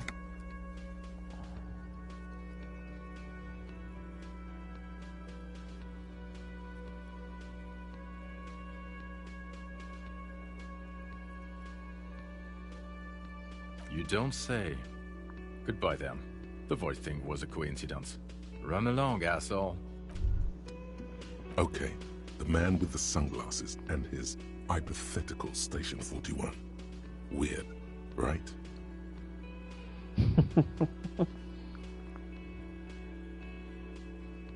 There's something missing here.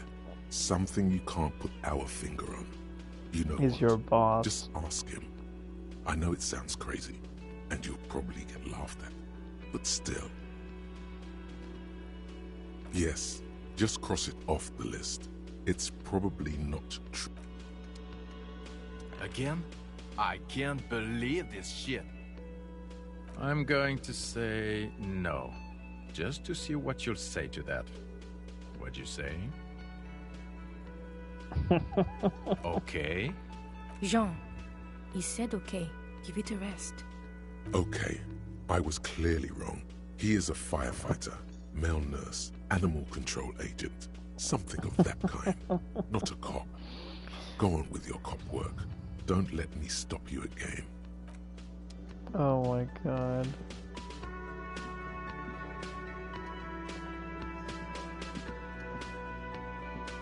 Can I help you? Got the 20 real? Good. You got the room for the night, but remember, you'll need another 20 real tomorrow. Shit.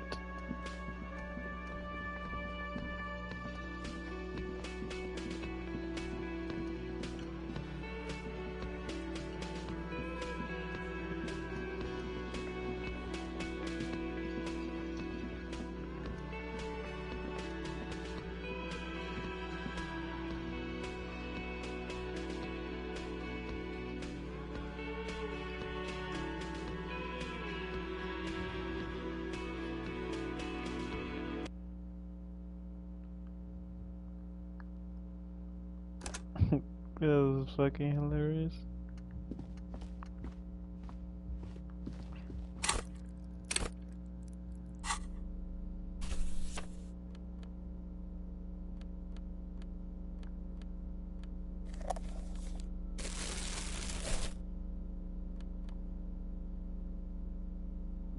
It's the ledger you found in the trash. A cabbage of papers hanging from the board, with the permeables drawer inside.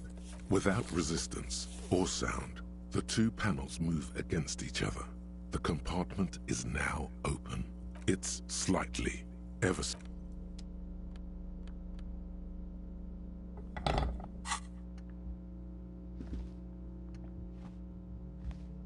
The door is closed. Who is it? Tired. Controlled. This is the police. Can we come in? Come on up. The door is open. I'm Sounds like it's coming from upstairs somewhere. You could snoop around before going up.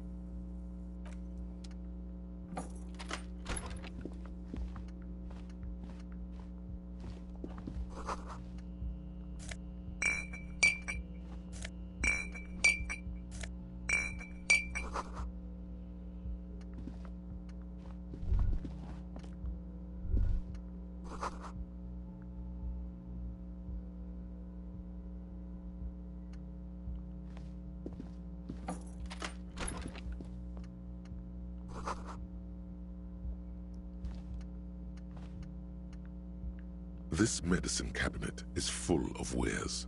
Sheets of pills, haphazardly stacked, one on top of the other. Pharmaceuticals line the shelves, sheet upon sheet of pill bottle next to pill bottle. Acetylic acid, APAP, eye drops, blood thin, among some foreign, probably Messinian or Gotwaldian, marked red blister packs you find. What do you find? This is going to take a little know-how. A bright orange bottle with Preptide stamped on it, in sunny, happy letters. Jackpot, baby. That's the stuff you're looking for. Your palms begin to sweat just holding that little plastic container. Am I actually gonna take this thing?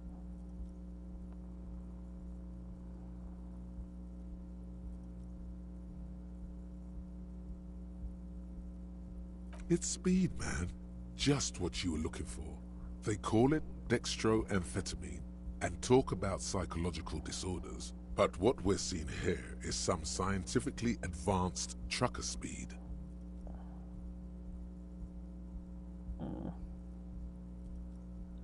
I shouldn't. This medicine cabinet is stocked with... Anything of note? Pill bottles rattle like bones as you search the cabinet. Paracetamol, something in a foreign language you can't read. Behind them, an unusually shaped nasal spray. Its label reads, Nacra. Nacra? This is used to treat opioid overdoses. Always handy to have around. Interesting. That's used for diamorphine overdoses. You could say he's on the lookout. It's been used quite a lot, but not for scrubbing blood off towels, or anything else interesting, it seems. There it is, the orange sun wearing blister pack. Preptide, a euphemism for pharmaceutical amphetamine. Prescription speed. The fuck are you waiting for? Let's get super fucking preppy.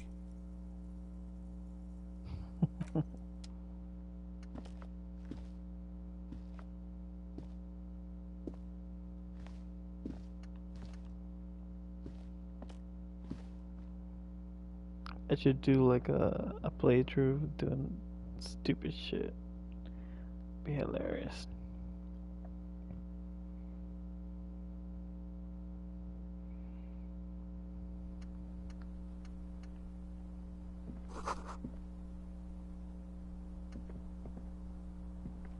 This window is pristine on the inside, unlike the one next to it. Light from the desk lamp reflects off the glass in an untarnished golden halo. Smooth as ice. There are spots of mud and rain on the outside, even smudges. But the surface of the window is clear from the inside. No chips, no hairline fractures. Following your lead, the lieutenant leans in closer to inspect the surface. Looks like it, yes.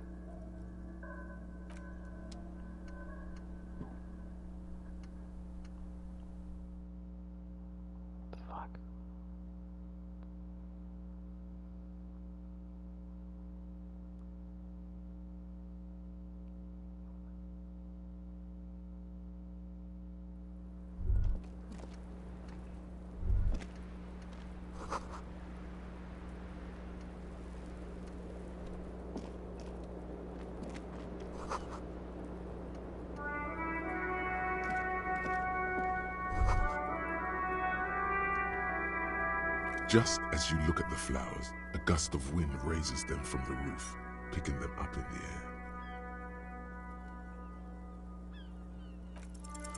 air. You catch a single white flower between your fingers. The rest fly off into the wind. It's a maybell. The young woman looks at the maybell in your hand. Just a glance, then takes a drag of her cigarette. The lieutenant gives you an acknowledging little nod.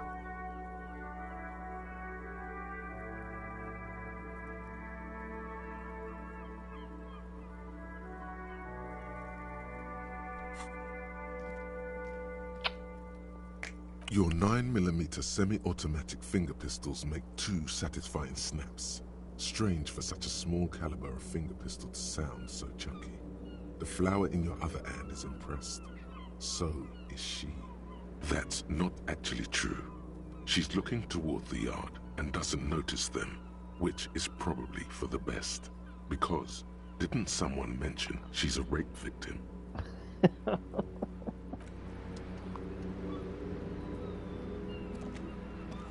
Welcome to the roof.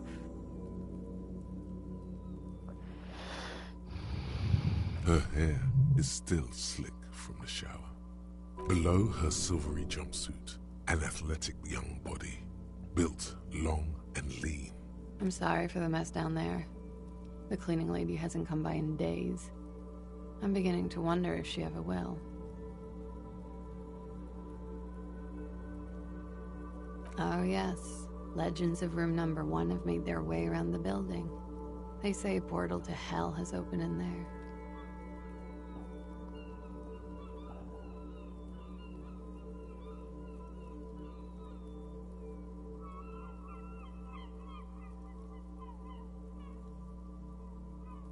They also say that's why the cleaning lady quit. Because of the infernum. I am Kim Kitsuragi. I am a detective from Precinct 57. I see you've already met my colleague. Have I ever? This is the biggest fan of ostentatious orchestrations I have seen in my life. And I have seen a few. Oh yeah. Life gets hard, but we go on. The chorus of the 35 single, megaphoning the entire human race. instills you with the fuck-it-all swagger that prompts one to plow into grannies on your morning stroll.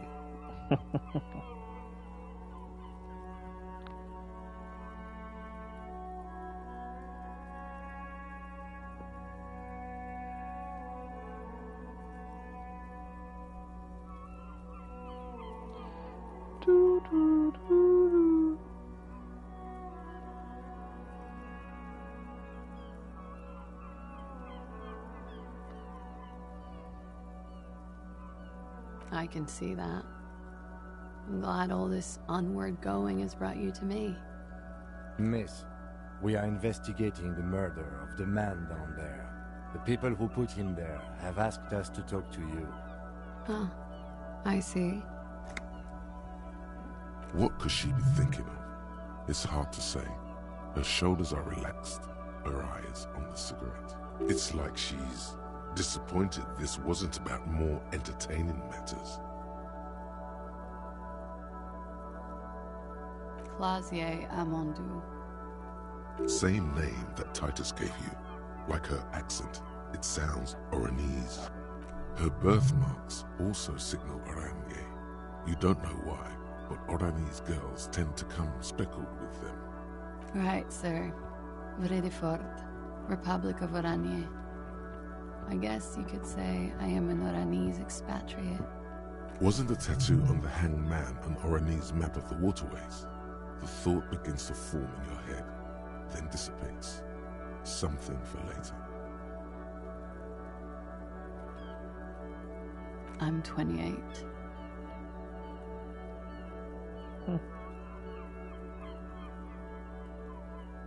Something stupid.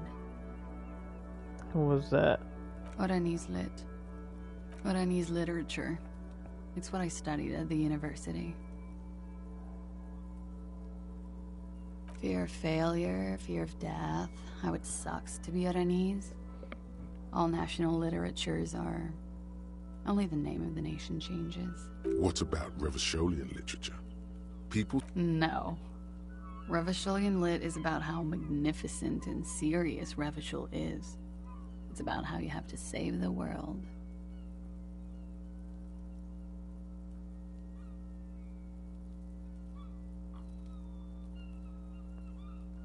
That's the natural state of the Revacholian hero.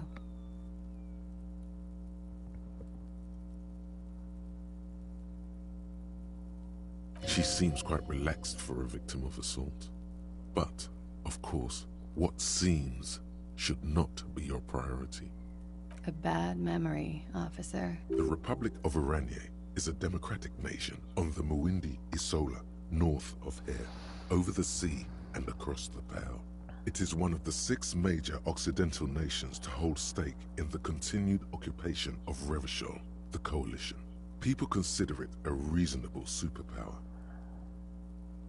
They will make you into a fiscal colony, divert your natural resources, hold patents and shares, but they won't threaten to wipe you out anytime, like Revachol did in its prime. It's the past. People can't go back to the past. Thankfully, it's implied.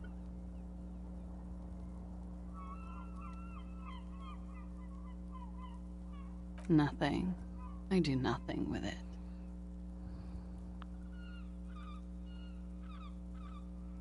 It's not very cool, but what can you do? Nothing. Cool. I've made more money by just being than I have with Oranese lit. Many things. A roller skating instructor, a secretary, Miss Oranje 37. Of course she won a beauty pageant. She's very symmetrical. I'm afraid you can't, officer. Why is that? Because it's buried in a sealed plastic bag at an undisclosed location on the coast, along with cash and airline tickets. Thank you for your candor. Why? They say so in your tourist brochure.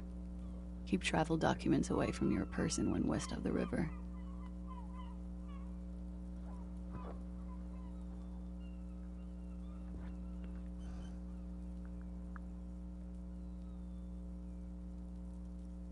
If I were to lie to you, I would come up with a more mainstream name than Clausia Mondu.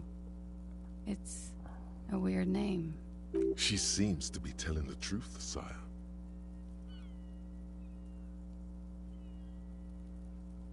Look, officers, I like this place, but I don't want to be stuck wandering the city like a ghost after being robbed of my travel documents. I don't want to become an indentured servant in a brothel on Boogie Street, and I don't want my relatives to pay the ransom. There are plenty of other reasons for hiding your documents from the law. Broken the law. It's also why I hid it. Why, yes. I'm an unpopular girl. There are people back home who don't like me. If they show up, I'm in a hurry. The kind of hurry where you can't afford to not find your documents.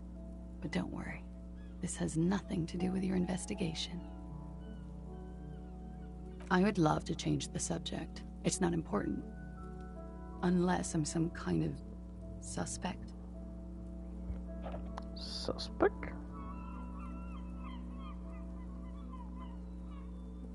Yeah. Phew. Okie dokie. If any of this made her nervous, it certainly doesn't show in her expression or her movements. The record. So official. Yeah, it's pretty deluxe.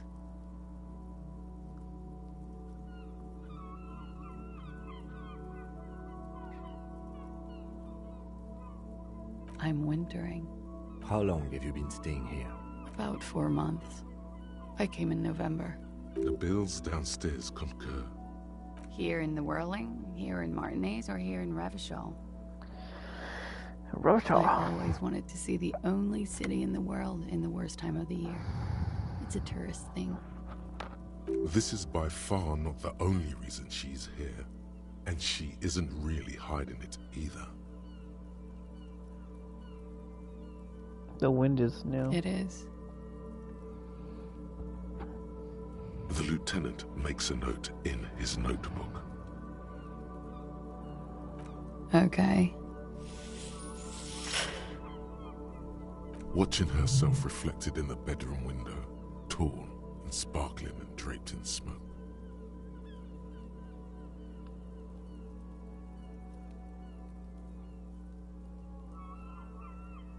She looks at the dried petals in your palm, then lightly touches one with her fingernail. Chipped white polish covers the nail.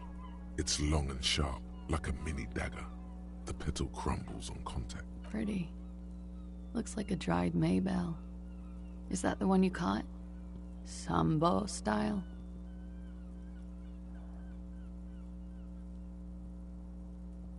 Why was there a flower on the roof? I don't know, officer. Because of the wind?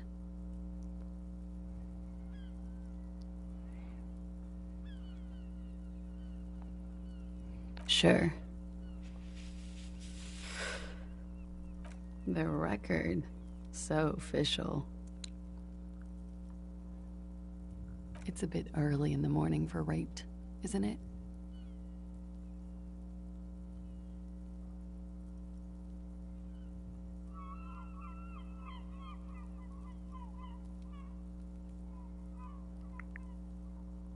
She looks around.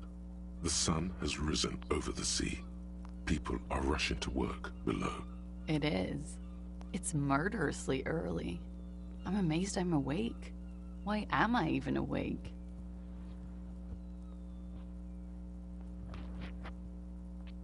Yeah. I'm gonna go with not raped. I don't want to say that shit about him. By him, she must mean the victim. Tell them it's not my style. They'll have to, you know, if they want to jazz up the charges, they'll have to get someone more, rapeable. By they, she means the Hardy Boys. Are you saying that you were asked to tell us you were assaulted? Not explicitly, but I understood what they meant. It wouldn't hurt to spice things up a bit. Some assault and battery, Sexual assault, maybe. It was clear the latter would be spicier.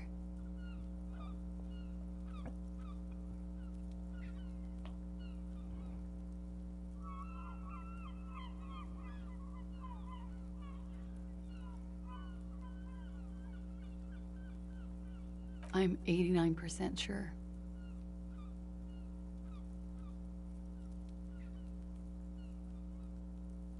You know how it is. Do you? Do I?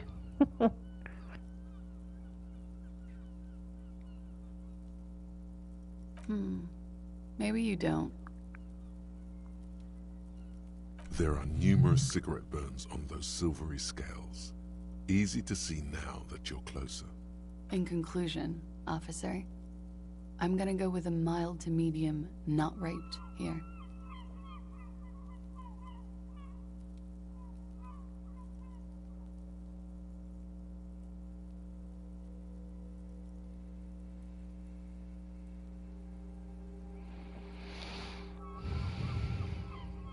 I'm sure there is one person in the world who does. I mean, there are so many people. But let me make this clear. The man who was hanged from that tree did not rape me. The wording, the verbal eye roll. She's almost disgusted with the platitude you served up. We partied.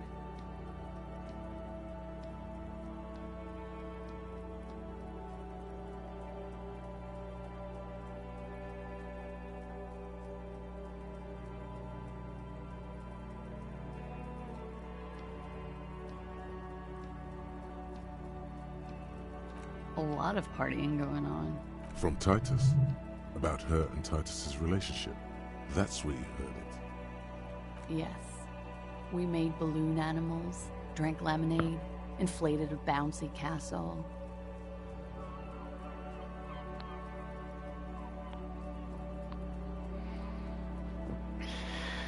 You're being sarcastic. It's not, sir. We drank alcohol, a lot of it. We had that effect on each other. Made each other drink harder. What else? Stimulants.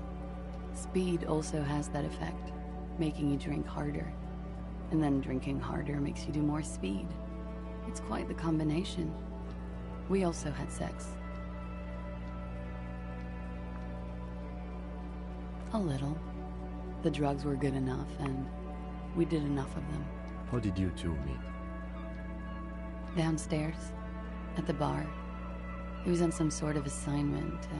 A military man, as you probably know. Had a cool, scary scar. When was this? A month ago? Something like that. Pretty much. Warming then.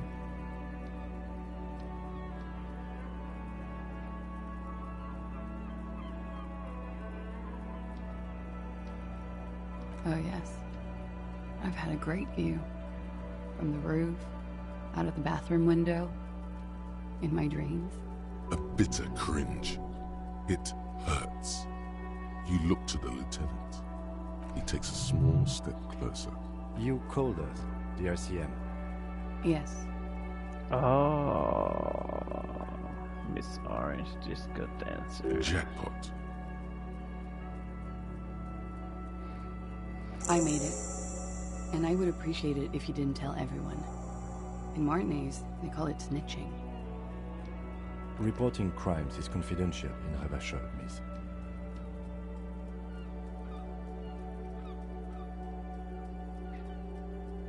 Of course, what was disguised? I didn't exactly disguise it. I just muffled the mic and nicked the landline a little. With nail clippers. And I diverted some radio fuzz into it. Into the cold wire. So that's why the phone is out of order.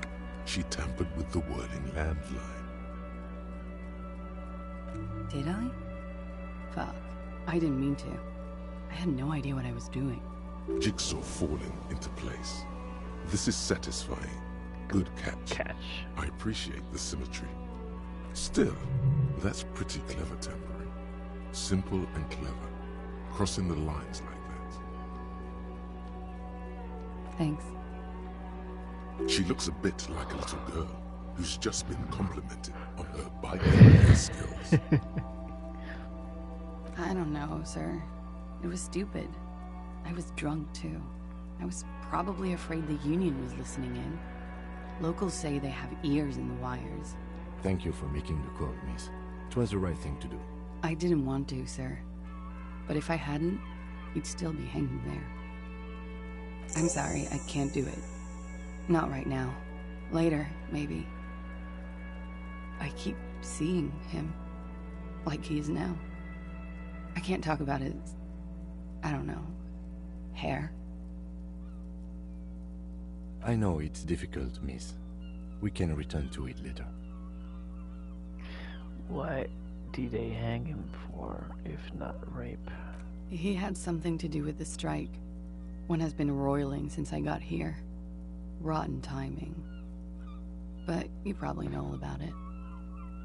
And his role in this strike was? I think he was in a security detail. He was ex-military, worked for Wild Pines, and against the Union. We didn't discuss work much, if you know what I mean. But I understood it was dangerous. And they lynched him for it? She nods. Mm-hmm.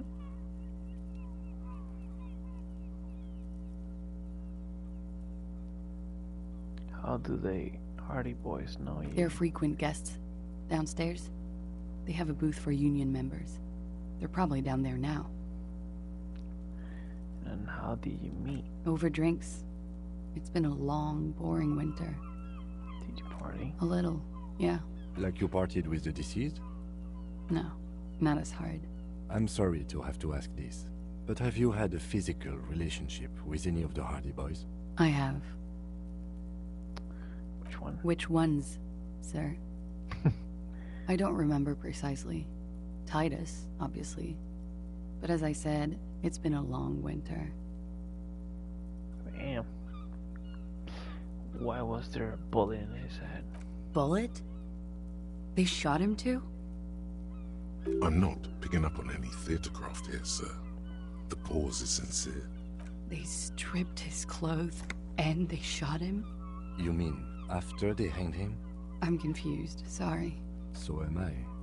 Were you aware that he had also been shot, miss?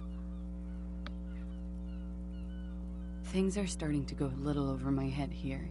I thought he was hanged. I was not present when they did it. I don't know what happened. I just know what they told me. And Sylvie, the bartender. This is beginning to get confusing for you too, and we don't like that. Where was she last Sunday night? Where were you when this happened? Cowering. I was cowering downstairs with Sylvie. Why? She breathes a silvery sigh of relief and weariness. The air on the roof feels humid. Should we head by downstairs, officer? We may have things to discuss there. She nods. Silvery cigarette fumes disappear into her mouth.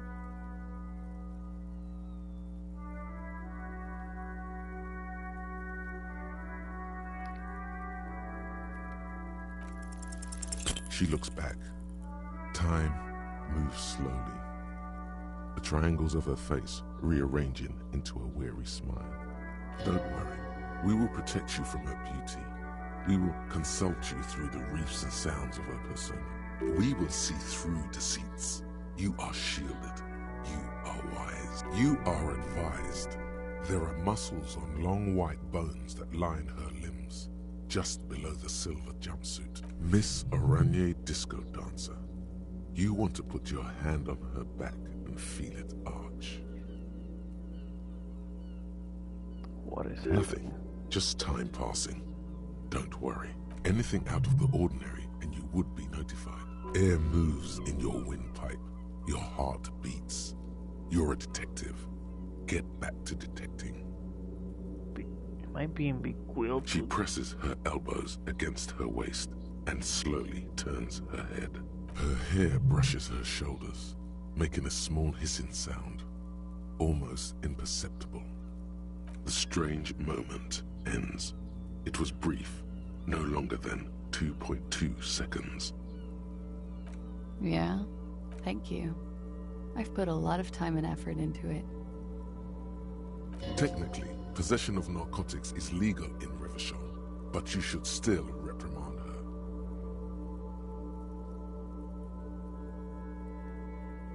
With money, sir. It's not exactly the anti-star size caboodle I intend for it to be one day, but it's getting there. The Anti-Star is, or was, a Vespertine rock and roll star who liked to do drugs. He did so many drugs, he eventually mutated into a corpse. Comes in handy when you've done too many opioids. Is that something that happens to you often, miss? Better safe than sorry. Oh, yes. One of my favorites. It cures many ailments, like not being able to stay up for 36 hours, not being happy. It cures those ailments. It's just a merit speed molecule, basically. Very funky.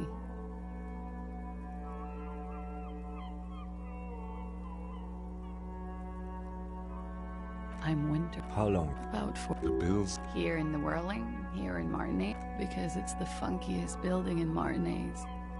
And because all the other buildings are bombed to hell.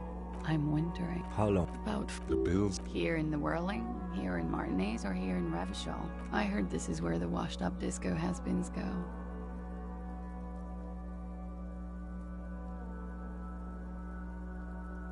I'm really not. I'm about The bills? Here in the Whirling, here in Martinez, or here in Revachol. I heard this is where the washed-up disco has-beens go. She looks at you and nods. I'm about The bills? Here in the Whirling, here. I heard this is where the washed-up. If you say so, officer. If you say so. I'm How long? The bills? Here in the Whirling, here in Martin. Came to see the new world. It's a tourist thing. This is by far not the only reason she's here. She isn't overtly hiding it either. It turned out to be a Zarath-infested third world slum. Called Ilmara. And it didn't. Even after the mess colonized it 7 ways from Sunday, it's an industrial powerhouse. All right. Why not? I'll be here until 11 p.m., drinking coffee, most likely.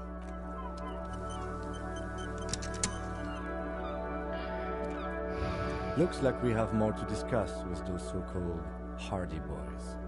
Half their reasoning just went out the window. Nothing will make them respect the RCM, but it will disrupt the game they prepared for us. We just stripped off one layer of whatever it is. Her decision to not corroborate their story was definitely not part of the plan. What else could she have done? Lie? She saw there was no way to lie and get away with it. If not you, then me. It was a smart move from her.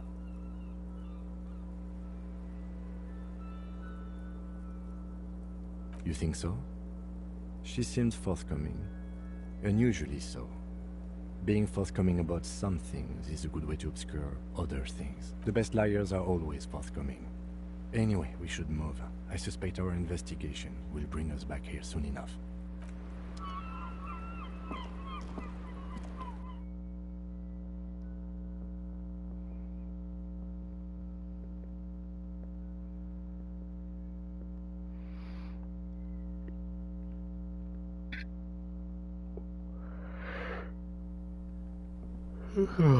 Fuck me.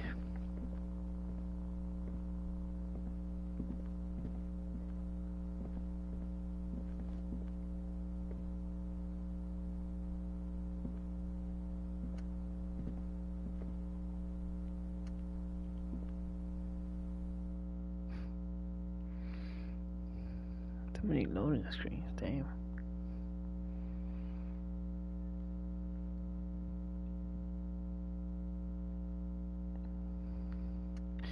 I bet you can sleep with her, but I'm too of an idiot to do it.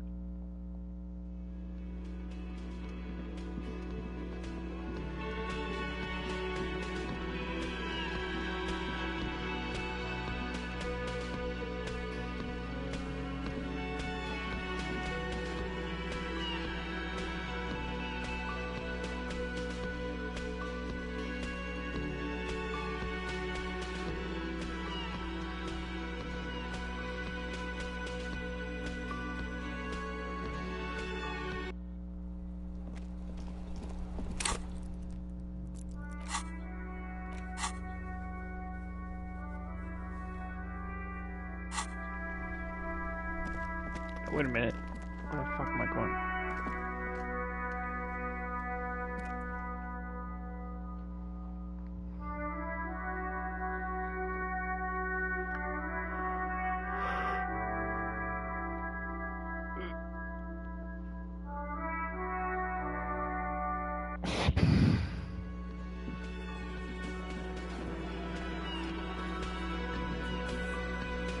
It's you again.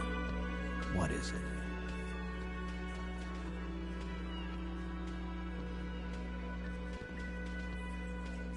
Fuck!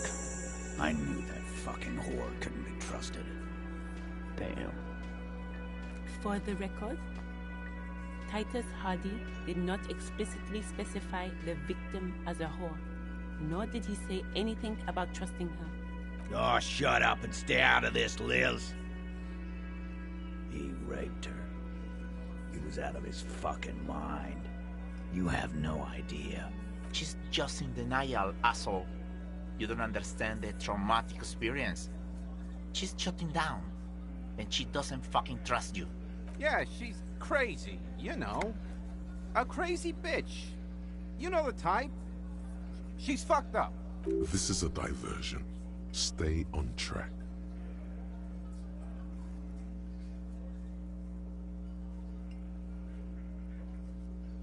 Lawman, I'm at the end of my goddamn rope with you.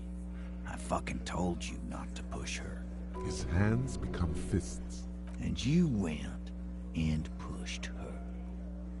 I am gonna fucking... Hit you. Duck. Titus Hardy.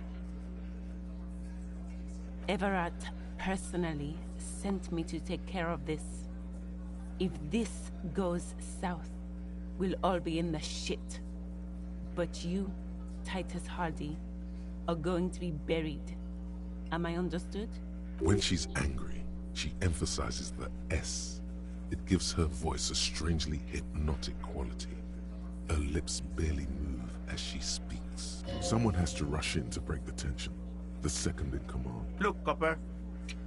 We know that that fuck was a rapist and a killer. We got him confessing to it on tape.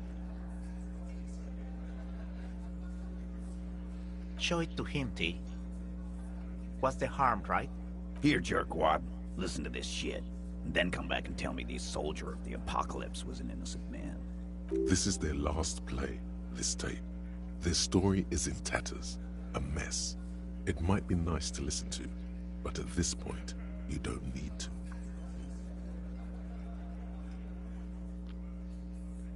What's on it? We call it the door gun a mega mix. You'll know why. Won't you listen to it? Now that is intriguing. You had me at door gunner. You think we go into this shit deaf and dumb? You RCM aren't the only ones who know how to bug people. There's no university degree for that. Actually, there are a few. Crypto analyst, radio officer. Yeah, like you have one. Smart ass. We have machines. We're in logistics. How do you think a harbor works? It's advanced stuff. Understood? You've listened in on their communications. How long? Since way before their chief started taking swing lessons. Things got nice and quiet after that. It's not advanced. You just hold up in a coop all day, writing down what they say. It gets hot as hell in there. Don't put yourself down, Angus. It's important work. Yeah, man. You're like a radio genius or something. Those notes are some I'm sure we can find a tape player. Where can I listen to this? Why don't you try shoving it up your ass, genius? Yeah, play it with your ass, cocksucker. I'm sure we can find a tape player. It's not a problem. Your room had one. Or maybe it's too broken. You don't care about evidence. The fuck are you a cop for, then? Pigs, T. They don't care about getting the truth. They care about getting convictions. They are fucking keeping a score on their bulletin boards. I won't be on your bulletin board. If you don't listen to the tape, we got nothing to talk about. There's a lot of questions. If you ask them now, they'll just keep bringing up the tape. Listen to it, and they'll have nothing to hide behind. Don't forget your tape, lawman. Compliments of Titus Hardy. You do that. Oh, and keep it. Maybe you'll need a reminder of human ugliness someday. Yeah? What about it? You do that. Lawman.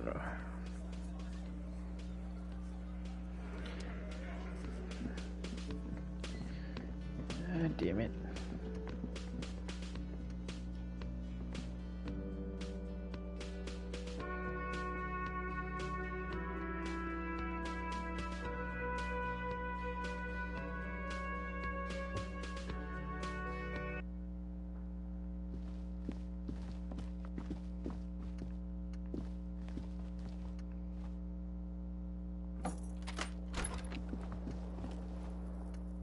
The compact tape player is still and silent.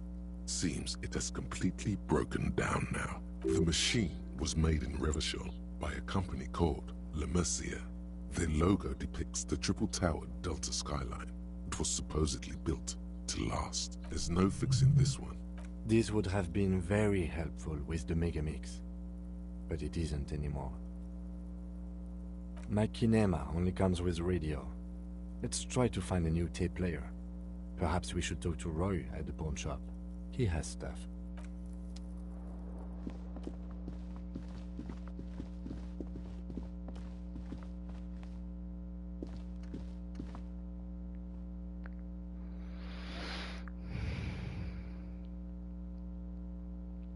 But don't I need money? Shit.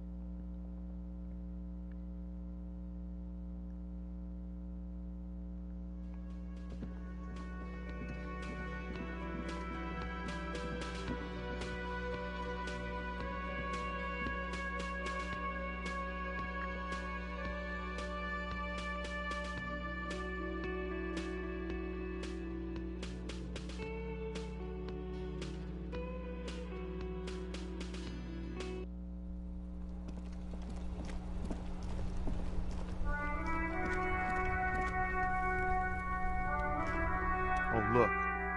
It's the cop who turned me into a bad person.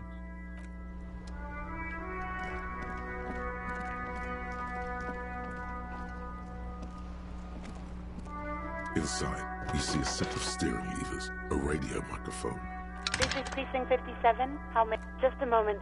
10-4, come in, officer. Over. 10-4, sir. Sorry, but I'm under orders to give a negative to request for personal information. Over. 10-4. Orders as your orders. Anything else? Roger that. 10-10.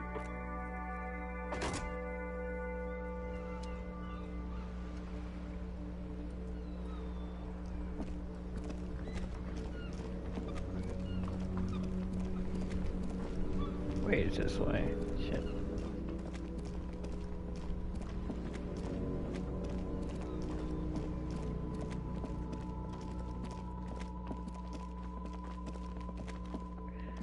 I wanted to buy the. Oh my god, what the fuck is this?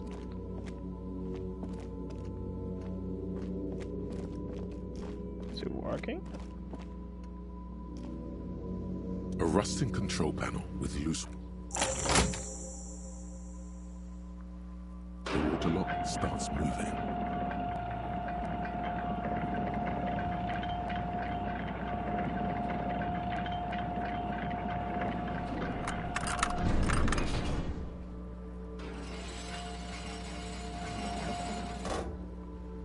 All right, we can go to the coast now.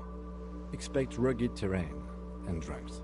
And if you wanted to forge that document for Evrard, now you can.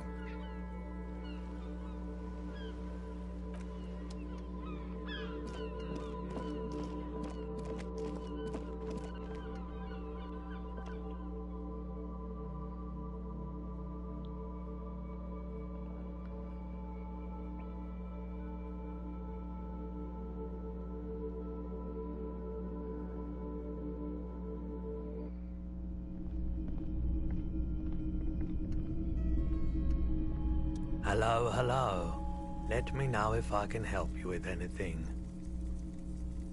Atabe, we have boom boxes for sale that will play it. Check the shelves.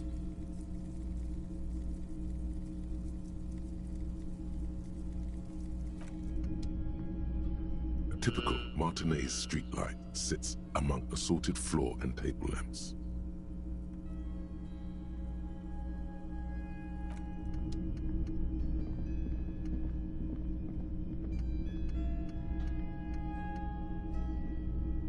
The boomboxes on the shelf look well loved. One especially catches your eye. Deep gold and amber plastic with a big old handle on top. A classic boombox that says Stereo 8 approved. Just make sure it works before you buy it.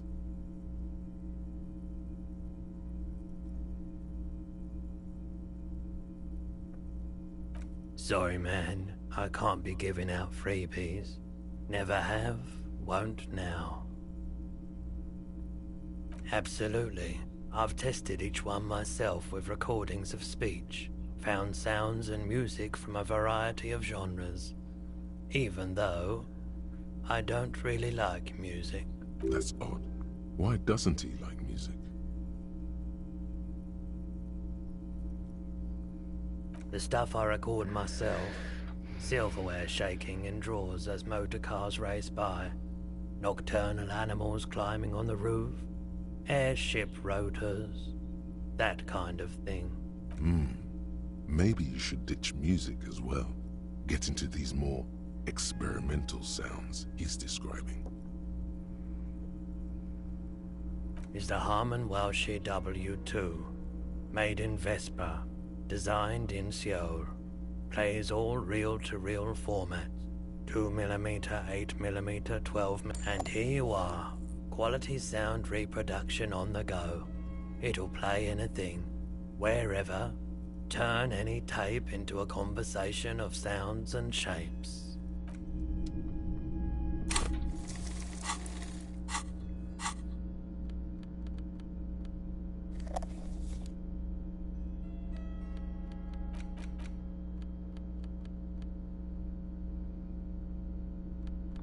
The bullet is safely sealed away in a plastic bag bearing the RCM stamp. The squashed bullet has some sharp edges where the jacket has split open. It feels cold, even through the bag. You wouldn't ordinarily have cause to handle jacketed bullets. The citizens' militia uses cast bullets only. Little pebbles of metal loaded from the muzzle, usually in a cartridge. What? Well, if I was the bullet, which I'm not, I would say, find the weapon that shot me. If we find who owns it, we will have likely found who used it, possibly to kill our victim. In conclusion, the more we know about this bullet of yours, the better. The jacket of the bullet is made of a yellowish metal. It has blossomed out to reveal it's quite destroyed. Some of the fragments are still lodged in the wound. You can just about make out a few striations near the base of the bullet. Little hairlines, linear. It feels standard. What can you say about the bullet so far?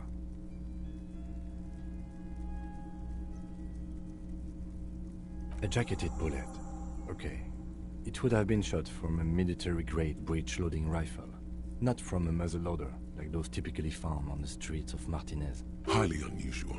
The people of Revachol haven't carried breech-loading weapons like this for nearly half a century. Even the RCM uses ordinary unjacketed conical bullets. This is strange. Very strange. I like this, officer. Strange means unique. Unique means incriminating. We need to find the gun that shot it. A rifle. Revolutionary period. Your bullet looks to be an old 4.46mm. From the surplus left over from the turn of the century. Probably an antique, or a retrofitted. The 4.46 caliber was widely used with the Belmargrave rifle, a Revacholian manufacturer. The BM dominated the battlefields of the Insulindian theater of the anti-centennial revolution 50 years ago. Incidentally, you have just such a rifle with you. The dusty old thing you found hidden in the basement below the commercial area. It's unusable, sadly. If it were, the bullet would probably fit the chamber. No, but Zeliger, a major firearm manufacturer, ended up with a surplus after the war. So there are still a lot of these old military rifles floating around, usually broken. The quality was appalling. Antiques enthusiasts, guerrilla fighters in distant countries, a few lucky jamrock bangers. You're looking for the same thing you found in that hidden weapons cache, only in working order. What are you thinking? Bullet?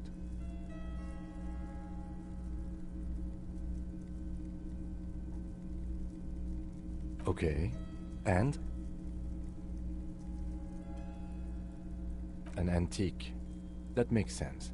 There can't be many breech-loading rifles floating around in Martinez, or anywhere in Ravachol, really. I have to hand it to the monarchs. It's quite admirable that they took the advice of criminologists last century and banned the use of breech-loaders in peacetime. Some new RCM recruits get impatient with their muzzle-loaders once they've trained with military-grade weapons, but they realize it's worth it in the end. Prohibiting peacetime law enforcement to front-loaded rifles is a policy enforced by the Moralist International in all the nations of the Real Belt.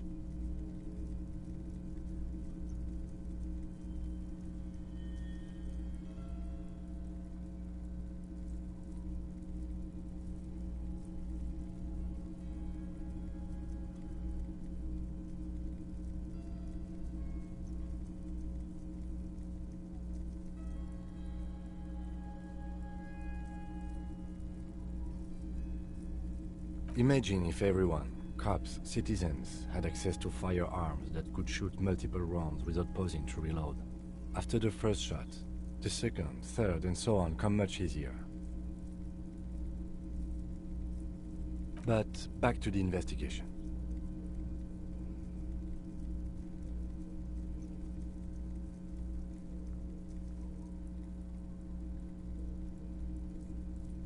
Doesn't seem that likely. But we'll check out all possible leads. Okay. And an antique. That makes sense. I have to hand it some new... Prohibiting peacetime law enforcement to front-loaded rifles is a... Imagine if... But back to the investigation.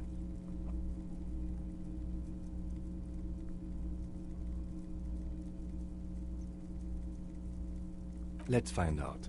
Next step, finding the gun itself.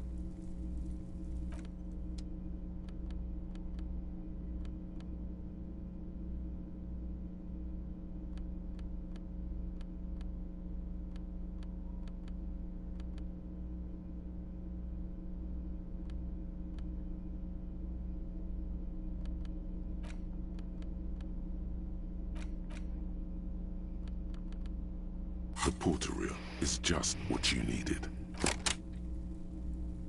Das ist der Ravachol. Das is a fucking village. I can almost see the elephants. The harbor. That's the son of a Kvalsund crane.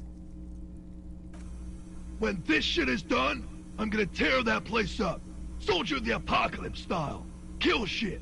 Dogs and chickens, too. Gonna run a room, Cordy. A real nice...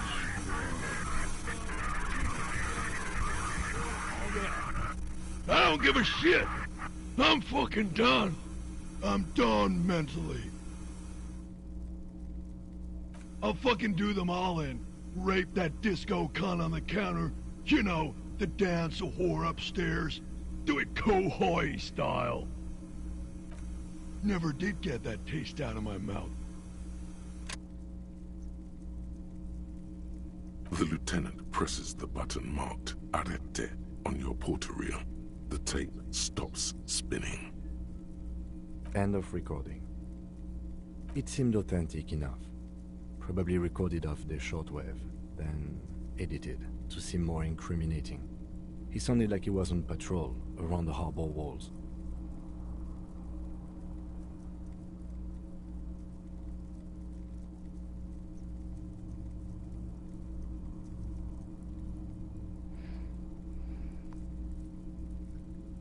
still. It seemed authentic enough, indeed, but... It seemed authentic enough. Probably recorded off the shortwave. Yes. It was just locker room talk.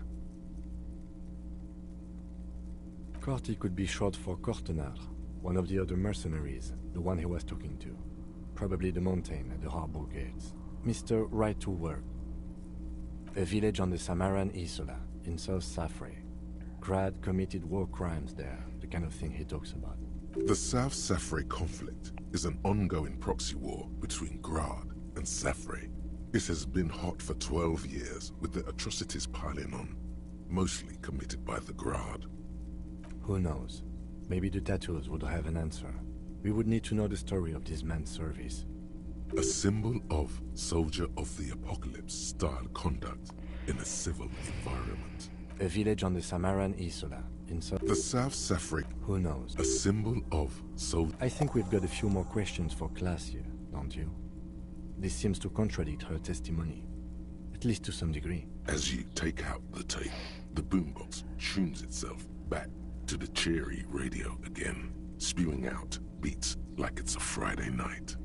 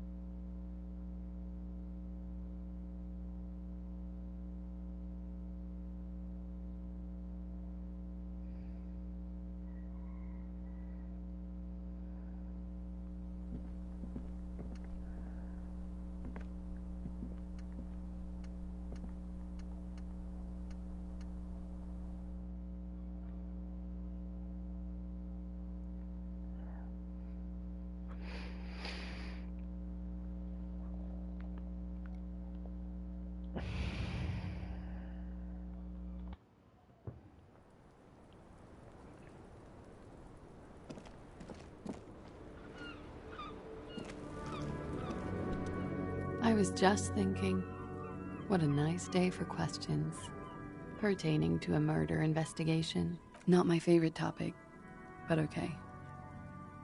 How about we, change the subject? She puts her coffee cup down with a soft ring as the porcelain meets the metal table. Did he? I never said he was a good man, or that he had good intentions. Only that he was never bad to me. She doesn't care. If anything, she sounds amused. Where did they get this recording exactly? It's intercepted radio chatter of the deceased. Recorded via a de-encryption station. It's authentic enough. Does he say he's gonna do it Soldier of the Apocalypse style?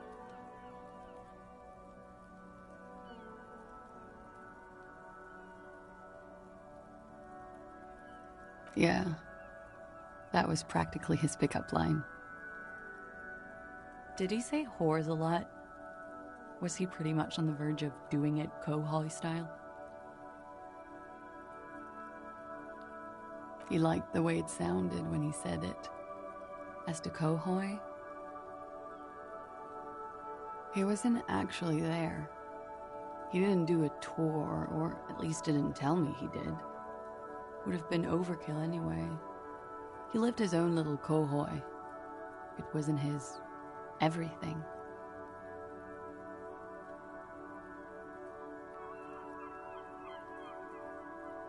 Yes, was he bragging? Oh no, I'm pretty sure he did all those things. Then integrated them into his idea of normalcy. To keep on living. Until they just sort of turn into his, what's the word I'm looking for?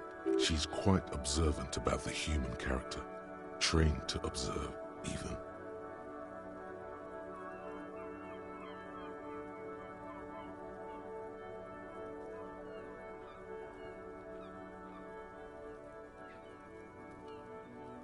Running joke. I was gonna say running joke. And it sounds like you didn't even get the good bits. Lely's punchlines got way, way funkier than that. He was like the Seminoles conflict, the Kohoi massacre, and the 36 famine in Yezut all rolled into one person, then cast in Orani's ceramic armor, which he wore in bed and in the shower.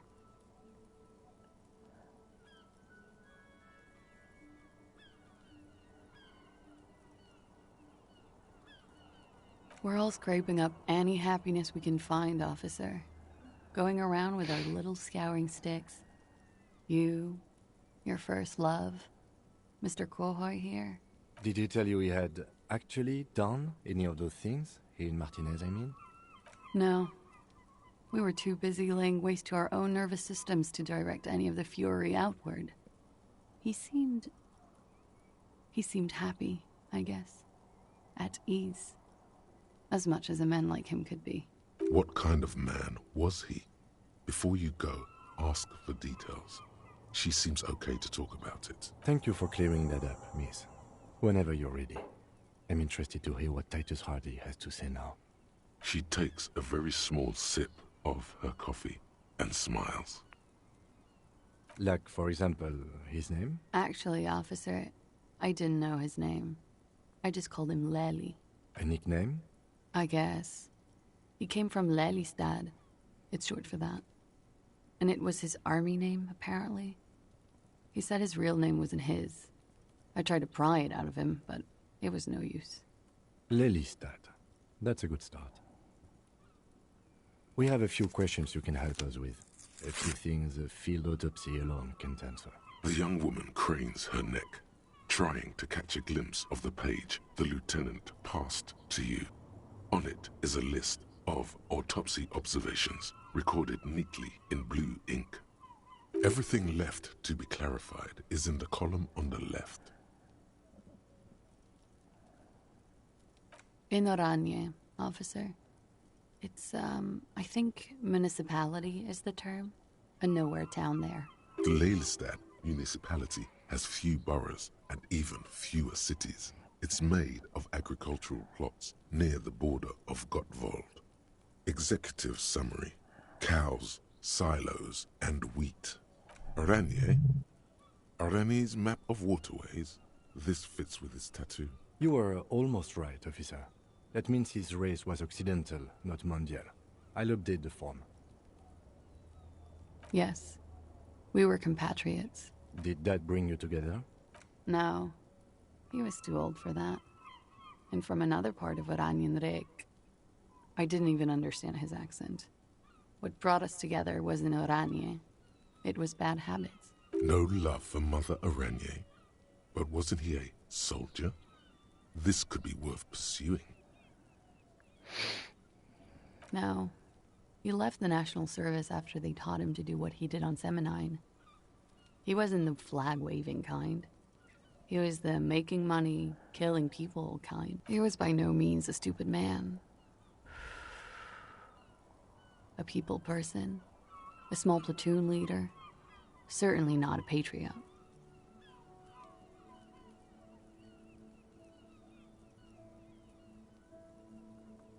No, there's nothing on Moindy. The old world is dead and we both knew it.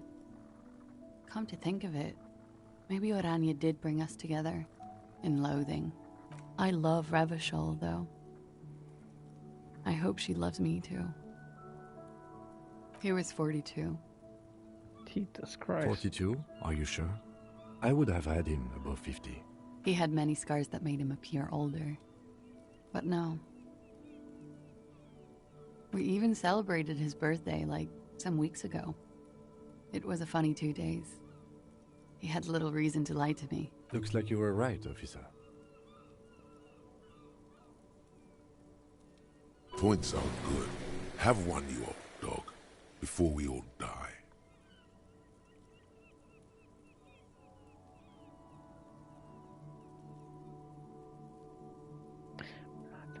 The young woman looks at you, then the lieutenant, then you. Blue. Light blue. They were like little blue galaxies, you know? It was strange, seeing those eyes in his fucked up face. Pardon the swearing. I do him an injustice. He wasn't ugly. And he had a beautiful, soft voice. Very surprising, what with all the scarring. It was quite something, watching him speak. He had a combat wound on his chin and mouth? Yes. Severe. It made him look like half his face was cracking away in some strange smile. That and those eyes. Ah, yes. His hair, if you can remember? It was light brown, almost blonde. He darkened it with brilliantine, made oily. Not nice to stroke. I couldn't convince him to leave it alone. No. Okay, sure. Here you go. What else are we missing, officer? Oh, that. Sure, waterways. It was mostly for showing off to chicks, though. How? Imagine him lying in bed. Freakish musculature laid out on the sheets. Scarred, of course. Tattooed. The sheets are dirty for some reason. Is this Orani's lit? He's smoking and drinking, of course. And his chest and shoulders and arms are studded with stars. Tens, hundreds of them. Maybe even thousands. And the woman goes like, "What was this, baby?" And he says, "That was too hardcore. Don't ask me about that." So she goes, "Okay, but what's this, baby?" And he's like, "Saw some bat shit there. Killed some loincloths." And so it goes. Star after star. Port after port. Third world country after third world country. And he's done horrible things in every single one of them. Oh, yeah. No, thank you. I've seen enough of him dead. I can tell you what they meant without looking at them. Go on. He was a blue-eyed boy with thick arms, from a small town. He was also poor, and the government of Orania needed some people killed, so they turned him into a grotesque killer. For money.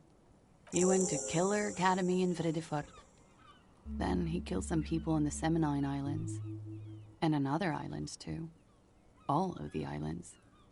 After this, he came to Revachol and got killed himself.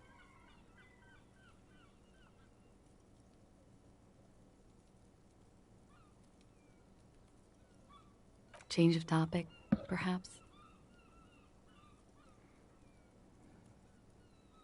It very well could be, yes. What do I mean? I have no idea. I don't even know what you mean. Love did him in? What does that mean? That's not funny, officer. Her voice is like a slash through the air. Her shoulders tense up. A moment ago it was love. And no, I don't think the Union is communist. They're a couple of shades pinker than that. They're not hardcore in that way, is what I'm trying to say. What are we talking about anyway? This politics shit is a lot in the morning. Is it even morning? I think she's just tired. She doesn't know what you meant by that. And can you blame her?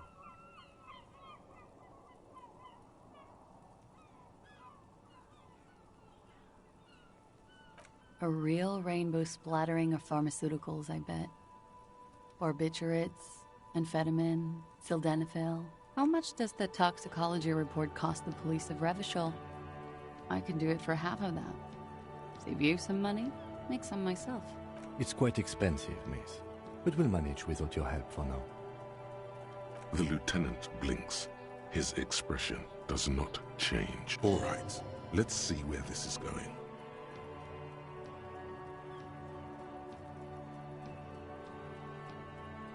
Cool.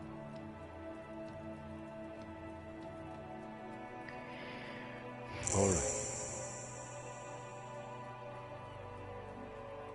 Coolly, gracefully, she pours herself more coffee.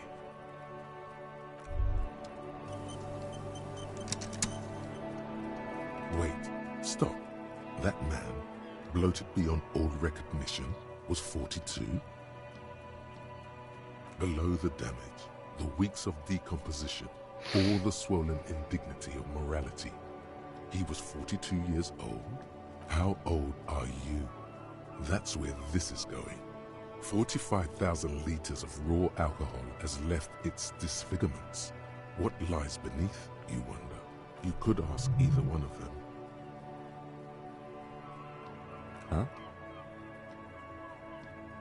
How old?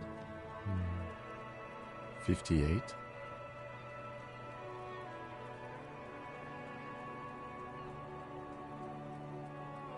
You asked. He was deceased. He had been decomposing for a week.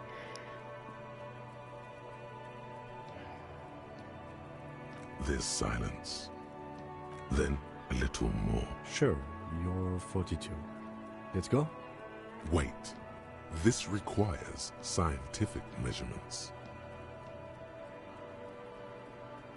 To the laboratorium.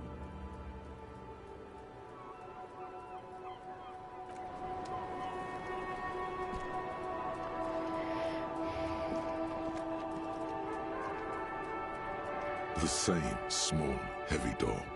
No lock in sight. I don't know. It is not the first closed door we found in this building. There is also your mysterious blue kitchen door. I don't know. The further we get, the more this building seems to be tied to the case. The vigilantes, the cadaver, and a number of people connected to the case are in or around this building. This door is part of it. It's not unimportant.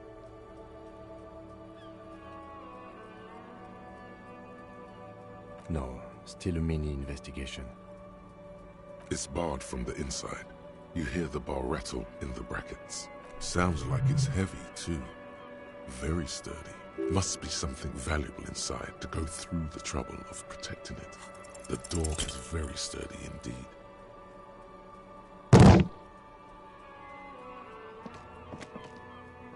You kick it, gung-ho style. Entering the premises style. But the door fails to respect the force. All you hear is the bar rattling inside, laughing at you. All right, let's trash the place. Let's not.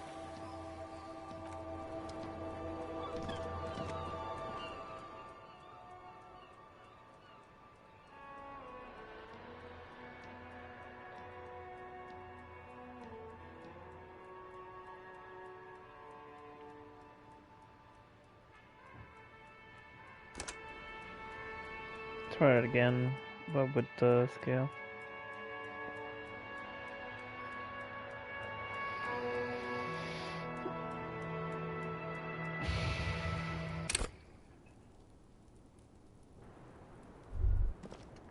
Wait, below the how old? You could ask either one of them. Huh. How old do I think you are? She's buying time to formulate the best answer. I don't know. 40? I was like 9 when OO peaked. That was what, 19 years ago? I liked them when I was 9. You couldn't have liked it when you were 40. Let's say you were 20-something. 25. A good disco age. 25 plus 19 is 44. I'm gonna say you're 44. Wow. Yeah, I have a university degree, you know? Absolutely. Age is just a number, man. Yes, miss, but for him that number is 56. Wait.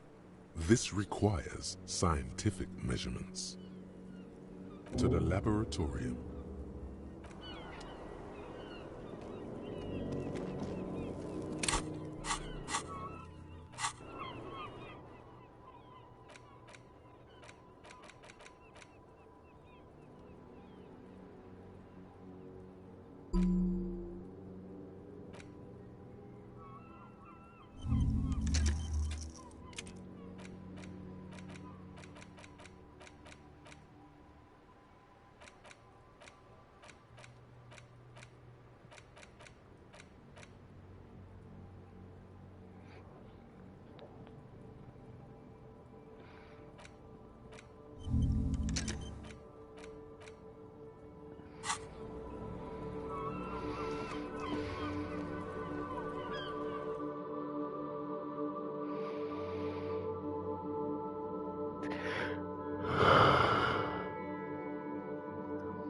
I'm gonna leave it here. I get some breakfast and then come back. I need to do a great progress in this game before I go to sleep.